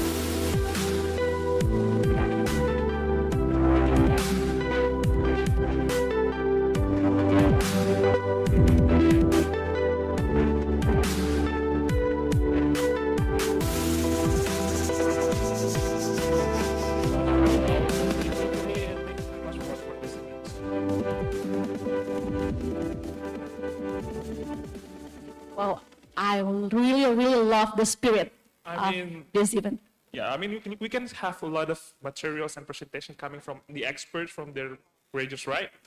Okay, without further ado, I think this is the most awaited moment, right? Now we enter in the lunch break session. We kindly remind to all of you to being able to enjoy the dishes that has been provided by our committee behind there. Also, we kindly remind you to stay still until the last agenda of these events, because there will be oral presentation and posters. The winner will be announced at the end of this event. And now, let's hear together the presentation coming from Laboratorium Klinik Prodia, presented by Mrs. Rina Triana, Research Support Head from Prodia from Jakarta Pusat. Thank you.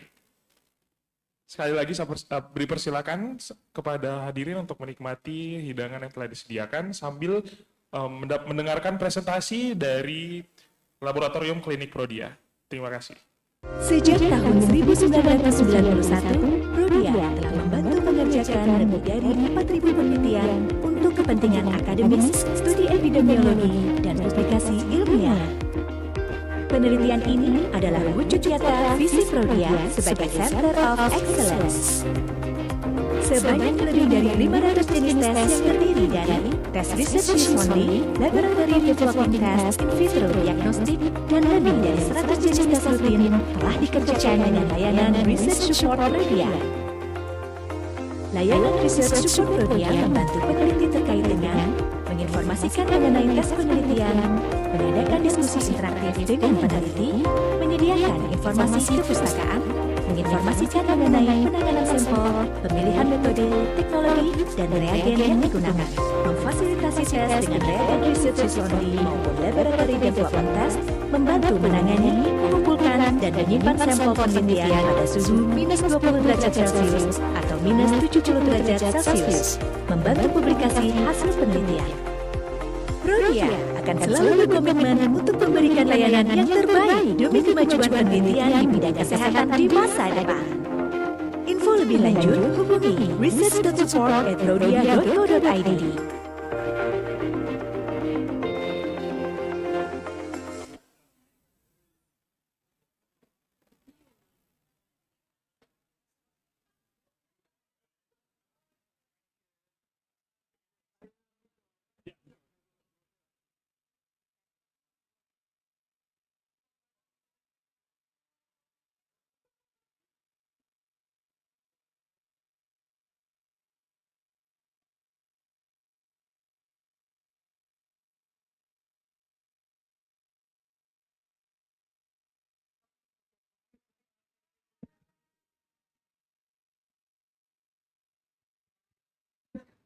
Baik peserta konferensi internasional, pay attention please. Sambil makan, menyantap makan siang, boleh nanti setelah sambil menatap makan siangnya dalam ruangan, sambil mendengarkan pemaparan singkat dari sponsorship kami, yaitu dari Prodia. Ya, presentasi dari sponsorship kami dari Prodia akan disampaikan oleh Ms. Rina Triana, Research Support Head Prodia, Sentral Jakarta, Indonesia. Orangnya sudah ada. Baik, terima kasih banyak Bapak Ibu Dokter semuanya. Saya akan izin share untuk mempresentasikan. Mohon maaf belum bisa di-share. Sedang dipersiapkan oleh panitia, mohon maaf. Baik.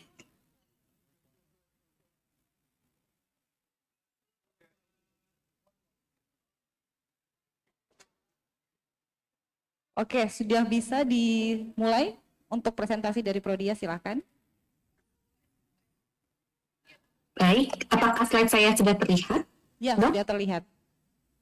Ya, terima kasih banyak Dok atas kesempatannya Prodia bisa men-sharingkan mengenai layanan penelitian yang ada di Prodia pada hari ini ya di acara International Medical and Health Universitas HALU OLEO.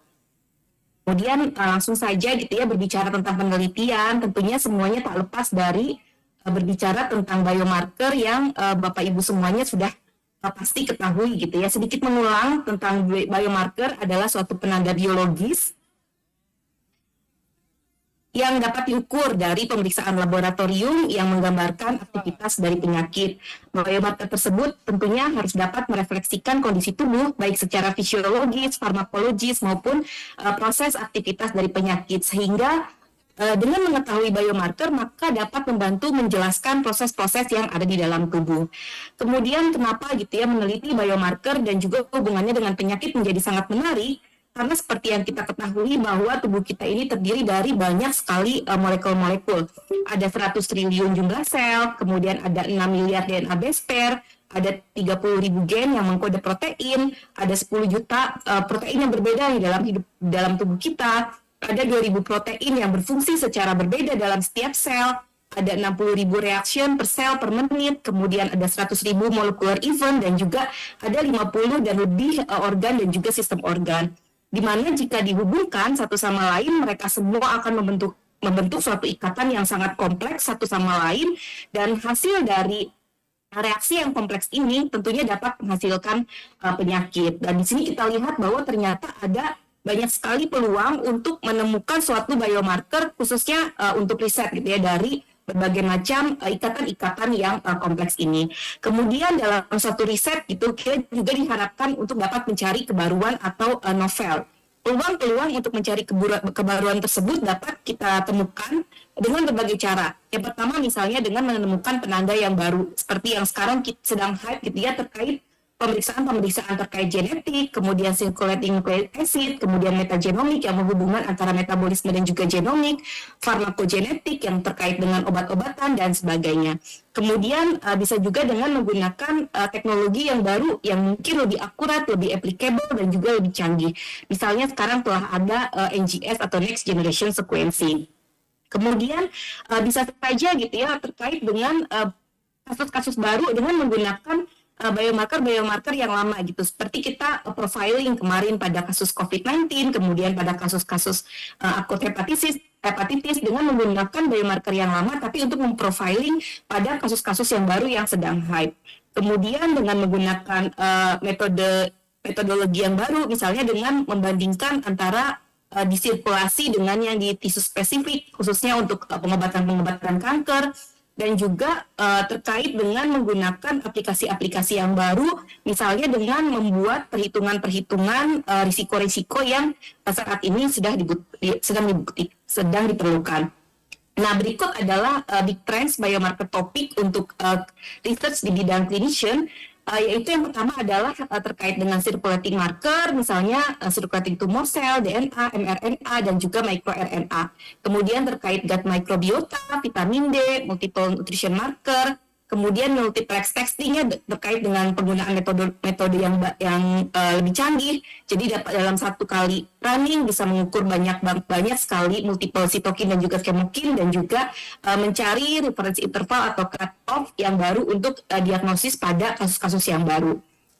Nah, apa saja layanan research support di Prodia? Berikut adalah pengalaman kami di bidang penelitian. Kami telah hadir lebih dari 31 tahun sejak tahun 91 dalam membantu peneliti dalam menyediakan tes riset, kemudian menyediakan informasi tes riset, metode, literatur, dan sebagainya. Dan kami telah mensupport lebih dari 4.000 penelitian untuk tujuan akademis, epidemiologis, dan juga publikasi saintifik.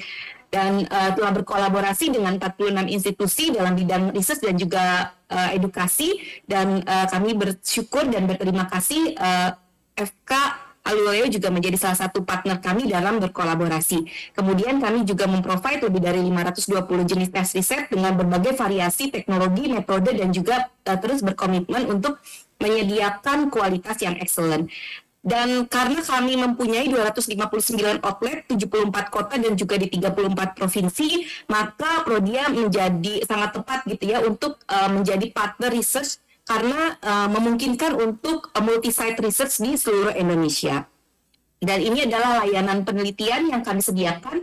Yang pertama adalah menyediakan tes riset, kemudian menyediakan scientific literatur. Kami telah berlangganan dengan beberapa jurnal yang mungkin tidak open access gitu ya, jika di search, dan itu bisa kami bantu untuk membukakan. Kemudian kami juga menyediakan informasi terkait penanganan sampel, metode, dan pemilihan teknologi yang tepat. Kemudian kami bisa memfasilitasi pemeriksaan yang menggunakan research only ataupun lab development test reagen. Kemudian terkait dengan pengumpulan sampel, kemudian penyimpanan sampel di -20, -70, dan juga -80. Kemudian untuk interpretasi hasil dan juga statistik tapi masih terbatas pelayanannya, dan juga untuk publikasi karena Prodia sendiri di bawah PERI, Prodia Education Research Institute, itu mempunyai jurnal Indonesian Biomedical Journal yang telah Q3 Scopus. Jika menggunakan Prodia sebagai partner kerjasama, maka untuk tes rutin atau tes yang telah disediakan di Prodia seluruh Indonesia, maka kami akan memberikan keringanan biaya yang khusus untuk para researcher. Dan jika menggunakan tes riset, maka para peneliti hanya akan membayar biaya reagen, biaya consumables-nya, biaya penanganan sampelnya, yaitu transport, centrifuge gitu ya, dan cup atau tube sampel saja gitu. Tapi terkait dengan biaya jasa, pengerjaan, packing, kemudian SDM, kemudian listrik, sewa alat, dan maintenance alat, itu semua menjadi beban kami sebagai Center of Excellence. Jadi memang untuk tes riset di penelitian ini yang hanya akan dibayarkan oleh peneliti hanya benar-benar reagen dan juga consumables-nya saja. Tapi untuk alat, listrik, SDM, semuanya itu adalah free, menjadi beban Prodia. Nah, berikut adalah lab-lab yang ada di Prodia. Kami mempunyai lab Prodia National Reference Lab, dan juga ada 6 specialty lab, yaitu lab riset dan esoterik, lab MS, lab molekular diagnostik, imunologi, sitogenetik, dan TA, yang semua alatnya ini dapat dimanfaatkan oleh para peneliti untuk membantu riset-riset mereka. Ini adalah sekilas mengenai PRN. Di sini di lab Prodia National Reference Lab ini dikerjakan untuk tes-tes yang sophisticated yang memerlukan alat yang lebih canggih dari yang di cabang. Jadi semua akan dikirim gitu ya ke Jakarta, dan ini sudah CAP accredited atau College of American Pathology. Jadi memang sangat cocok untuk diajak sebagai partner kerjasama. Kemudian yang specialty lab yang pertama adalah lab imunologi. Di sini kami telah menyediakan alat-alat dengan flow cytometry, BD-Vex Canto, Vex Lira, dan sebagainya. Dan dengan metode ini juga tersedia beberapa reagen yang berbentuk panel seperti Human Inflammation Panel, kemudian ada juga Human Metabolic Panel, Human Kidney Function Panel, Human Immune Checkpoint Panel, dan juga yang lainnya gitu ya, selain panel-panel yang biasa kita gunakan untuk imunologi seperti T-Rex cell, kemudian CD4, CD8, dan juga yang berkaitan dengan permukaan sel atau sel sendiri gitu. Nah, kemudian di specialty lab yang kedua, yaitu di lab research dan esoterik, ini kami mempunyai alat ELISA reader untuk analisis sitokin yang tunggal, jadi analisis sitokin 1 dan juga mempunyai alat Luminex atau Maxpix untuk menganalisis sitokin dalam bentuk panel, seperti sitokin panel, MMP panel, TIMP panel, Neogenesis panel, dan yang lainnya gitu ya. Jadi semua alat yang ada di lab kami semua dapat dimanfaatkan untuk membantu penelitian para peneliti. Kemudian di lab molekular diagnostik ini kami mempunyai alat yang cukup lengkap. Jika Bapak Ibu peneliti akan mendeteksi kurang dari 5 target gen gitu ya, itu kita bisa menggunakan PCR, RFLP, real time, multiplex, Sanger, dan juga pair sequencing. Tapi jika lebih dari 20 target, maka kami mempunyai alat-alat yang lebih canggih, mulai dari multiplex PCR, kemudian microarray, mass array, sampai next generation sequencing.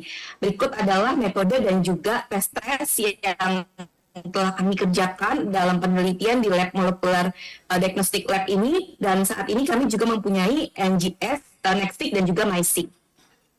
Kemudian kami juga mempunyai specialty lab, yaitu lab cytogenetik. Di sini Bapak Ibu yang tertarik mungkin untuk memeriksakan analisis kromosom dengan menggunakan metode karyotyping dapat menggunakan lab cytogenetik. Kemudian ada juga lab PA, pathology anatomy lab, yang alat-alat di tempat kami sudah sangat lengkap dan juga ini sudah diresmikan oleh Kementerian Kesehatan dengan biasanya metodenya adalah metode imunohistokimia.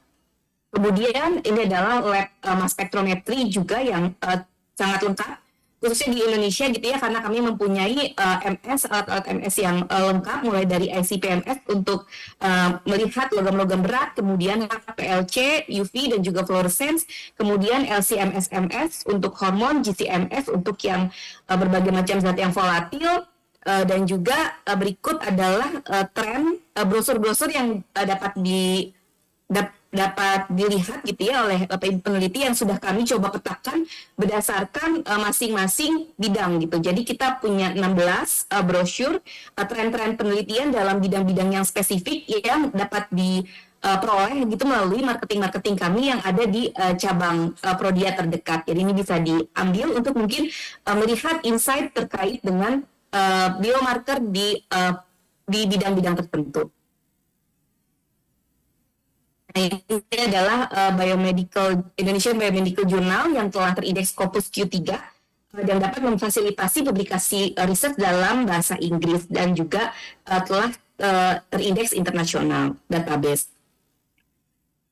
Kemudian ini adalah pengalaman kami di bidang research sampai tahun 2022 kami telah melaksanakan lebih dari 4.300 penelitian. Ini adalah networking kami dalam riset dan edukasi. Kami telah berkolaborasi dengan 46 institusi, baik dari FK, kemudian sains dan teknologi, farmasi, research institute, dan juga professional organization. Nah, aplikasinya ini adalah 4 topik yang paling banyak belakangan ini ya, terkait dengan kanker, terkait dengan depresi, terkait dengan lung disease, dan juga terkait dengan diabetes mellitus tipe 2 yang memang prevalensinya itu tidak menurun gitu ya, tapi menarik dan juga komplikasinya. Nah, ini adalah sedikit gitu ya, yang sebenarnya dapat dilihat biomarker terkait gitu yang dapat dilihat di brosur yang tadi telah disampaikan. Nanti bisa dilihat saja di brosur terkait dengan biomarker di bidang jantung, kemudian ini di bidang imunologi atau imun ya. Kemudian ini di paru, kemudian di endokrin, ginjal, inflamasi, stres oksidatif, kemudian di lambung ya, dispepsia, IBD, IBS, dan juga kanker kolorektal. Demikian yang dapat saya sampaikan dan kami menantikan kolaborasi dengan Fakultas HALU OLEO dan untuk informasi lebih lanjut dapat disampaikan kepada kami melalui email berikut. Terima kasih, saya kembalikan ke MC. Baik, terima kasih kami ucapkan sekali lagi kepada Prodia yang telah menjadi partner research dari Fakultas Kedokteran, juga sebagai sponsorship dalam kegiatan International Conference Medical and Health Science HALU OLEO. Sekali lagi terima kasih. Assalamualaikum warahmatullahi wabarakatuh.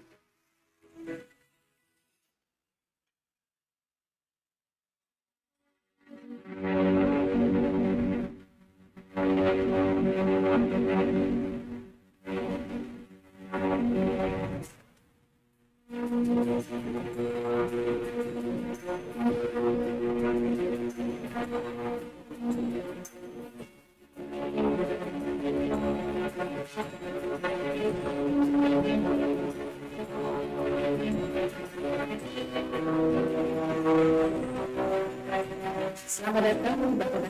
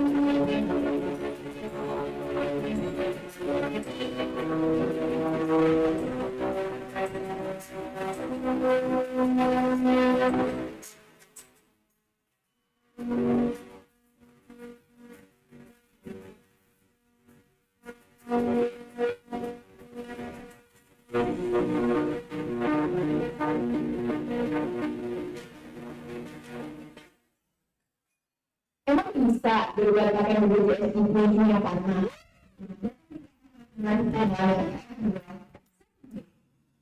bisa dalam surat kata perubatan BPJS mungkin pertama sama aja dengan beban puskesmas atau klinik tingkat pertama karena pemeriksaan gratis telepon kesehatan sesuai dengan ketentuan BPJS dan tentunya kamu bisa meminta diberikan penggunaan lainnya. Terus, kalau BPJS kamu terdaftar klinik tingkat pertama, kamu bisa datang ke kita melalui di seluruh Indonesia ada gratis mulai. Wow.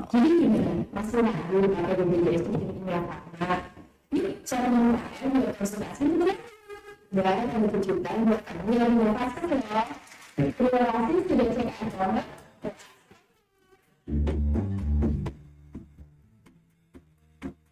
Kenapa harus cek kesehatan setahun sekali? Selamat datang di KF Corner, kenalan dengan KF di bawah 1 menit. Ini merupakan rekomendasi dari CDC atau Pusat Pencegahan dan Pengendalian Penyakit. Sejalan dengan itu, Kementerian Kesehatan juga memaparkan 4 alasan penting kenapa kita harus cek kesehatan 1 kali dalam 1 tahun. Pertama, untuk mendeteksi kesehatan dan penyakit sejak dini. Pemeriksaan rutin memungkinkan dokter untuk mengetahui tanda-tanda penyakit yang tidak diketahui oleh pasien. Kedua, untuk meningkatkan kemungkinan mendapatkan pengobatan dan penyembuhan yang lebih baik. Beberapa penyakit yang mengancam jiwa dapat secara bertahap menumpuk di dalam tubuh, bahkan sebelum gejala fisik itu muncul. Ketiga, untuk melacak kondisi kesehatan sehingga dapat mengurangi resiko komplikasi. Tahu kan, kalau udah komplikasi, obat ini itu juga serba salah dan sulit ditangani. Terakhir, untuk mengurangi biaya kesehatan yang sangat mahal jika penyakit sudah parah. Jadi Sobat KF, segera cek kesehatan di Kimia Farma, Laboratorium, dan Klinik. Biayanya nggak mahal, mulai dari 300.000 dan tersedia di seluruh Indonesia. Terima kasih udah cek KF Corner. Follow us for more.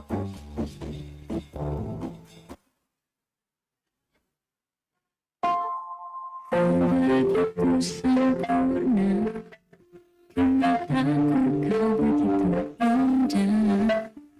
Membuat diriku akan selalu memujamu.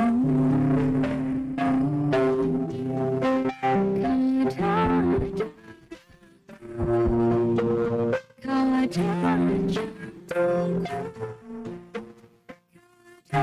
hidupku lengkapi diriku. Oh sayangku kau begitu sempurna.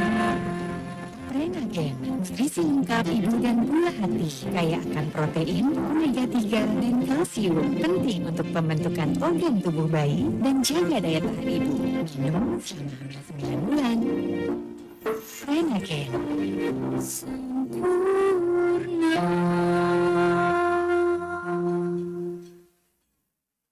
Sejak tahun 1991, Rodia telah membantu mengerjakan lebih dari 4.000 penelitian untuk kepentingan akademis, studi epidemiologi, dan publikasi ilmiah. Penelitian ini adalah wujud nyata visi Rodia sebagai Center of Excellence. Sebanyak lebih dari 500 jenis tes yang terdiri dari tes research use only, laboratory developing test, in vitro diagnostik, dan lebih dari 100 jenis tes rutin telah dikerjakan dengan layanan research support Rodia.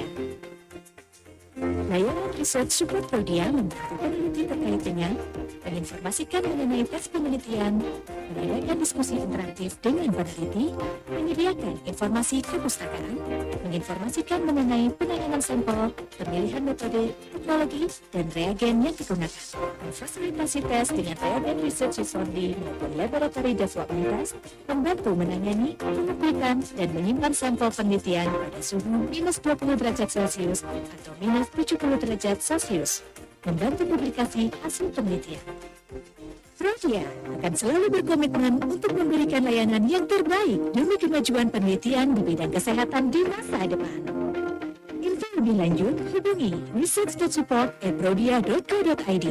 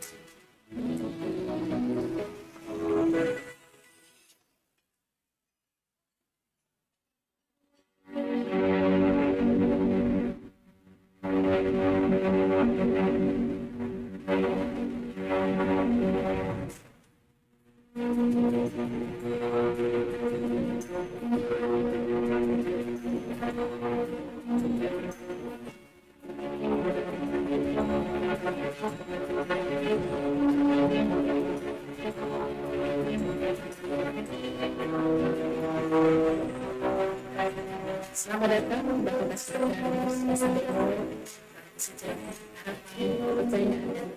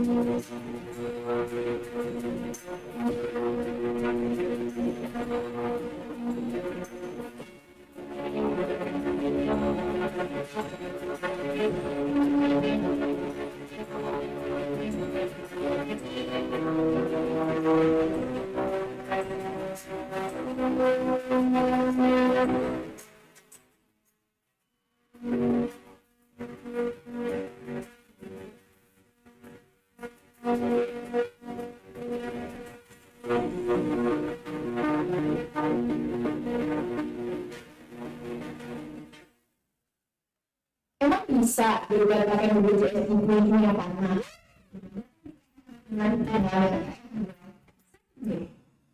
Bisa dalam kebataan perubatan BPJS mungkin pertama sama saja dengan beban puskesmas atau klinik tingkat pertama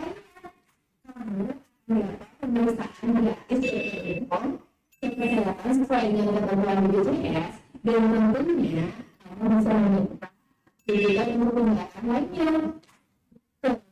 Kalau BPJS kamu terdapat klinik tingkat pertama bisa datang di seluruh Indonesia apalagi seluruh jadi masih lalu pada BPJS ini saya juga konsultasi dan ada kejutan buat kamu yang menyatakan ya terima kasih sudah cek aja.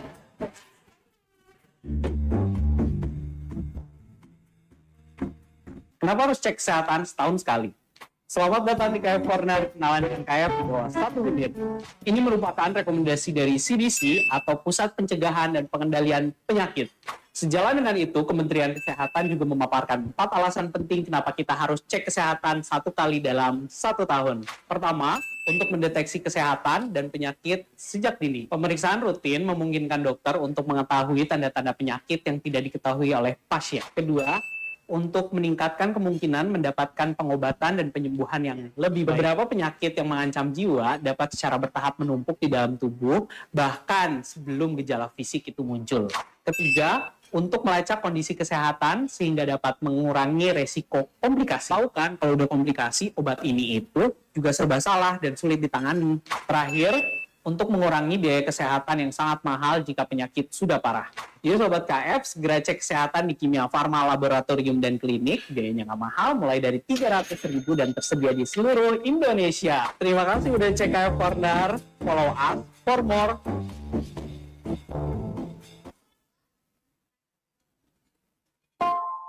Begitu sempurna, tindakanku kau begitu indah. Karena diriku akan selalu memujamu. Kau ada jantungku, kau adalah hidupku, lengkapi diriku, oh sayangku kau begitu sempurna. Renagen, nutrisi lengkap ibu dan buah hati, kaya akan protein, omega 3 dan kalsium, penting untuk pembentukan organ tubuh bayi dan jaga daya tahan ibu. Minum selama 9 bulan. Renagen sempurna.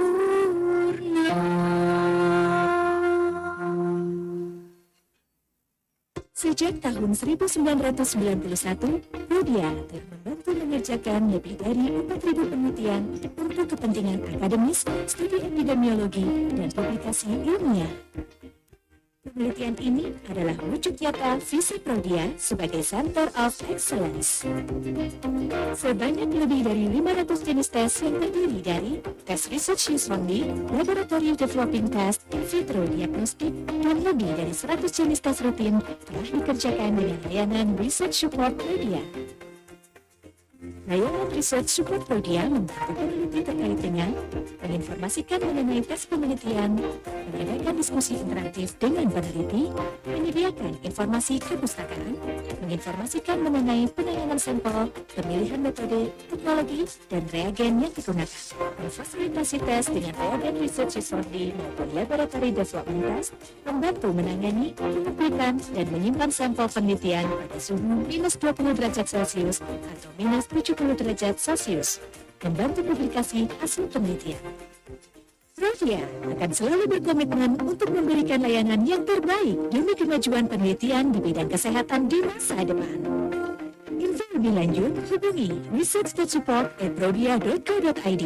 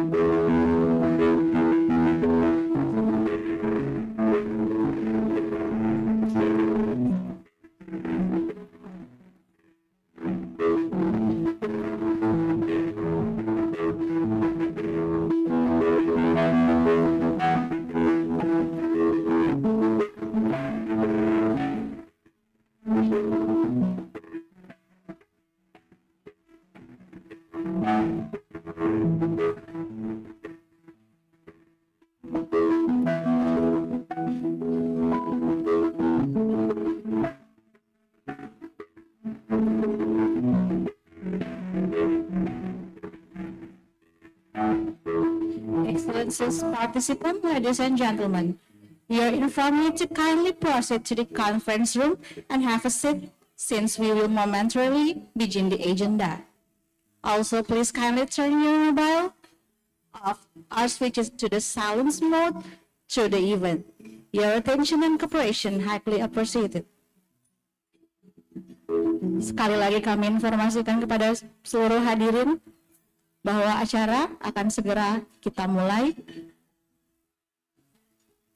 Silakan menuju ke kursinya masing-masing, take a seat, then turn your mobile off to the silent mode.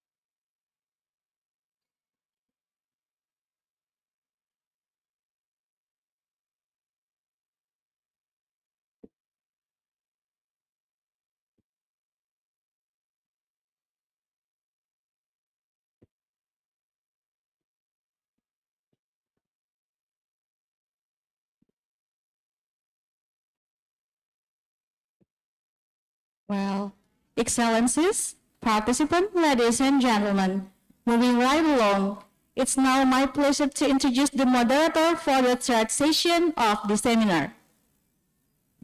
Ms. Waode Siti Asfia Udu, Magister Science Pediatrician.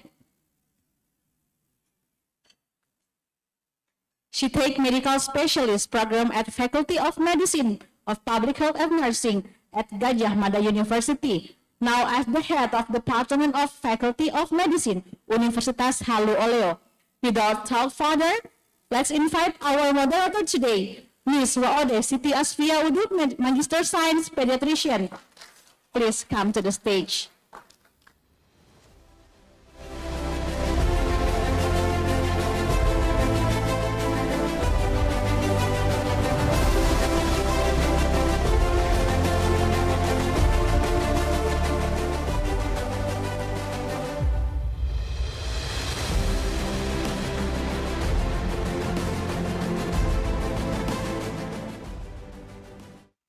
Bismillahirrahmanirrahim. Assalamualaikum warahmatullahi wabarakatuh. And good afternoon. Okay, before we start for the last session in this conference, I want to ask the audience, are you ready? Not loudly. Are you ready? Okay, thank you very much. Okay, now we are stay in the last session. I hope you are still. And for the last session, we have two panelists from the two different countries, from the Chongqing University and from the Kanagawa University. Okay. For the first, maybe I want to say hello to the speaker, Dr. Ardip Singh. Are you joining with us? Yeah, hello. Can you hear me? Yes, clearly. Can you hear my voice? Yes, I can hear you. Okay, hello, doctor. Hello. Hello, this is our last session of this panel session for the International Conference of HALU OLEO University. Nice to meet you. Thank you. Thank you so much for your invitation. Yes. Now, before we start, I want to read your background education. So we, Dr. Ardip Singh is a Bachelor Pharmacy from Department of Pharmaceutical Science, Guru Nanak Dev University, Amritsar, Punjab, India. He was Bachelor and Master in the Guru Nanak Department University of Punjab, India, and she was have PhD in the School of Pharmacy, Taipei Medical University, Taipei of Taiwan. Now he was postdoctoral fellow, Department of Chemistry, National Cheng Kung University. So now he want to presentation about the anti-proliferative effect of mediated.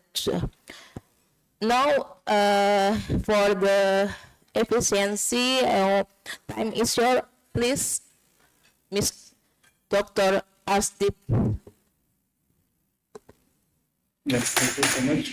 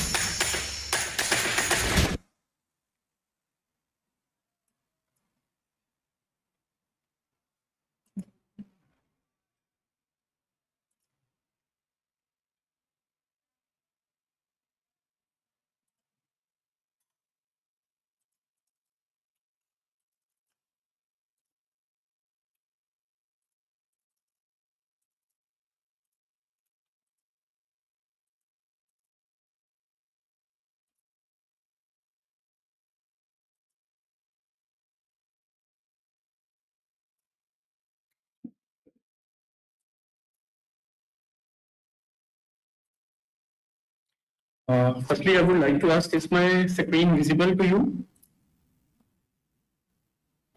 Hello? Yes. The connection is not. Okay, let me check my internet connection. Okay. Please, time is yours.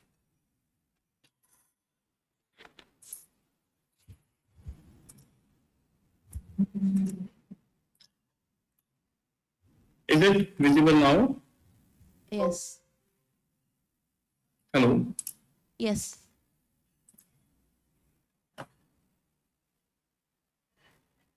Okay. Am I audible? Yes. This time is Is my yours. voice audible to you?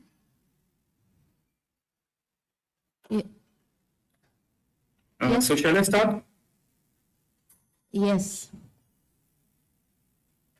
Okay, thank you. So, good afternoon, everyone. Myself, Arshdeep Singh. I am a research fellow at Department of Chemistry, National Cheng Kung University, Tainan, in Taiwan. So, today we will focus on the topic that is cat rigidification of MS275 and chidamide leads to enhanced anti-proliferative effects mediated through HTEC1/2 and tubulin polymerization inhibition.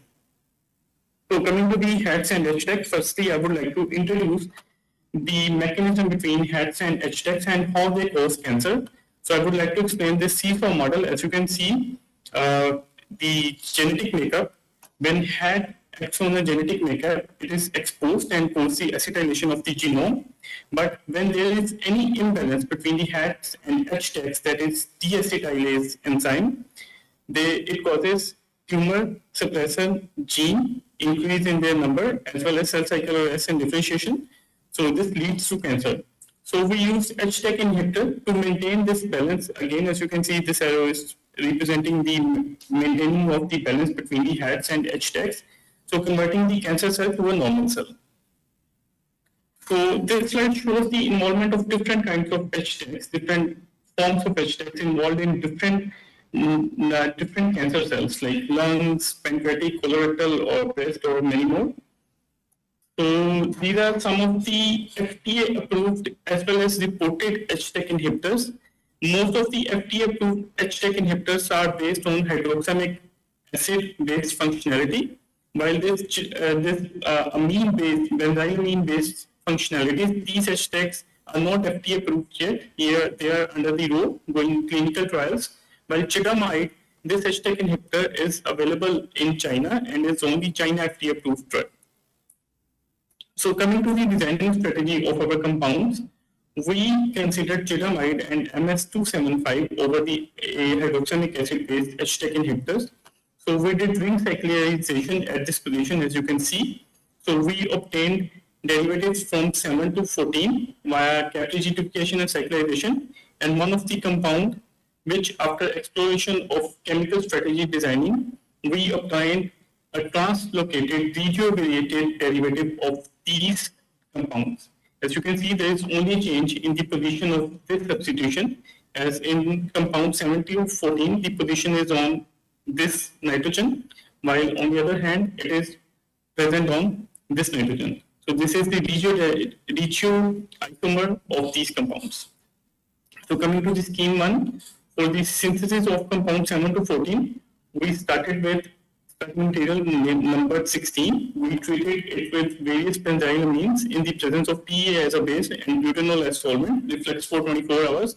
We obtained this intermediates with substituted benzyl ring over this position. Further treatment of these intermediates with methyl 4-bromomethyl benzoate using sodium hydroxide as a base and DMF as solvent, stirring at room temperature for 4 hours. We did substitution at this nitrogen. So we obtained the intermediates from 25 to 32. Then the base hydrolysis of this ester, conversion of this ester to carboxylic acid using lithium hydroxide and dioxane and stirring at room temperature for 4 hours, we obtained intermediate which was directly coupled with orthophenylene diamine using coupling reagents, that is EDC, HOBD, and DAP as a base and DMF as solvent. Stirring at room temperature, we obtained our final compounds with substitution at this position using amide coupling method, and the final compounds for 7 to 14 were obtained. So for the translocated version of the previous compounds, we followed the similar strategy first. That is treatment of compound 16 with 3,5-methoxyphenylmethanamine in the presence of T as a base and butanol as solvent. We reflex for 24 hours. We obtained the similar kind of intermediate as you have already seen in the previous scheme.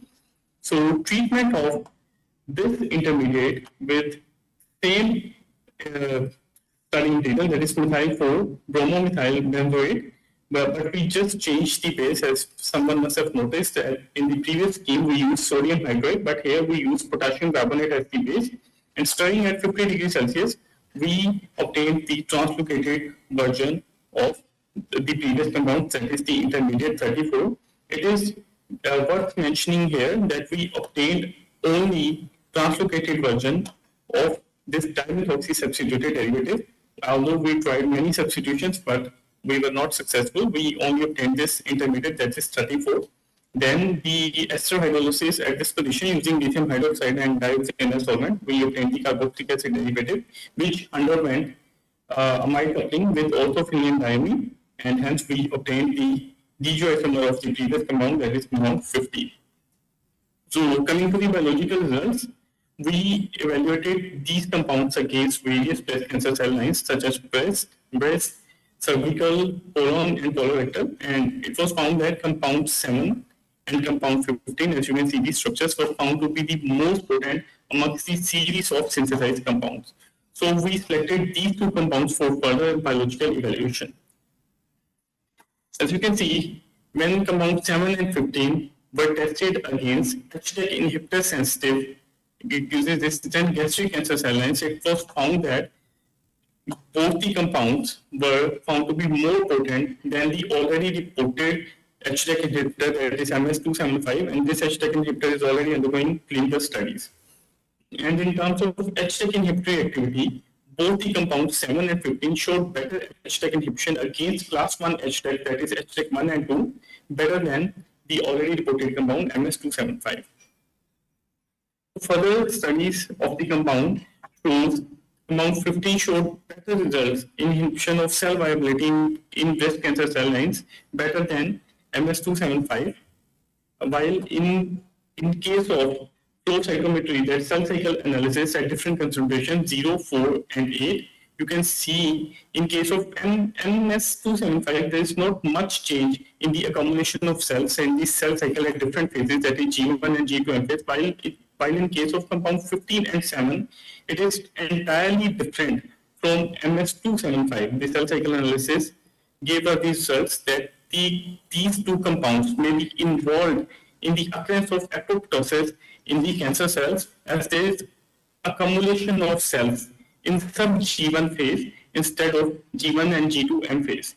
So these results instigated us to further analyze these compounds for apoptosis of cancer cells. So as you can see, the Western blot analysis indicates that there is presence of a pro-caspase-3 as well as active form of caspase-3 and active form of caspase-9 were expressed in case of compound 15 and 7, while they were not present in case of MS275.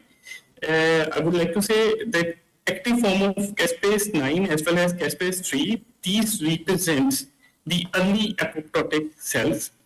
So further flow cytometry analysis of compound 7 in breast cancer cell lines indicated that these blue dots and yellow and green dots indicated that there is increase in pro-apoptotic cells while the treatment of cancer cells with our compounds, which shows that the compounds may be involved in triggering of apoptosis in cancer cells. So the compounds were further evaluated, compound 7 and 15, against leukemic cell lines, that is blood cancer cell lines. So the compounds were found to be more potent than the already reported molecules, as I already said, MS275, chigamide, which is already being used in China against leukemia cancer, and SAHA, which is a hydroxamic acid-based HTEC inhibitor and is FDA approved and used worldwide. So the compound showed better activity. As well as we checked the acetylated level of histones, as these compounds are HTEC inhibitors, so the acetylation levels of histones must be increased. So in case of histone 3 and histone 4 at positions K9 as well as K5, 8, 12 and 16 of H4, the expression of acetylated histones were increased in case of compound 15 and 7, while if you observe in alpha-tubulin, the acetylated levels of alpha-tubulin were a little decreased in case of compound 15 and 7. And the relative intensity of acetylated histone 3 are shown in this figure for different compounds, that is MS275, 15 and 7, which are comparable to each other. So further evaluation of compound was done to check whether the compounds are involved in controlling the acetylation of tubulin or not. So we treated the cell lines with tuberstatin A, which is a selective inhibitor of HTEC6, as HTEC6 is involved in the deacetylation of tubulin. So as you can see in the results, the cell lines were treated with compound 15, and in case where the cell lines were treated with tuberstatin, that is HTEC6 inhibitor, the expression of acetylated tubulin was increased, while where it was not treated with tuberstatin, the expression of acetylated tubulin was decreased in treatment with compound 15. So further we analyzed whether compound 15 and 7 are involved in controlling the expression of HTEC6 or not. So we did Western blot analysis and we found that the compound 15 or 17 are not involved in controlling the expression of HTEC6. So further, we checked the tubulin stability in presence of compounds 15 and 7, and we used vinorelbine and paclitaxel as tubulin stabilizing and destabilizing agents. So in terms of insoluble fraction, as you can see, the the expression of tubulin was decreased, which indicated that the tubulin was the most stabilized in the insoluble fraction, but compound 15 and 7 were able to destabilize the tubulin, hence can be used in curing of cancer. As well as we also did the tubulin polymerization assay, and compound 7 showed activity equal to vinorelbine in destabilizing the complex of tubulin, while compound 15 showed lesser activity than compound 7.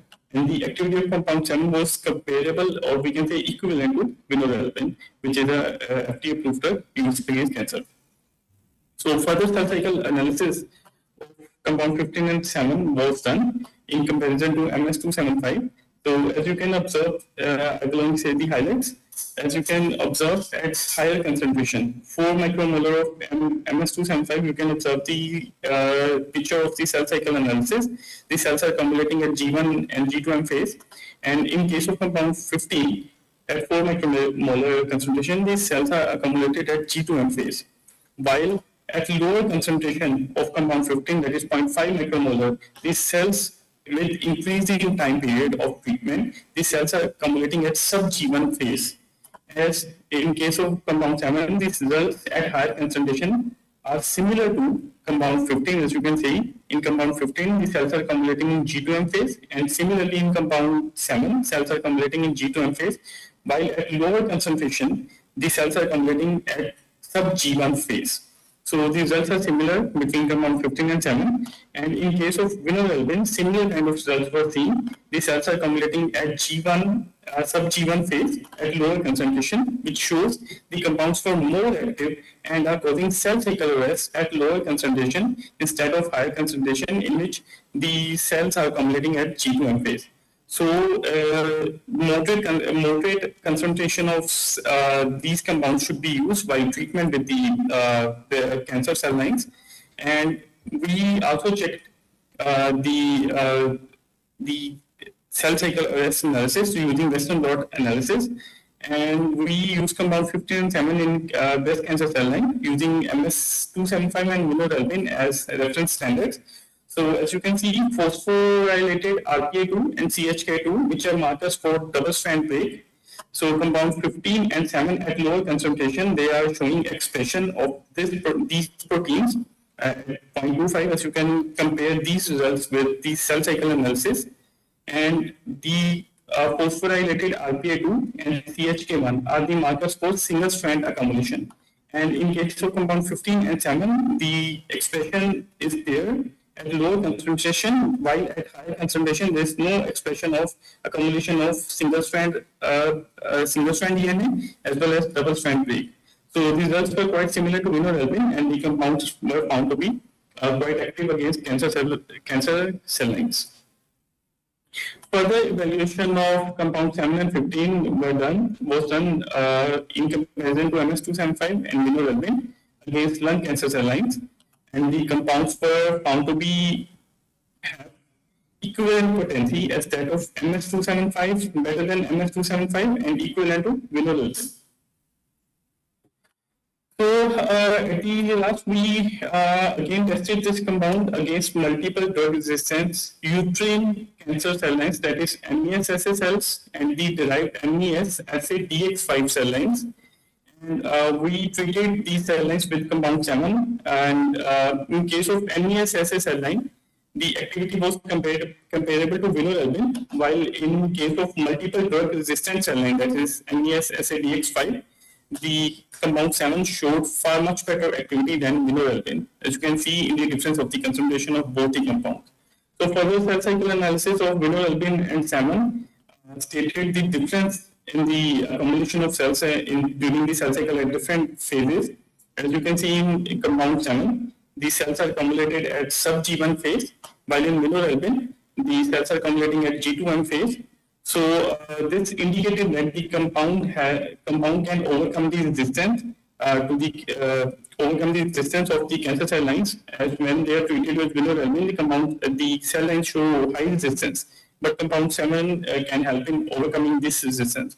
So further cell cycle analysis of vinorelbine at different concentrations like 0, 8, 16, and 32. As you can see, in increasing concentration of vinorelbine, the pattern of the cell cycle is same. There is no change. They are accumulating at G1 and G2 M phase. While in case of compound 7, with increasing concentration of the compound, the cell cycle pattern is different. The cells are getting accumulating at sub-G phases. So compound 7 could be helpful in overcoming the resistance barrier of the cancer cell lines. So again, the proteins involved in apoptosis were tested for these compounds in terms of mutant multi-drug resistance cell lines. As I already told, that CHK2 and RPA2 are the markers for double-strand break. So with increasing concentration, compound 7 is showing expression for double-strand break as well as single-strand accumulation. So the compound was found to be better than the already reported as well as FDA-approved drugs. So in conclusion, I would like to say we synthesized a series of amino aniline type HTEC inhibitors containing pyrrolo-2,3-pyrimidine as the cap component. And in vitro studies let us the identification of compound 7 and 15 as strikingly potent class 1 HTEC inhibitors.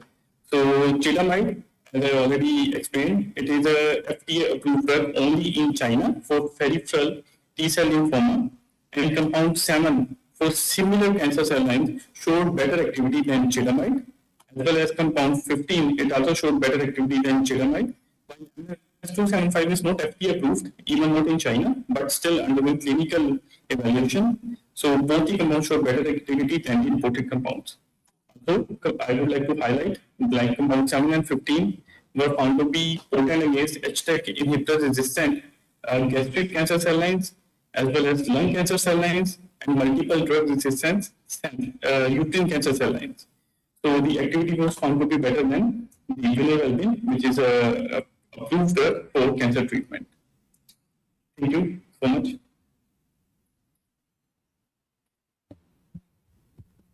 Okay, thank you. It's very interesting topic about the how MS275 can enhance anti-proliferative, especially in the tumor or cancer. So, Dr. Arsdeep, please still stay with us in the Zoom. We will welcome the second speaker, and we continue to the discussion in the last session.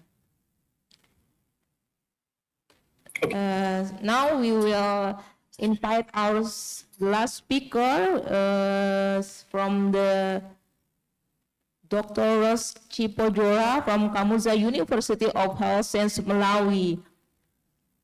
From the background education, she was a holder and Bachelor of Science degree in Nursing and Midwifery, Kamuzu College Nursing University in Malawi, and finishing the Master of Science of Nursing and PhD in Nursing Taipei Medical University, College of Nursing, School of Nursing, Taiwan.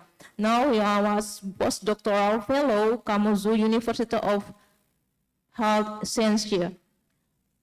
Let's please welcome Dr. Cipojora. Are you still with us? Oh, hello. Hello, Dr. Ross. Nice to meet you. Can you hear my voice? Thank you. Okay. Hi. Can you hear my voice?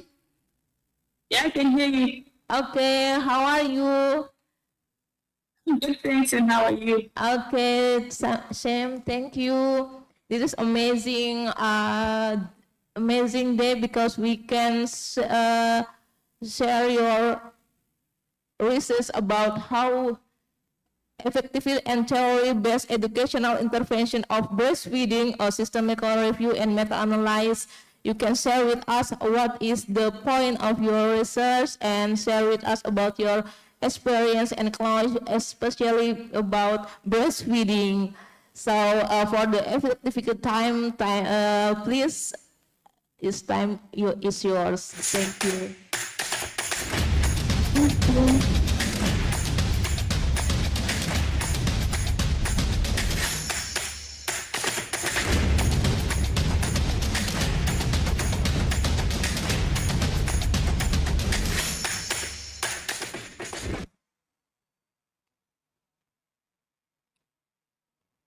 But may you please give me permission to share my screen? Okay, please allow.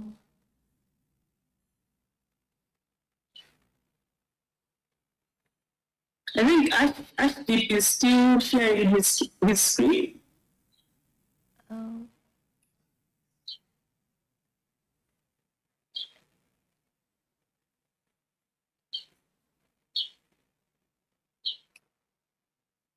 Well, we try to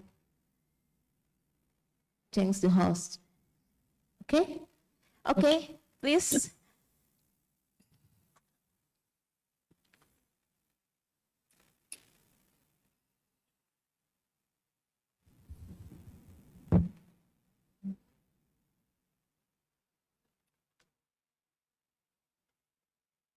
Okay, put my screen.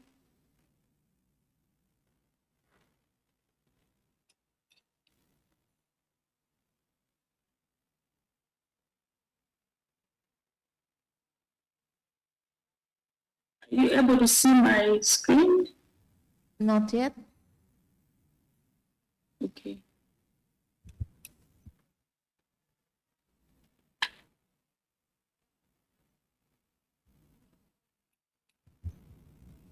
Are you now able to see my screen? Not yet. Okay.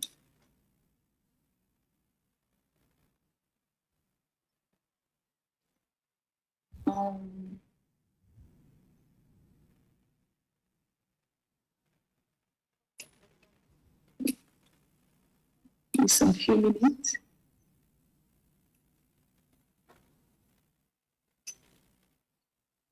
Or maybe Dr. C. Yes. Can you share my PowerPoint so that I can clearly? You can do it from your end and then I can present. Maybe we Dr. C. Yes, we can present your slide from our. Yes.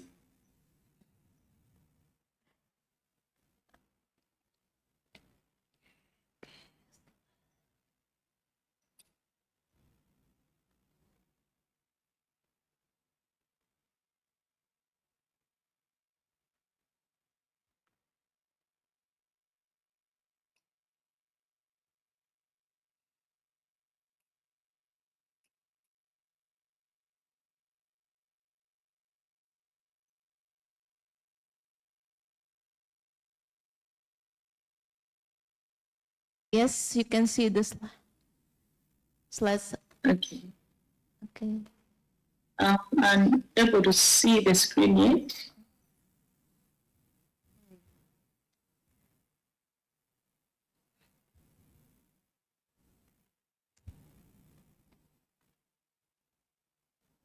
Now you can see the slide. Okay, but I'm able to see the slides on my end.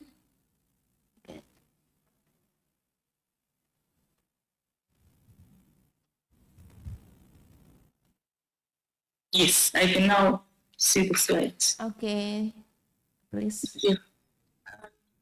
So good afternoon, everyone.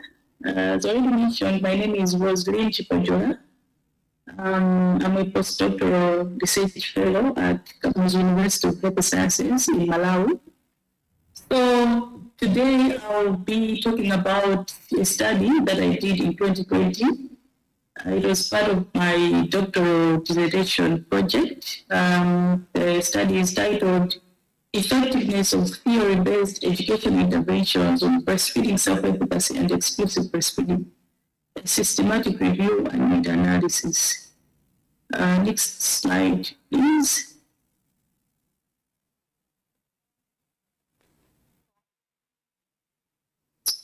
So that's my outline. Next slide. Next. So the benefits of breastfeeding have been well documented in literature. That's for both the mother and the infant. So for the mother, breastfeeding lessens the risk of breast cancer. It prevents postpartum depression. And for the infants, it prevents infections, as well as asthma. Next slide. So the rates of exclusive breastfeeding have declined globally, specifically for exclusive breastfeeding at 1 month, as well as exclusive breastfeeding at 6 months. And most of the literature has highlighted that exclusive breastfeeding has declined and is lower than the WHO recommended rate of 50%.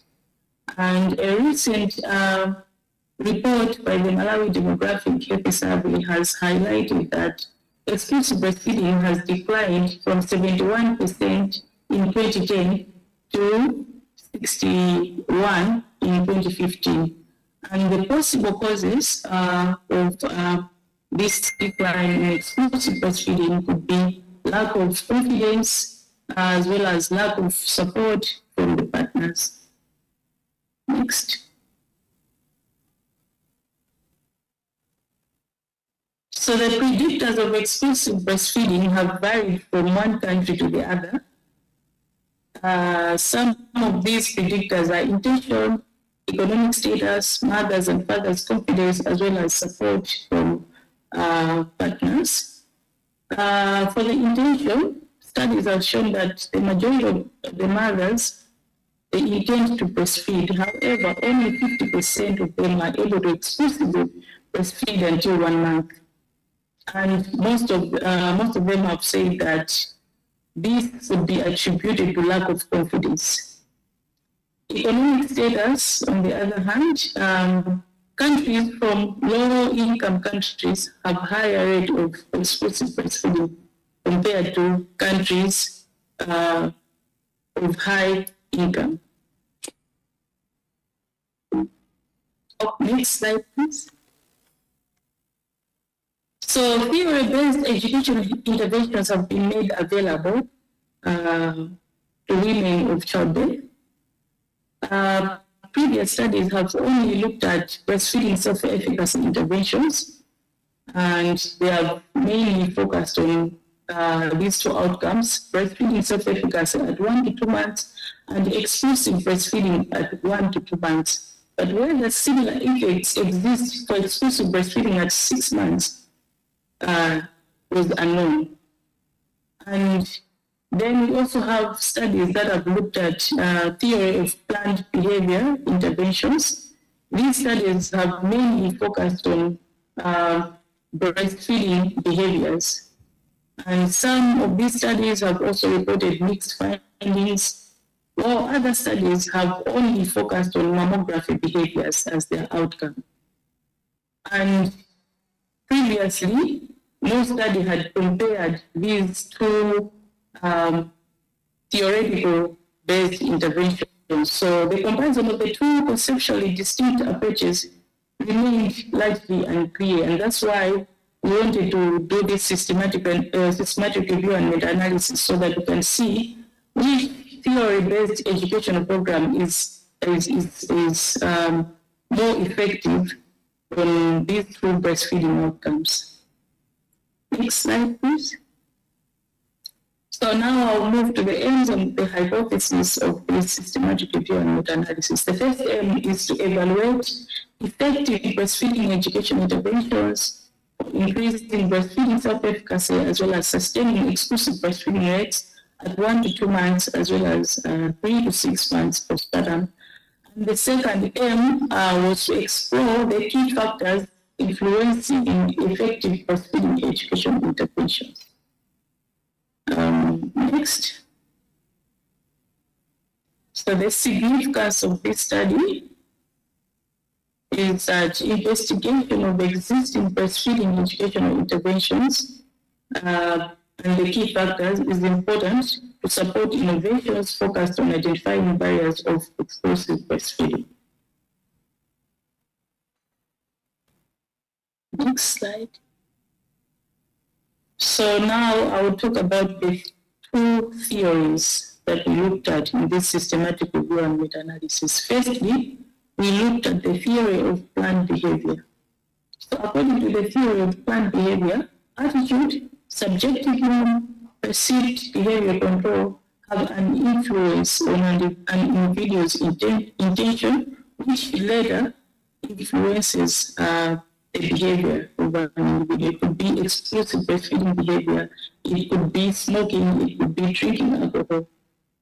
And then the breastfeeding self-efficacy says also that performance mastery, vicarious experience, verbal perception, physiological arousal, they all influence a person's self-efficacy, which has an impact on their behavior. So for the methods, we used PICO. PICO stands for participant, intervention, control, outcome, as well as study design. So in this systematic review and meta-analysis, we included only healthy mothers who had full-term infants and those that intended to breastfeed or who were breastfeeding. Intervention were these two educational programs, so that those that are based on the theory of planned behavior and those that are based on the breastfeeding self-efficacy. The control group were women who received usual care or no treatment at all. The outcome was breastfeeding self-efficacy as well as exclusive breastfeeding. Study design were randomized controlled trials published in English. Next slide.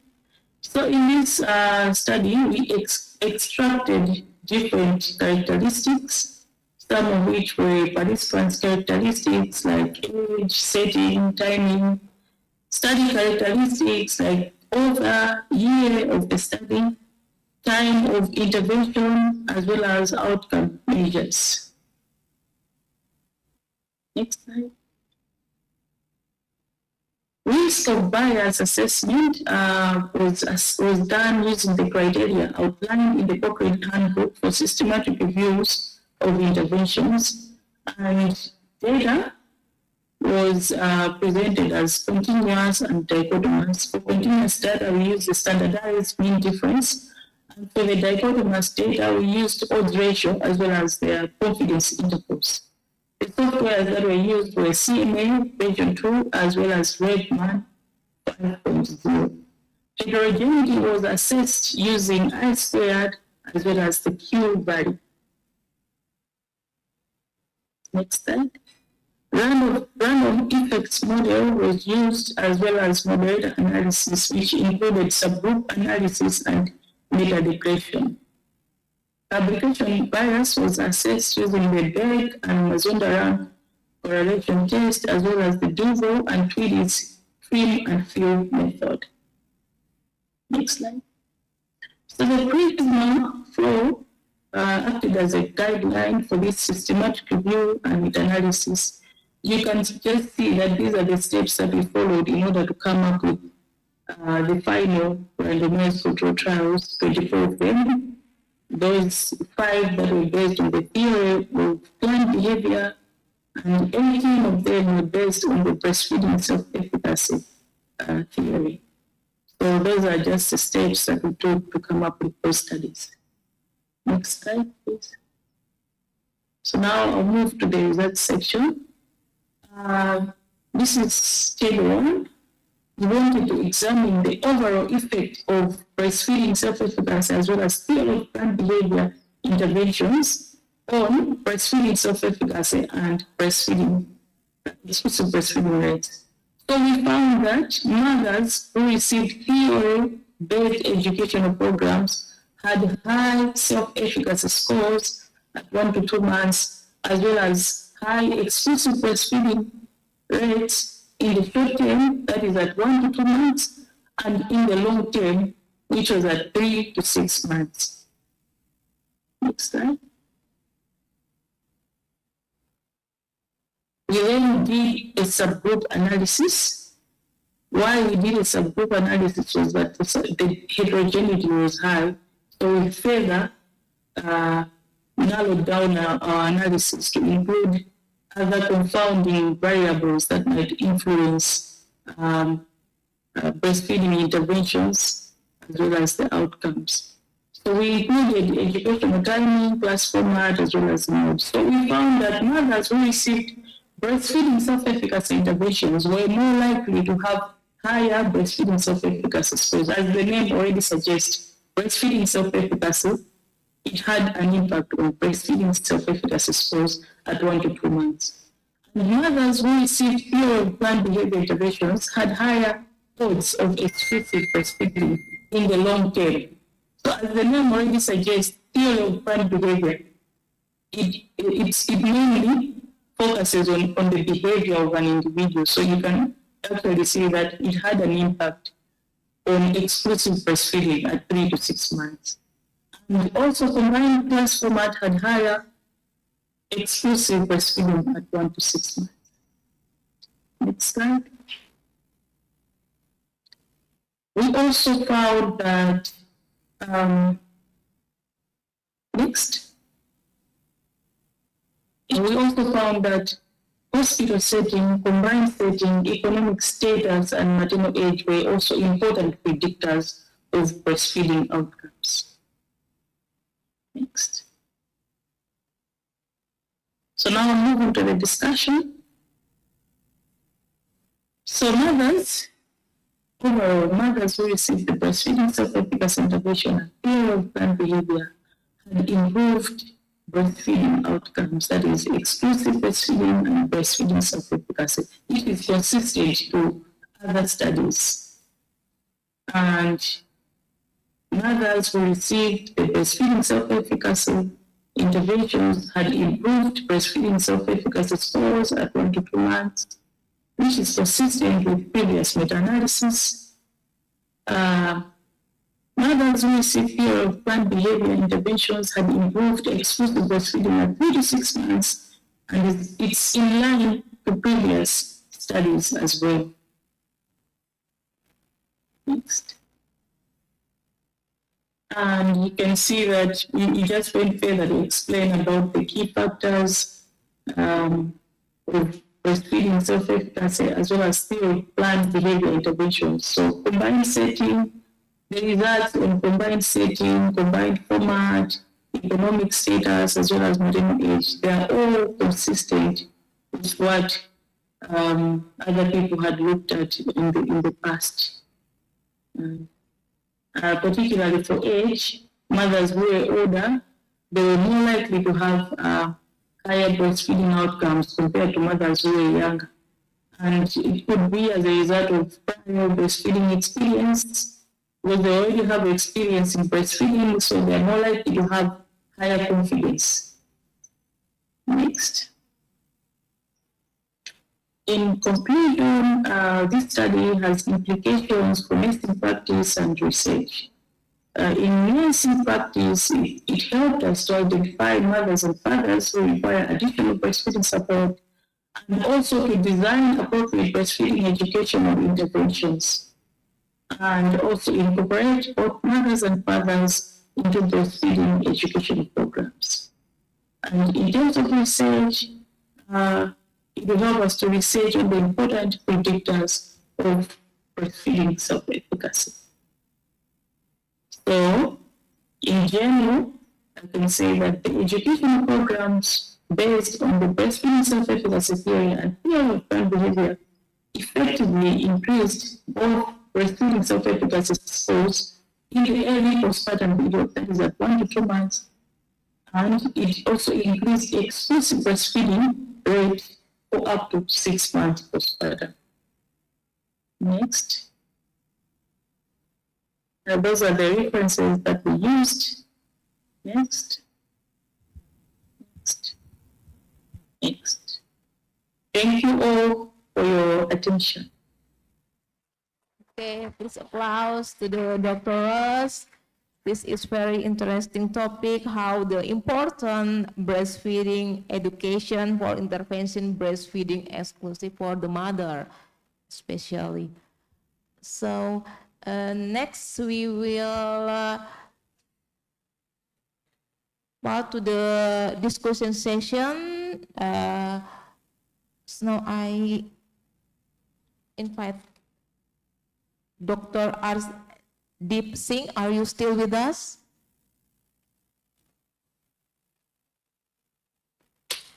Hello, Dr. Arsdeep.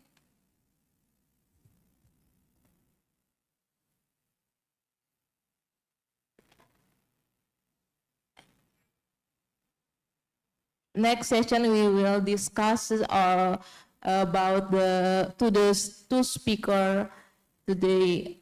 I will invite any audience for the question, discussion, or the maybe opinion about interesting topic today.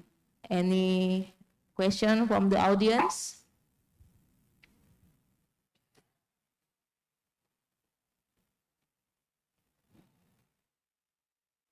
Okay, while we waiting for the audience, I want to ask some question for the Dr. Arsdeep Singh.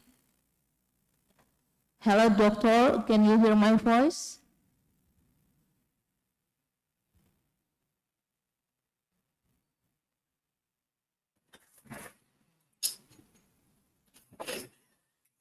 Hello, Dr. Arsdeep. Hello. Okay. I want to ask something about your presentation. It is very interesting how the CAPMS 275 have a toxicity for the anti-proliferative effect for the tumor or cancer cell. But from your experience, did have any side effect of the MS275 of toxicity for the normal cell maybe? Actually, most of the HTAC inhibitors, they show toxicity against normal cells as they go off targeting. So they also target some other proteins during their action. So there are some toxicities, but not much. It is not dangerous for the normal cell maybe? Or No, not that much. Yes. Okay, so the positive advantage is more than the negative side effect maybe. Yes. Okay. Yes, the effects are negative. Okay, thank you, Dr. Arsdeep. Another question from the audience, please?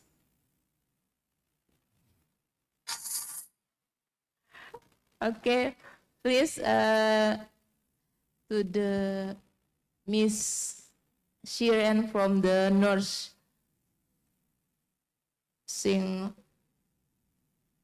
program study. Okay, thank you for the time. Yes. My name is Syahrani Hajri, or just Sharen. I'm the faculty member of Faculty of Medicine Universitas HALU OLEO, especially in nursing department. So it was such interesting topic for me about educational intervention for breastfeeding self-efficacy. Based on your study, it has had impact on the act of mother to breastfeed their children, especially in exclusive breastfeeding. So I want to ask about the complementary feeding. It is also can be implemented in the act of complementary feeding when mother, feed their children in the stage of complementary feeding. Thank you very much. Thank you. Please, Dr. Ross. Good question. I think complementary feeding, we can also use this theory-based educational programs to try to promote complementary feeding, though it's not advisable to promote complementary feeding within 6 months of breastfeeding. So I would say these interventions would be used to promote complementary feeding at 8 months. That's when we start complementary feeding. But below 8 months, I wouldn't recommend. Thank you. Okay, did you understand? Can you?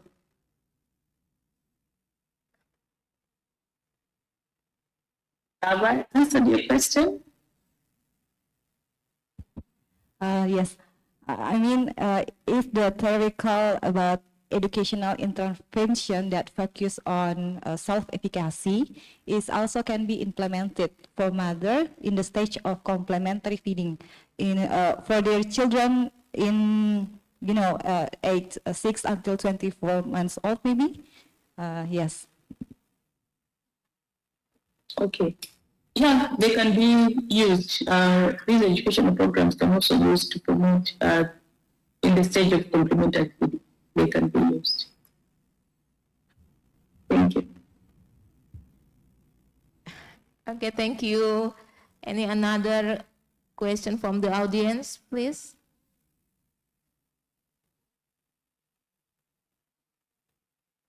So while we're waiting for the question, I want to ask one question for the Dr. Ross. It is very interesting topic. I'm interesting about the education intervention of breastfeeding. From your experience, did you find any different outcome if we have intervention education in the mother low education compared with high education? It is a different result or output from your experience. And please, thank you. Thank you.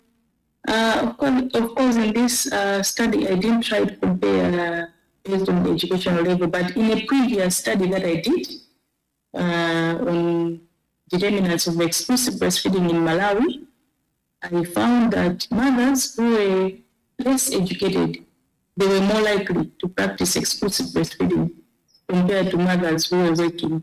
Yes. I think the main reason was that mothers who are working, they have busy time schedules and they don't have the time to breastfeed their child until 6 months. So I think it makes sense to have that type of finding. And it's something that is really happening on the ground. Yeah, thank you. So the mother with the high education is more important to have education about breastfeeding, not because the background of education, but because the daily life. Okay, thank you for your explanation, Dr. Ross. Okay, the audience, any another question or discussion? If there is now another, we can close our session of this last session of conference. Thank you for Dr. Ross and Dr. Asdeep Singh for your joining with us and sharing all your knowledge to the Dok Yomi? What? Oh, sorry. I'm sorry. There is another one question from the audience. Please.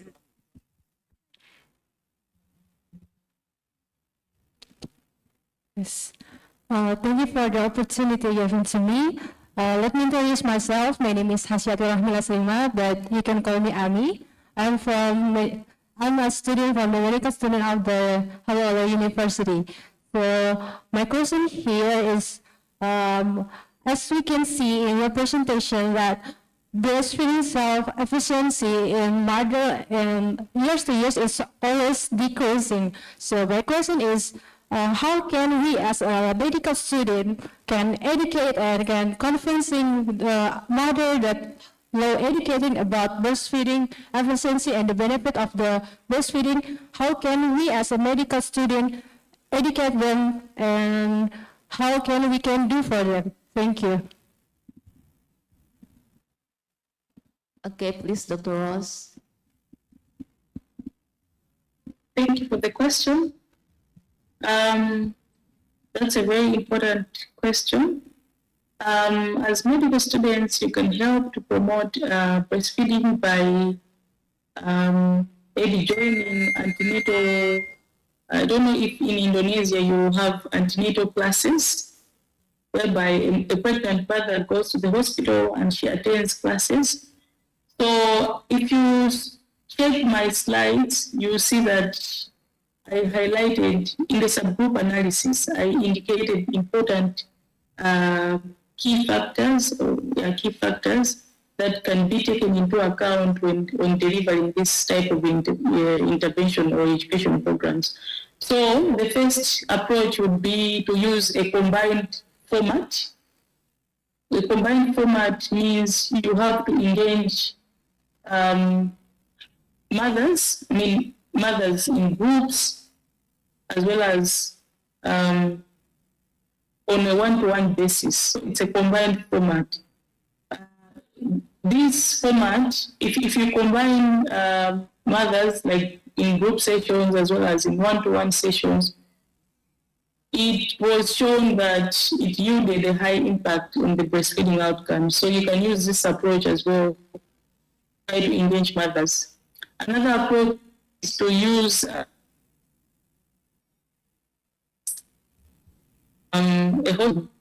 we found that mothers who attended, who delivered in the hospital setting or who did their educational program in the hospital setting, they had higher breastfeeding outcomes. So you can also make sure that you encourage the mothers to come to the hospitals to receive this educational program.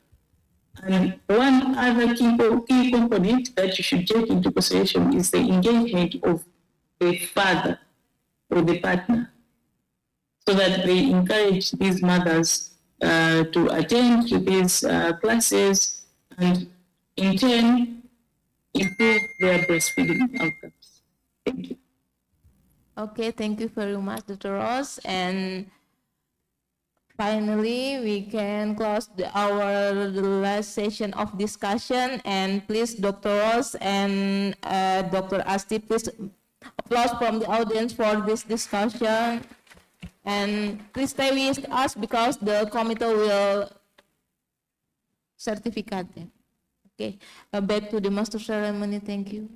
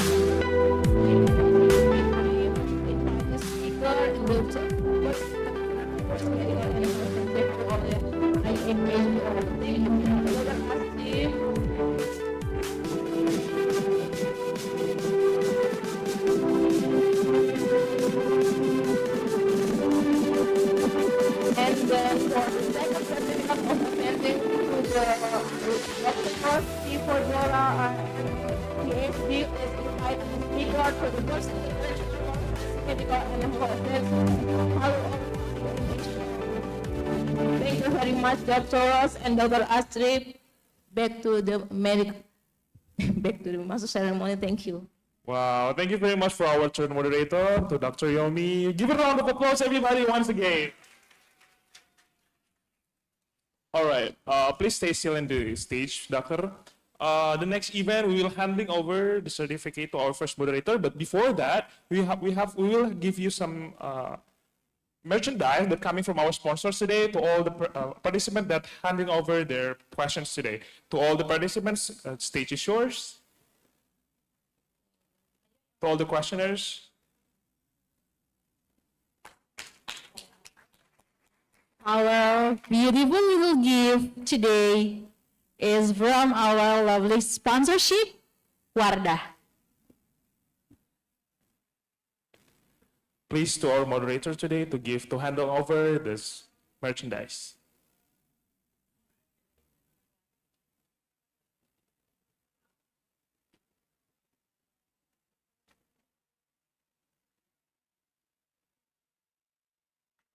Give a round of applause, everybody.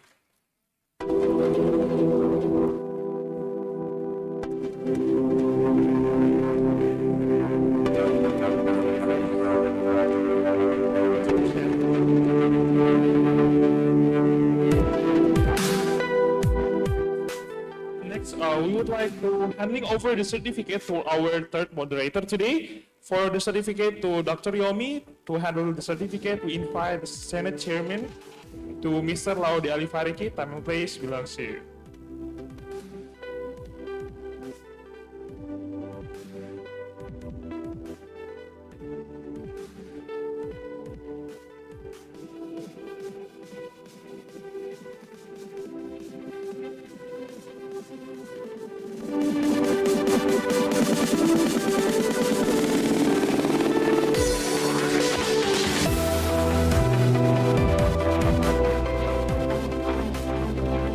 much to our Senate Chairman, and thank you very much for our third moderator today.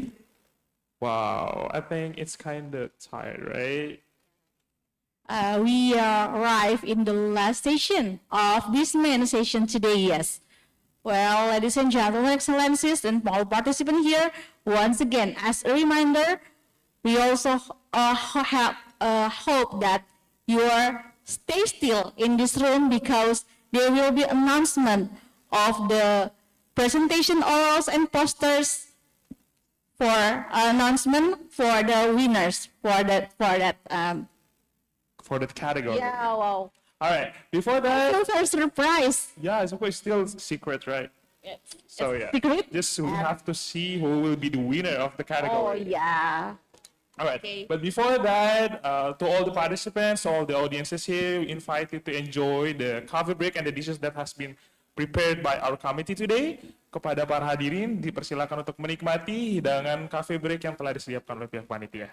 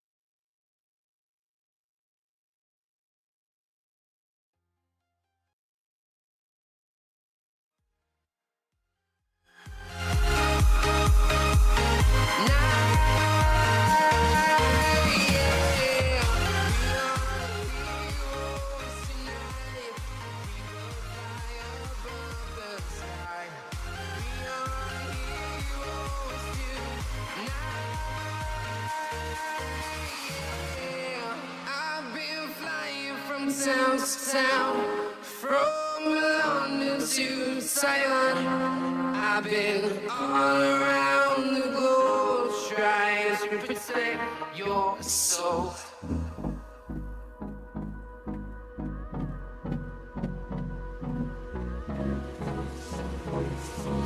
Hold me close till I get up. Time is barely outside. I don't wanna waste what's left. The storms we chase are leading us, and love is all we'll ever trust. Yeah, no, I don't wanna waste what's left. And on we'll go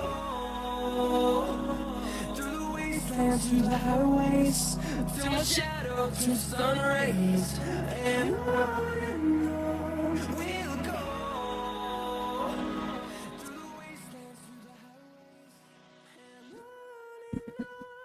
Cek. Kepada para hadirin sekalian, sebentar lagi akan kita tampilkan barcode.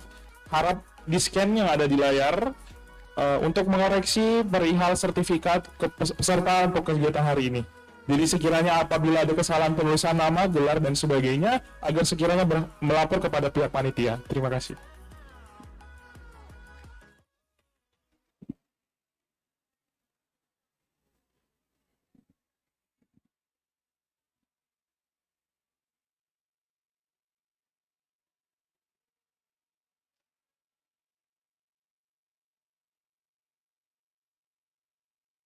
Sekali lagi kepada para peserta diharapkan untuk scan barcode yang ada di layar. Sekiranya ada yang memiliki kesalahan nama dan segalanya bisa melapor kepada pihak panitia. Through the wastelands, through the highways, till my shadow turns sun rays. And on we'll go through the wastelands, through the highways, and on we'll go.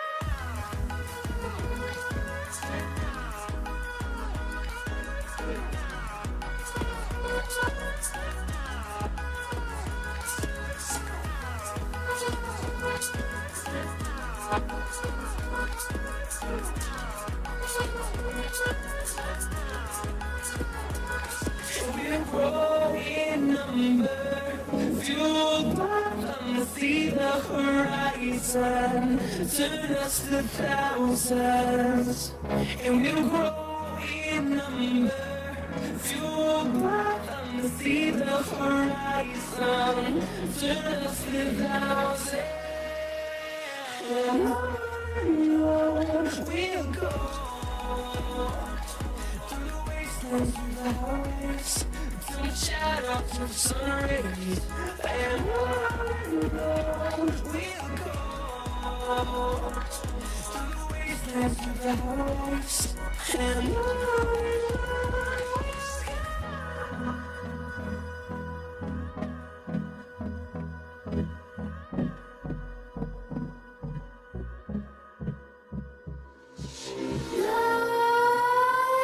Let's creep while you and me repeat. This bittersweet heat is suffocating. I'm waiting and always hesitating. Kryptonite desires set my heart afire. Heart on fire. Set my heart afire.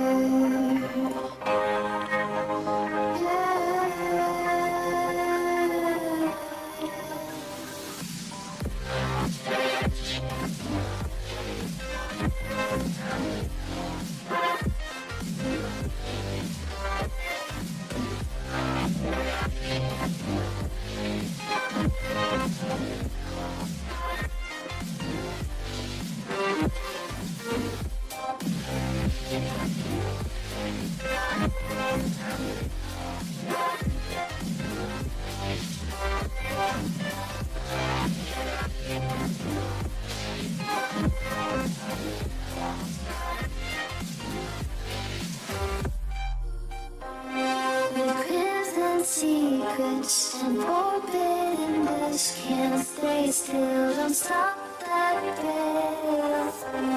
Like bones crave your skin, temptation within, mistakes ignite the silence. Let's creep while you and me repeat. This bittersweet heat is suffocating. I'm waiting and always hesitating. Kryptonite desires set my heart afire. Heart on fire. Set my heart afire.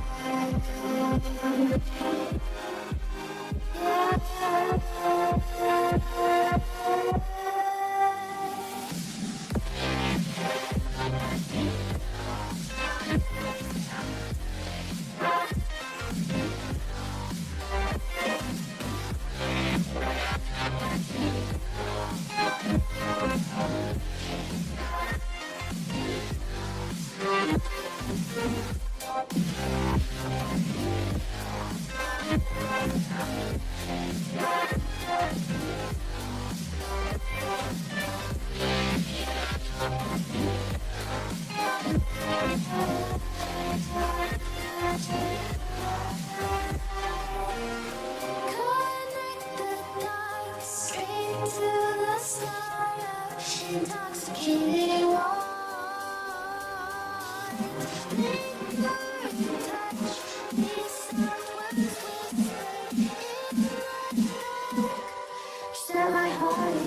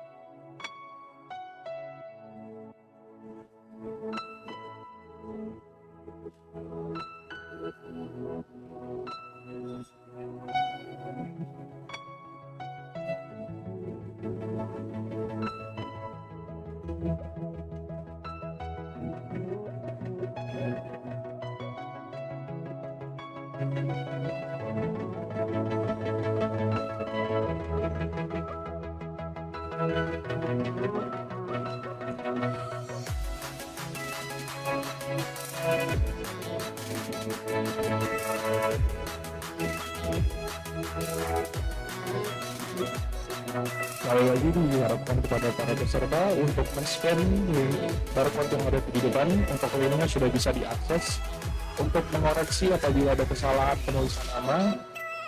Ya.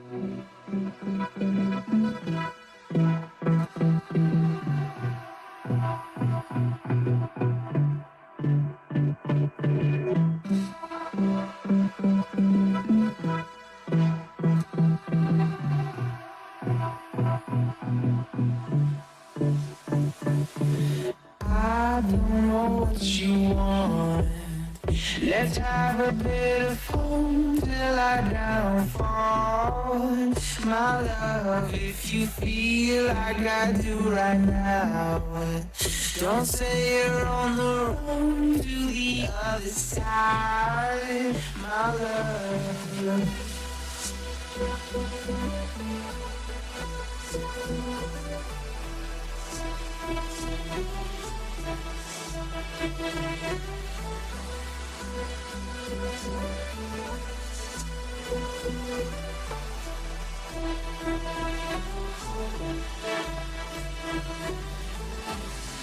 You say you wanna try, but you never do.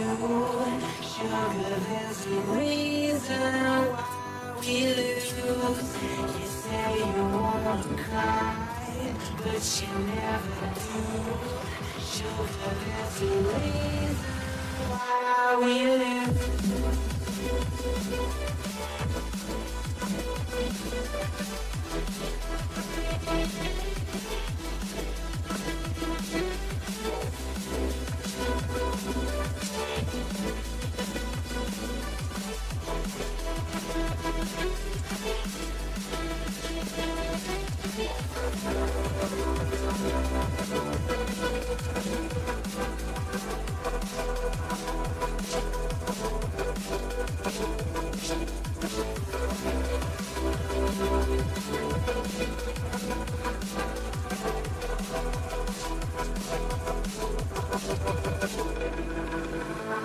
I don't know what you want. Let's have a bit of fun till I downfall. My love, if you feel like I do right now, don't say you're on the run to the other side, my love. You say you wanna try, but you never do. Sugar, there's a reason why we lose.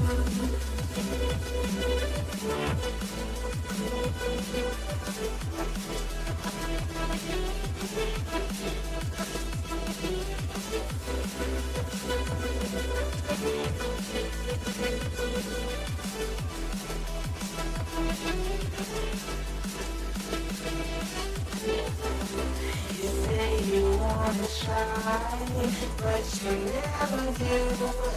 Sugar, there's a reason why we lose. You say you wanna cry, but you never do. Sugar, there's a reason why we lose. Like you, be strong to hold the powers of the sun.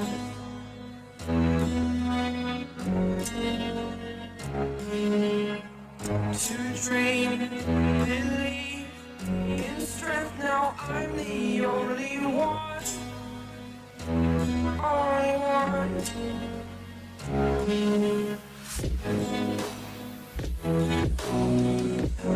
was an ordinary boy until I broke all my life destroyed.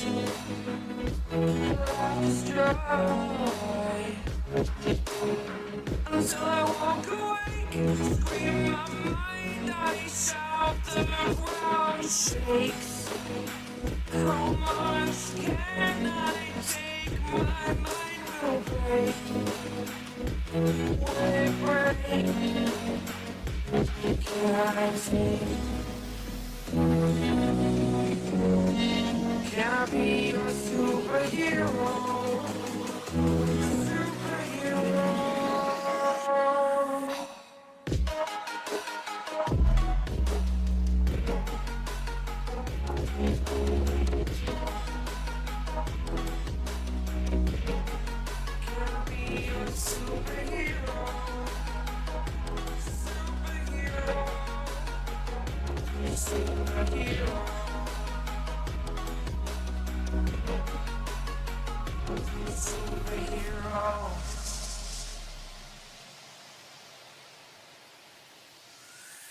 Fly up away. It's the first time of today.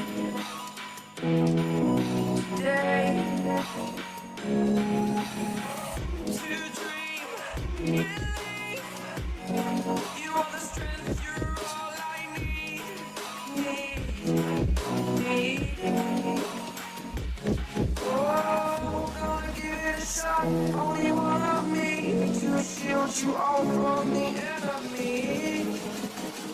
You're a superhero. You're a superhero.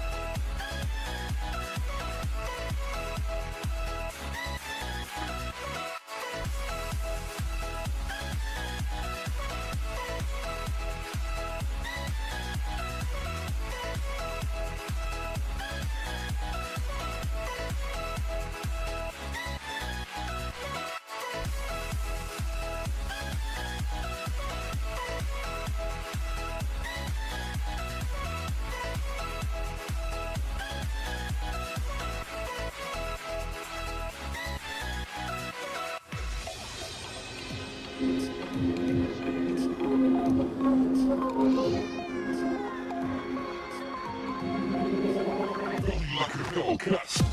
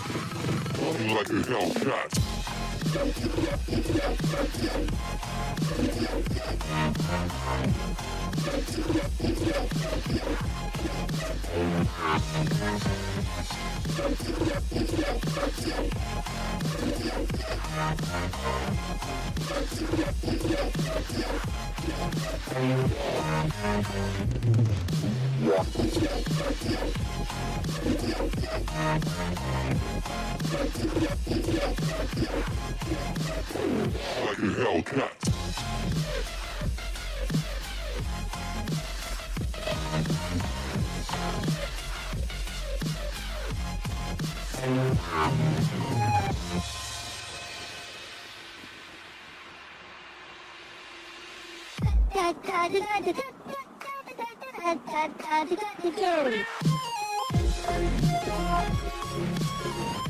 Like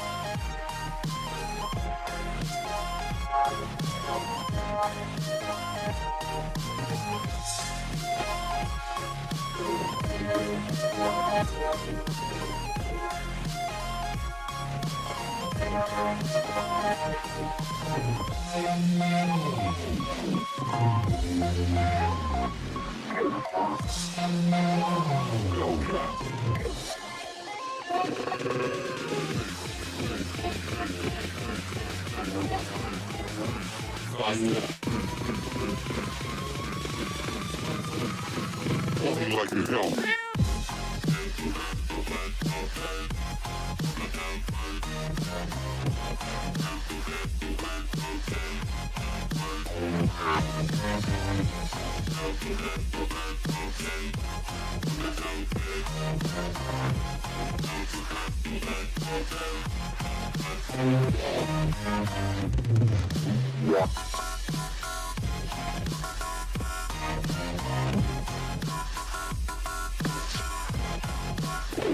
Like a Hellcat.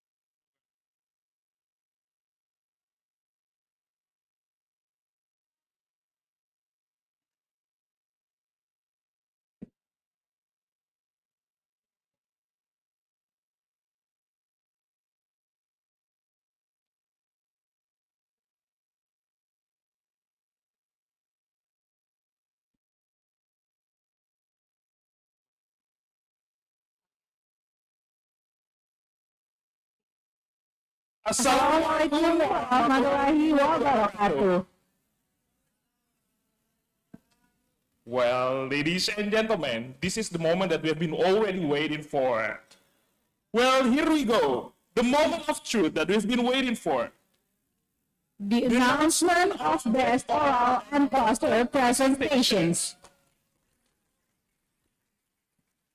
But before I go far, let me give some honorable to our adjudicators that has been valued our moment today. For Professor Dr. Isaidin SPD MSI, Dr. Nurse Mubarak Eskep MSc, Dr. Renat Adrian Fristio Hadi Apoteker, Dr. Eko Krahmadi Saputra Hanafi, Spesialis Bedah Magister Kesehatan. Kepada para juri dipersilakan untuk mengambil tempat di depan untuk penyerahan sertifikat. Tepuk tangan sekalian, hadirin sekalian.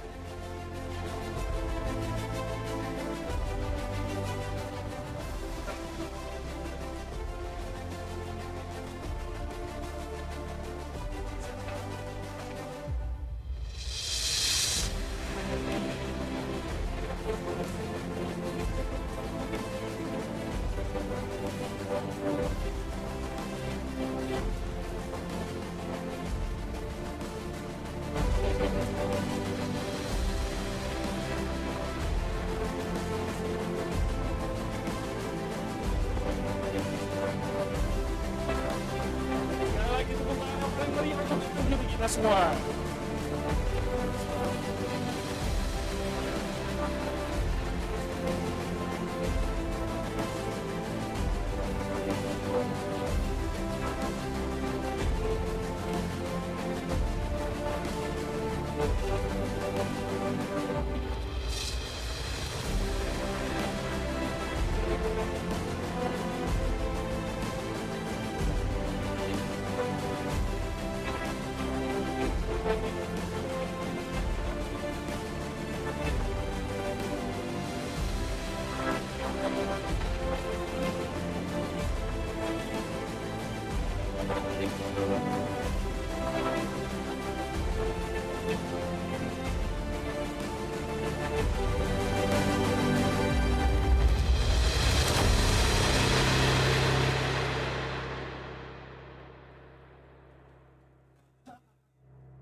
Kami ucapkan terima kasih banyak kepada Wakil Dekan 1 Fakultas Kedokteran Universitas HALU OLEO serta kepada para juri kita pada kesempatan hari ini.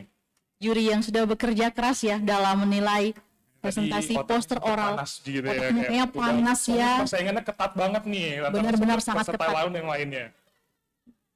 Oke. Bagaimana panitia, siap? Oke. Ini dia saat-saat yang paling deg-degan nih, pasti para peserta yang lain udah aduh siapa nih yang menang nih ya Kak ya. Siapa ya? Saya kah? Bisa saya nggak sih Kak? Saya kah? Kita dua aja nggak sih? Oh boleh. Oke.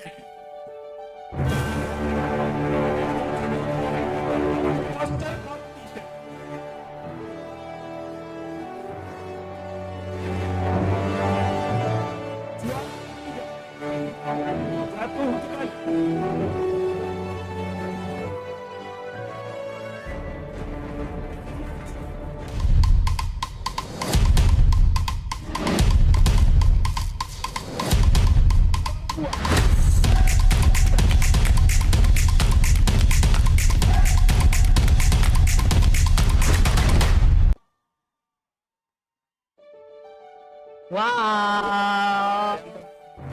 Juara satu siapa? Ada yang bisa tebak? Juara satu.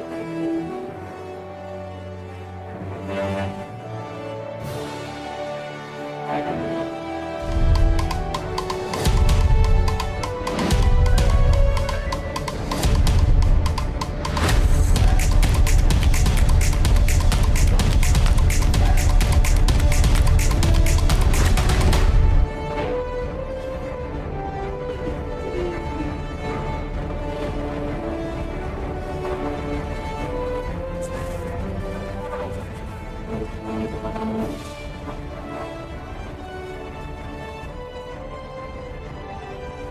mendapatkan uang senilai Rp100.000. Juga untuk pemeriksaanmu senilai Rp8.500.000 dipersembahkan oleh operator Indonesia.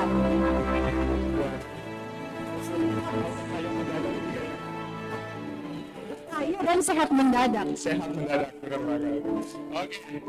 Selanjutnya kepada para pemenang dipersilakan untuk mengambil tempat di atas panggung untuk memberikan hadiah.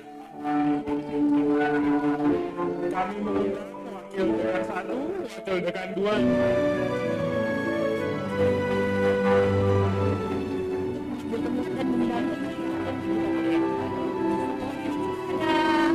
Pengalaman satu lomba lagi.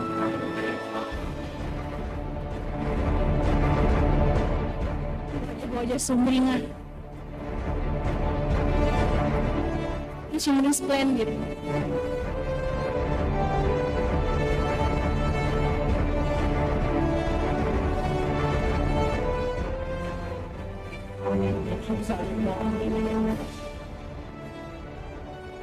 Satu timnya boleh mewakili. Sisvikas Kemenkes.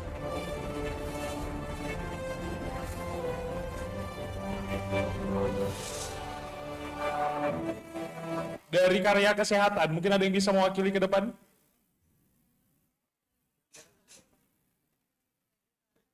Pemenangnya sama-sama Pak Yudi.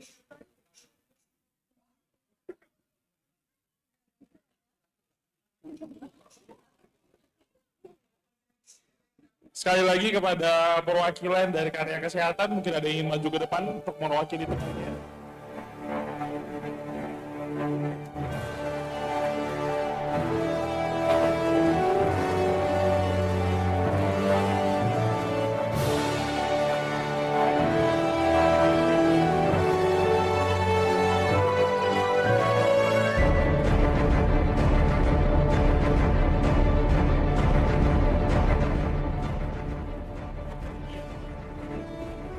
Permisi Ibu.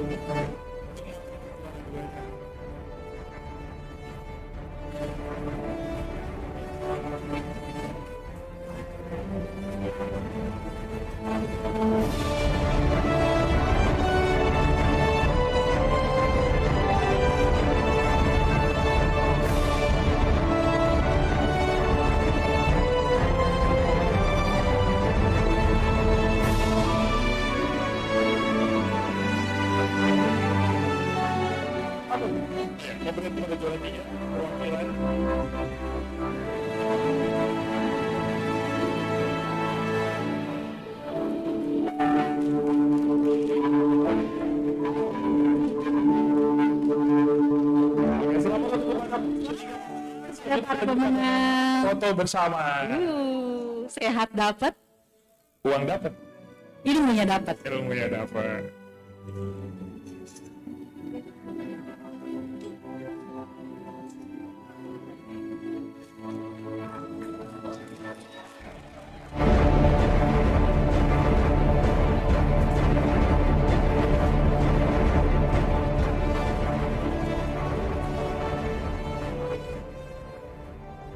We are continuing to the winner of the best oral presentation. Tepuk tangan dulu semua. Oke. Siapa ya? Oke. Of the winner of the oral presentation competition. The third winner is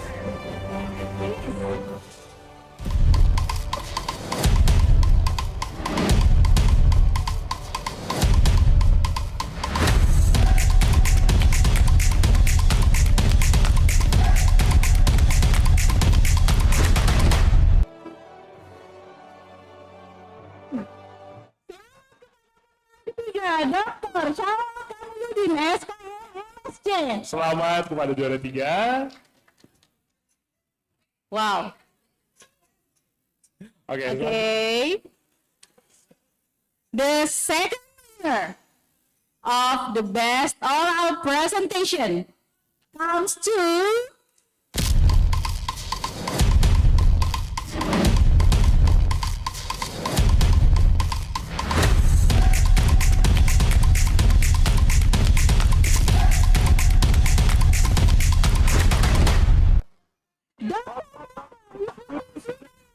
Magister Kesehatan. Selamat. Oke, tadi udah juara 3, juara 2, sekarang yang paling utama ya. Yang kita tunggu-tunggu. Siapa ya? Suaranya, ada yang tahu siapa pemenangnya? Adakah yang tahu siapa pemenangnya? Oke, tanpa berlama-lama kita umumkan. The first winner of best oral presentation comes to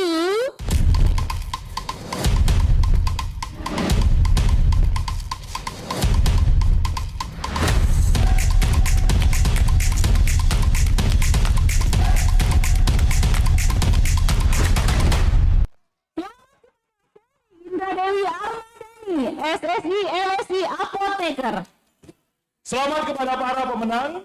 Silakan maju ke depan panggung untuk menerima hadiah. Untuk ketiga pemenang akan mendapatkan hadiah uang total senilai Rp4.500.000 dan masing-masing dari juara 1 akan mendapatkan kupon pemeriksaan nutrigenomik senilai Rp8.500.000 dipersembahkan oleh Laboratorium Klinik Prodia.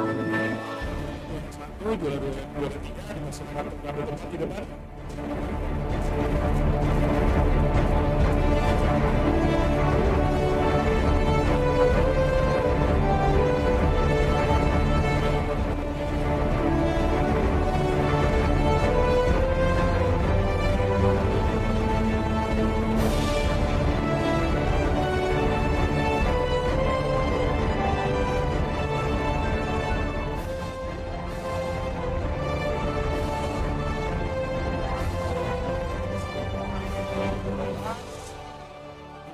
Yohani dan Dr. Eko Pramadi Saputra dipersilakan untuk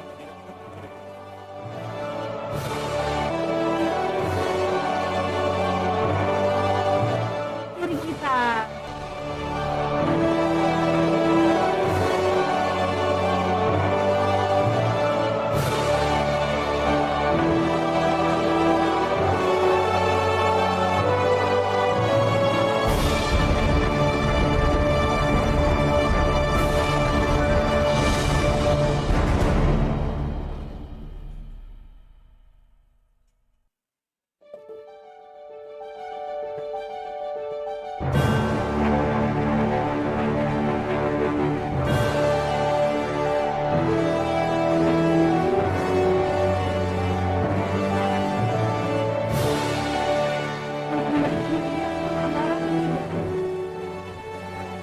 Oleh Dr. Eko Pramadi, spesialis bedah magister kesehatan.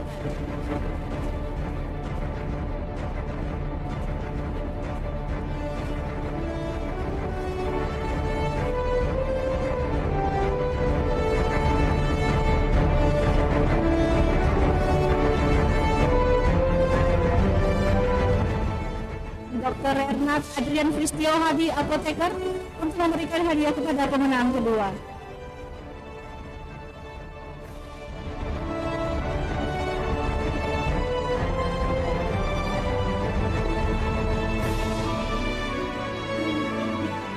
Dr. Nazmi Mubarak untuk memberikan hadiah kepada pemenang pertama.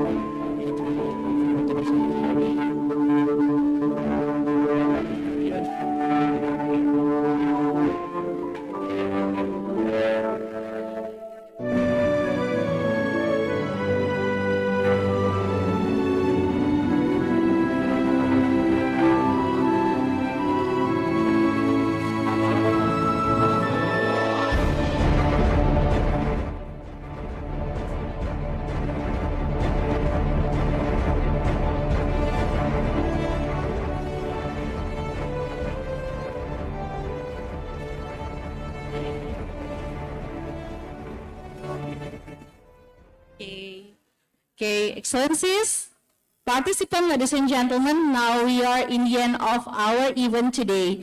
We would like to express our best gratitude for all speakers and also for all participants here. Thank you for your kind attention. Finally, from the deepest heart and on behalf of the International Conference Committee, we do apologize for any mistakes during this event. Lastly, we say, Wassalamualaikum warahmatullahi wabarakatuh and good day.